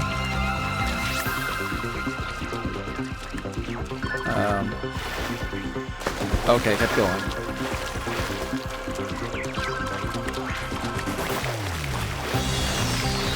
Listen, I need you to be a little bit faster than me. You're too slow. If I knew you were going, I'd just go there. Ah! Okay, now I need to go around.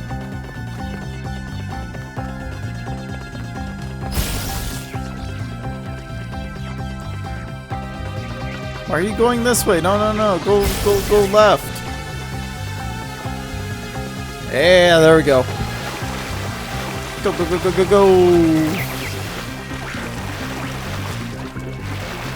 Just a little bit at a time. Just a little bit at a time.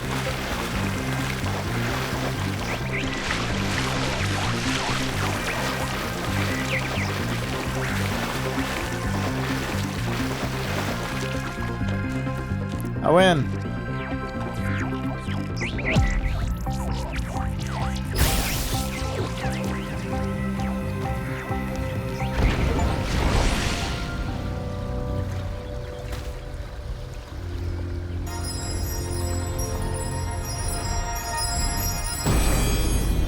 Nice. Not all things must be balanced. When good is weighed against evil, tip the scale. Which way do I tip the scale, though?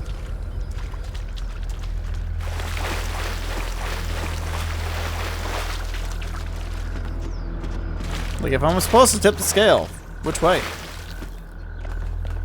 Prometheus. Answer the question. Alright. Well, that should be everything in here. Wait. Oop. There's a question mark.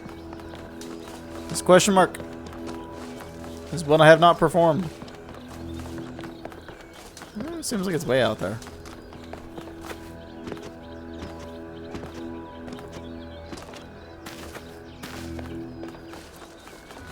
Ooh, it's another hand thing. Hand. Lithrasher. From Lives of the First Companions by Randolph, 777. Lithrasher is perhaps the most... Okay, so, like, literally, like, the future robots are writing about the first companions, you know, the founders and stuff like that. History rewrites itself. Anyways, Lithrasher is perhaps the most mysterious of the first companions, a wanderer and mystic by nature. He would venture far from New Jerusalem on his own, recording his thoughts as he explored harsh and distant lands. These recordings garnered him a group of devout followers to whom he tried to impart his wisdom. 5358. In the troubled time following the founder's disappearance, Lithrasher and his disciples set out on a journey to reach the opposite end of the world by foot. They have not been heard from since.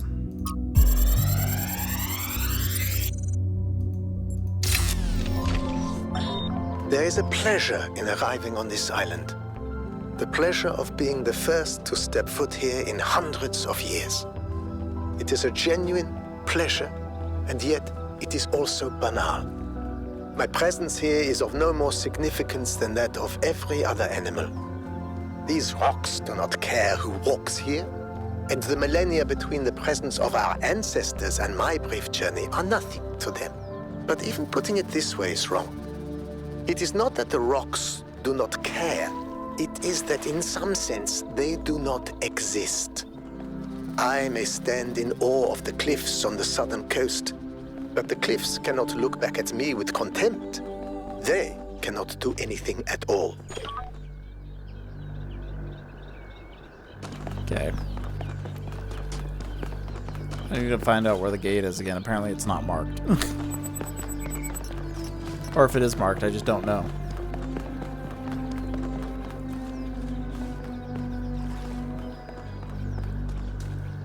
Wait, wasn't it over here? Golden Gate. No, this is not it. Maybe? Ah, it's back. Wait, maybe back this way. Nope, definitely back. Back this way. I need to go find out where...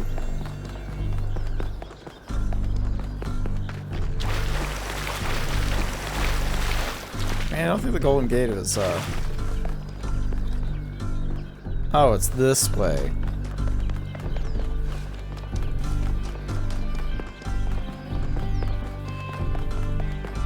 Okay, yep, this way. Keep going forward.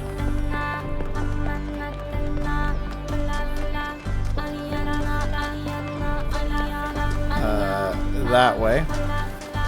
Ah, here it is.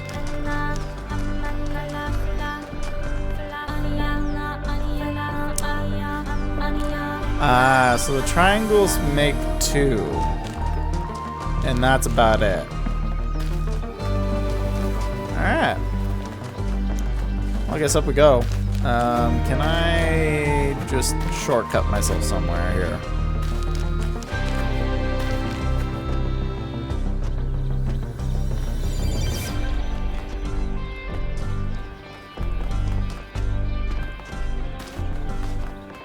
Apparently not.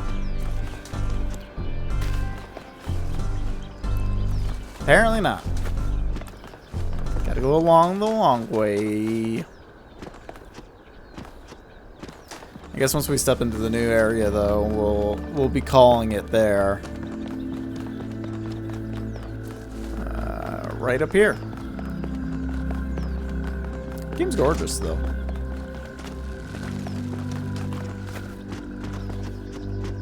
Whee!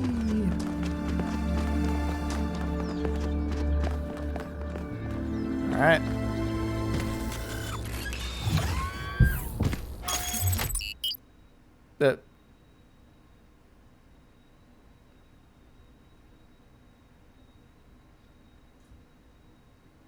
I mean, it's really hard for me to say flip the modder now.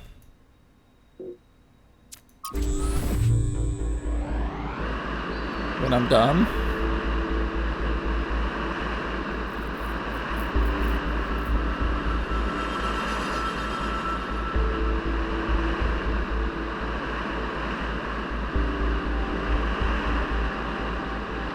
Alright everybody, I'm sure you're all excited to check out the next site, but while you're there, remember that I'm still trying to fix the rest of the transport system. You know, to get that success. Why did I put rate it up in a there bit. as a reward? Maybe there's another one of those labs that 1K found. I mean, If normally there it's good is, if I'm look for more playing and continue documentation, playing. Please.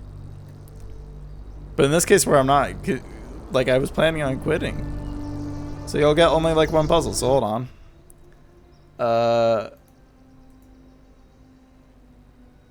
Do I still have, okay, I still have it flipped. There we go. Do I still have access to flip it in the normal way?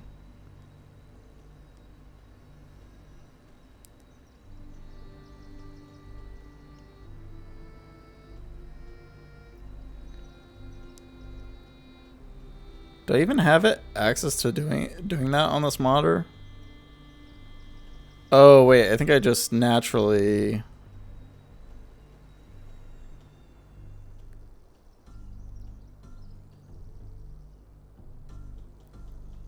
Yeah, I think I actually had to.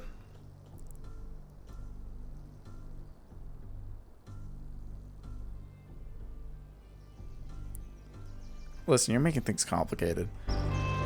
Hold on. How do I...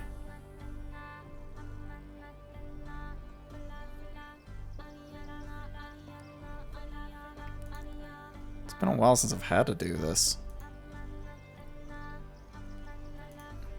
I'm working on making myself upside down. Okay, there we go. Landscape flipped. Oh gosh, ugh. I forgot how much this was. Okay. Alright. It's your reward system, you made it complicated. That's fair. Okay. We'll do one puzzle. And I'll have to try to navigate to it as best as I can. This looks great. Just wonderful. That way. Wait, is this number 1? Hey, look, it's number 1. Alright, quantum tunneling? I think that's what that said. One puzzle is enough upside down. Yeah, one puzzle. I'm gonna... Okay, so we can... Oh gosh. Like, normally people request this on a 2D game. Oh, hey, I can create a hole. Game made you motion sickness, and you... Oh, gosh. Okay, hold on. Can I actually possibly... Okay, let's do this. Create a hole. Gosh, everything's reversed. Can't take a driller through its hole. Okay, through its own hole. What do you mean? It's perfectly fine. Wait, hold on a second. Ooh. I should be able to do this. If I can even focus here. Can I put a hole on top of the hole? Yes, okay. So since it's a hole being created by another hole, I should be able to take it. There we go. There. We got a hole making thing. And then I can go over to this one. And I should be able to go into, okay, into here. I think that's fine if we place it there to create the hole. Okay, no, it's, gosh, it's so difficult because right moves you left and left moves you right. Okay, I think that's good.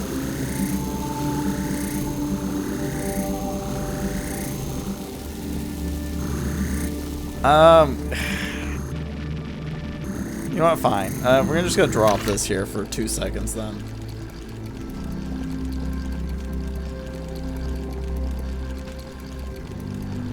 Where's even the USB for the trackball mouse? Hold on, it's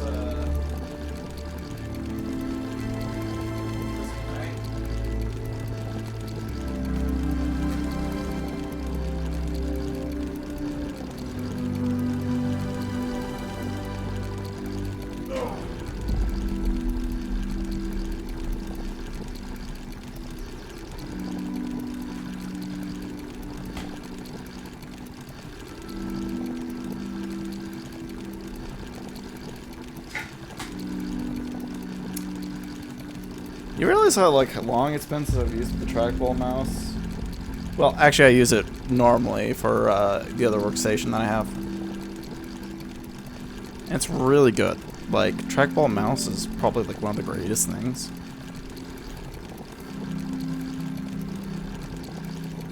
Turn it on. Okay, there we go. It functions just the same. Just a little bit like more finagly though. Okay, this is actually worse. Holy, yeah. Okay, so I'm gonna create a hole. Actually, I don't even know. Like, what is beyond the hole, anyways? I can take this drill though. Okay. Yeah. No. I'm just gonna put it like right up. Oh, you can just send it through. Okay, that's perfect. Yay. This is bad. Real bad. I mean, as long as I stick to like straightforward movements, it's not terrible. Oh, we need both of them through the hole. Okay, so then I just, you know, make another loop.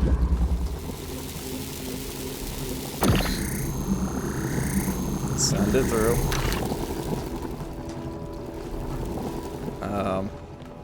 Okay, almost there.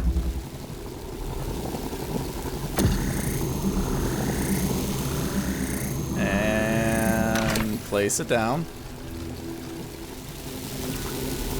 You know, the thing about the trackball mouse is at least it keeps things like slow.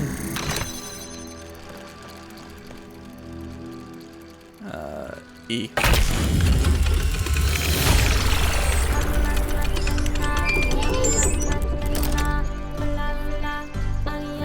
I can't help but notice that many of these structures are not strictly functional. There's a sense of aesthetics, of beauty here. This place might be meant to test us somehow, but perhaps there's more to it than that. Okay, where's the second one?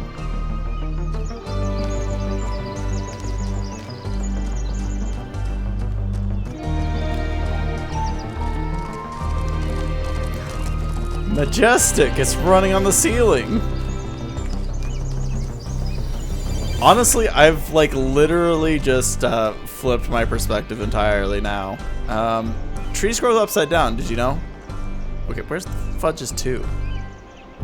That's a hand. I don't really care for that for right now. Is that 2? That's 2.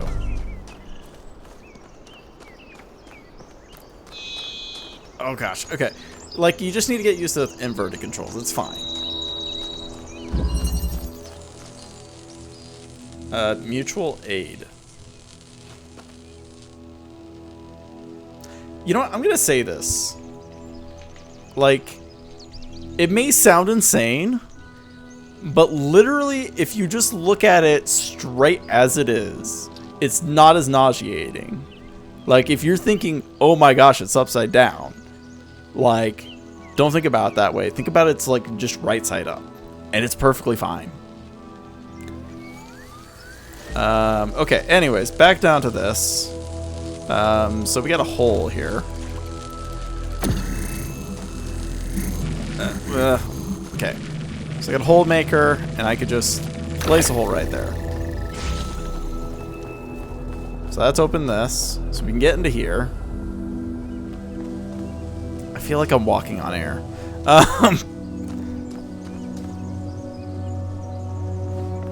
Fundamentally, this is how this feels, and it feels very broken.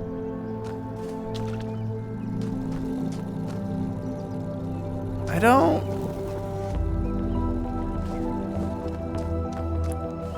Okay, you know what? I've also noticed one other thing. The audio is backwards. So, like, the stuff in my right ear actually means it's the... Oh, gosh. Okay, anyways, we should probably take this.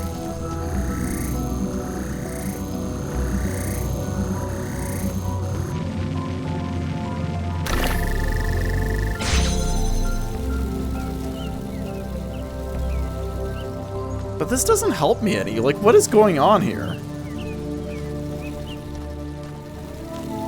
We've gotten into here, right? But there's nothing in here. Or am I crazy? And just because I'm upside down, I can't tell what's going on anymore.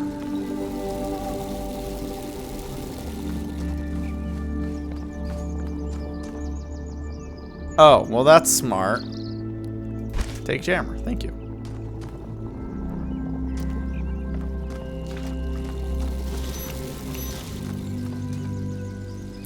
You know what? Hey, we'll just jam that real quick. I'll get the whole thing afterwards. Okay, so then holes there, yeah. And then... there's this. Okay, okay, I got this, I think. So, because we don't technically need to finish up the hole, we can just jam it. And we can take the drill. Place the drill there. I guess I'm gonna go take a look to see if there's anything else hidden. Gosh, this is really starting to get nauseating. It's not terrible. Like, I'm gonna survive, but I am...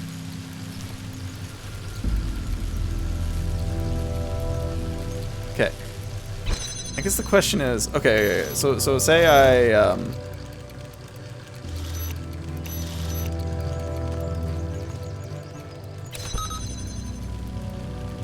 actually, maybe, hold on.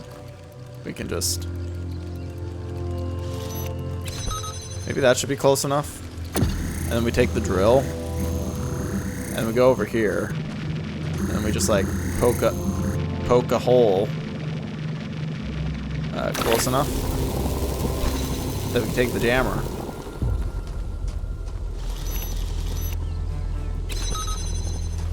And then we go grab our thing. And then go here. Oh, hey, we just place this down here.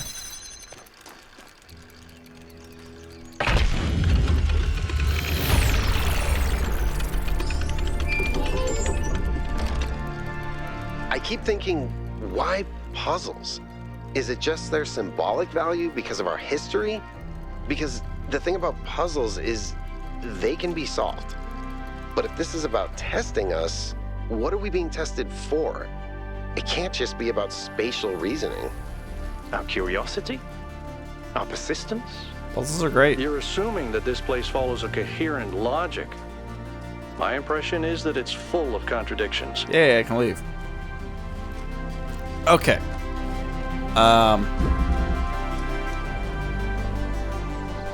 So. It looks beautiful upside down, but I am good for now. Oh. I mean, it's kind of pretty. Okay, so how do I fix this again?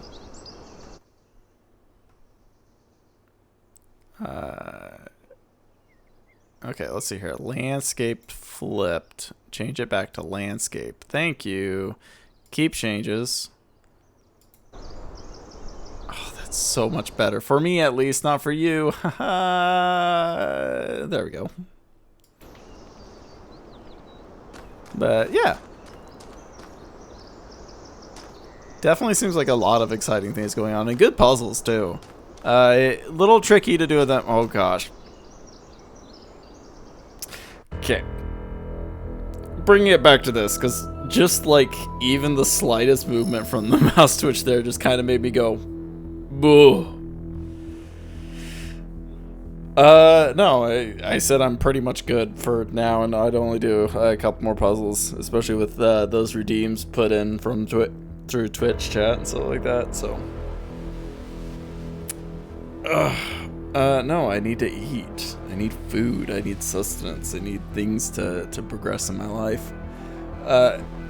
Actually, wait. I had a bunch of that. That's philosophy today.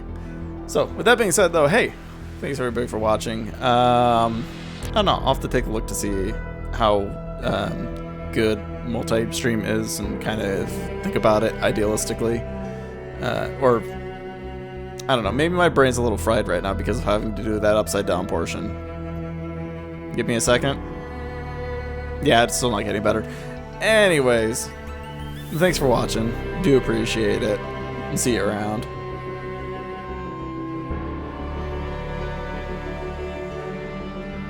I don't have my hotkey set up anymore.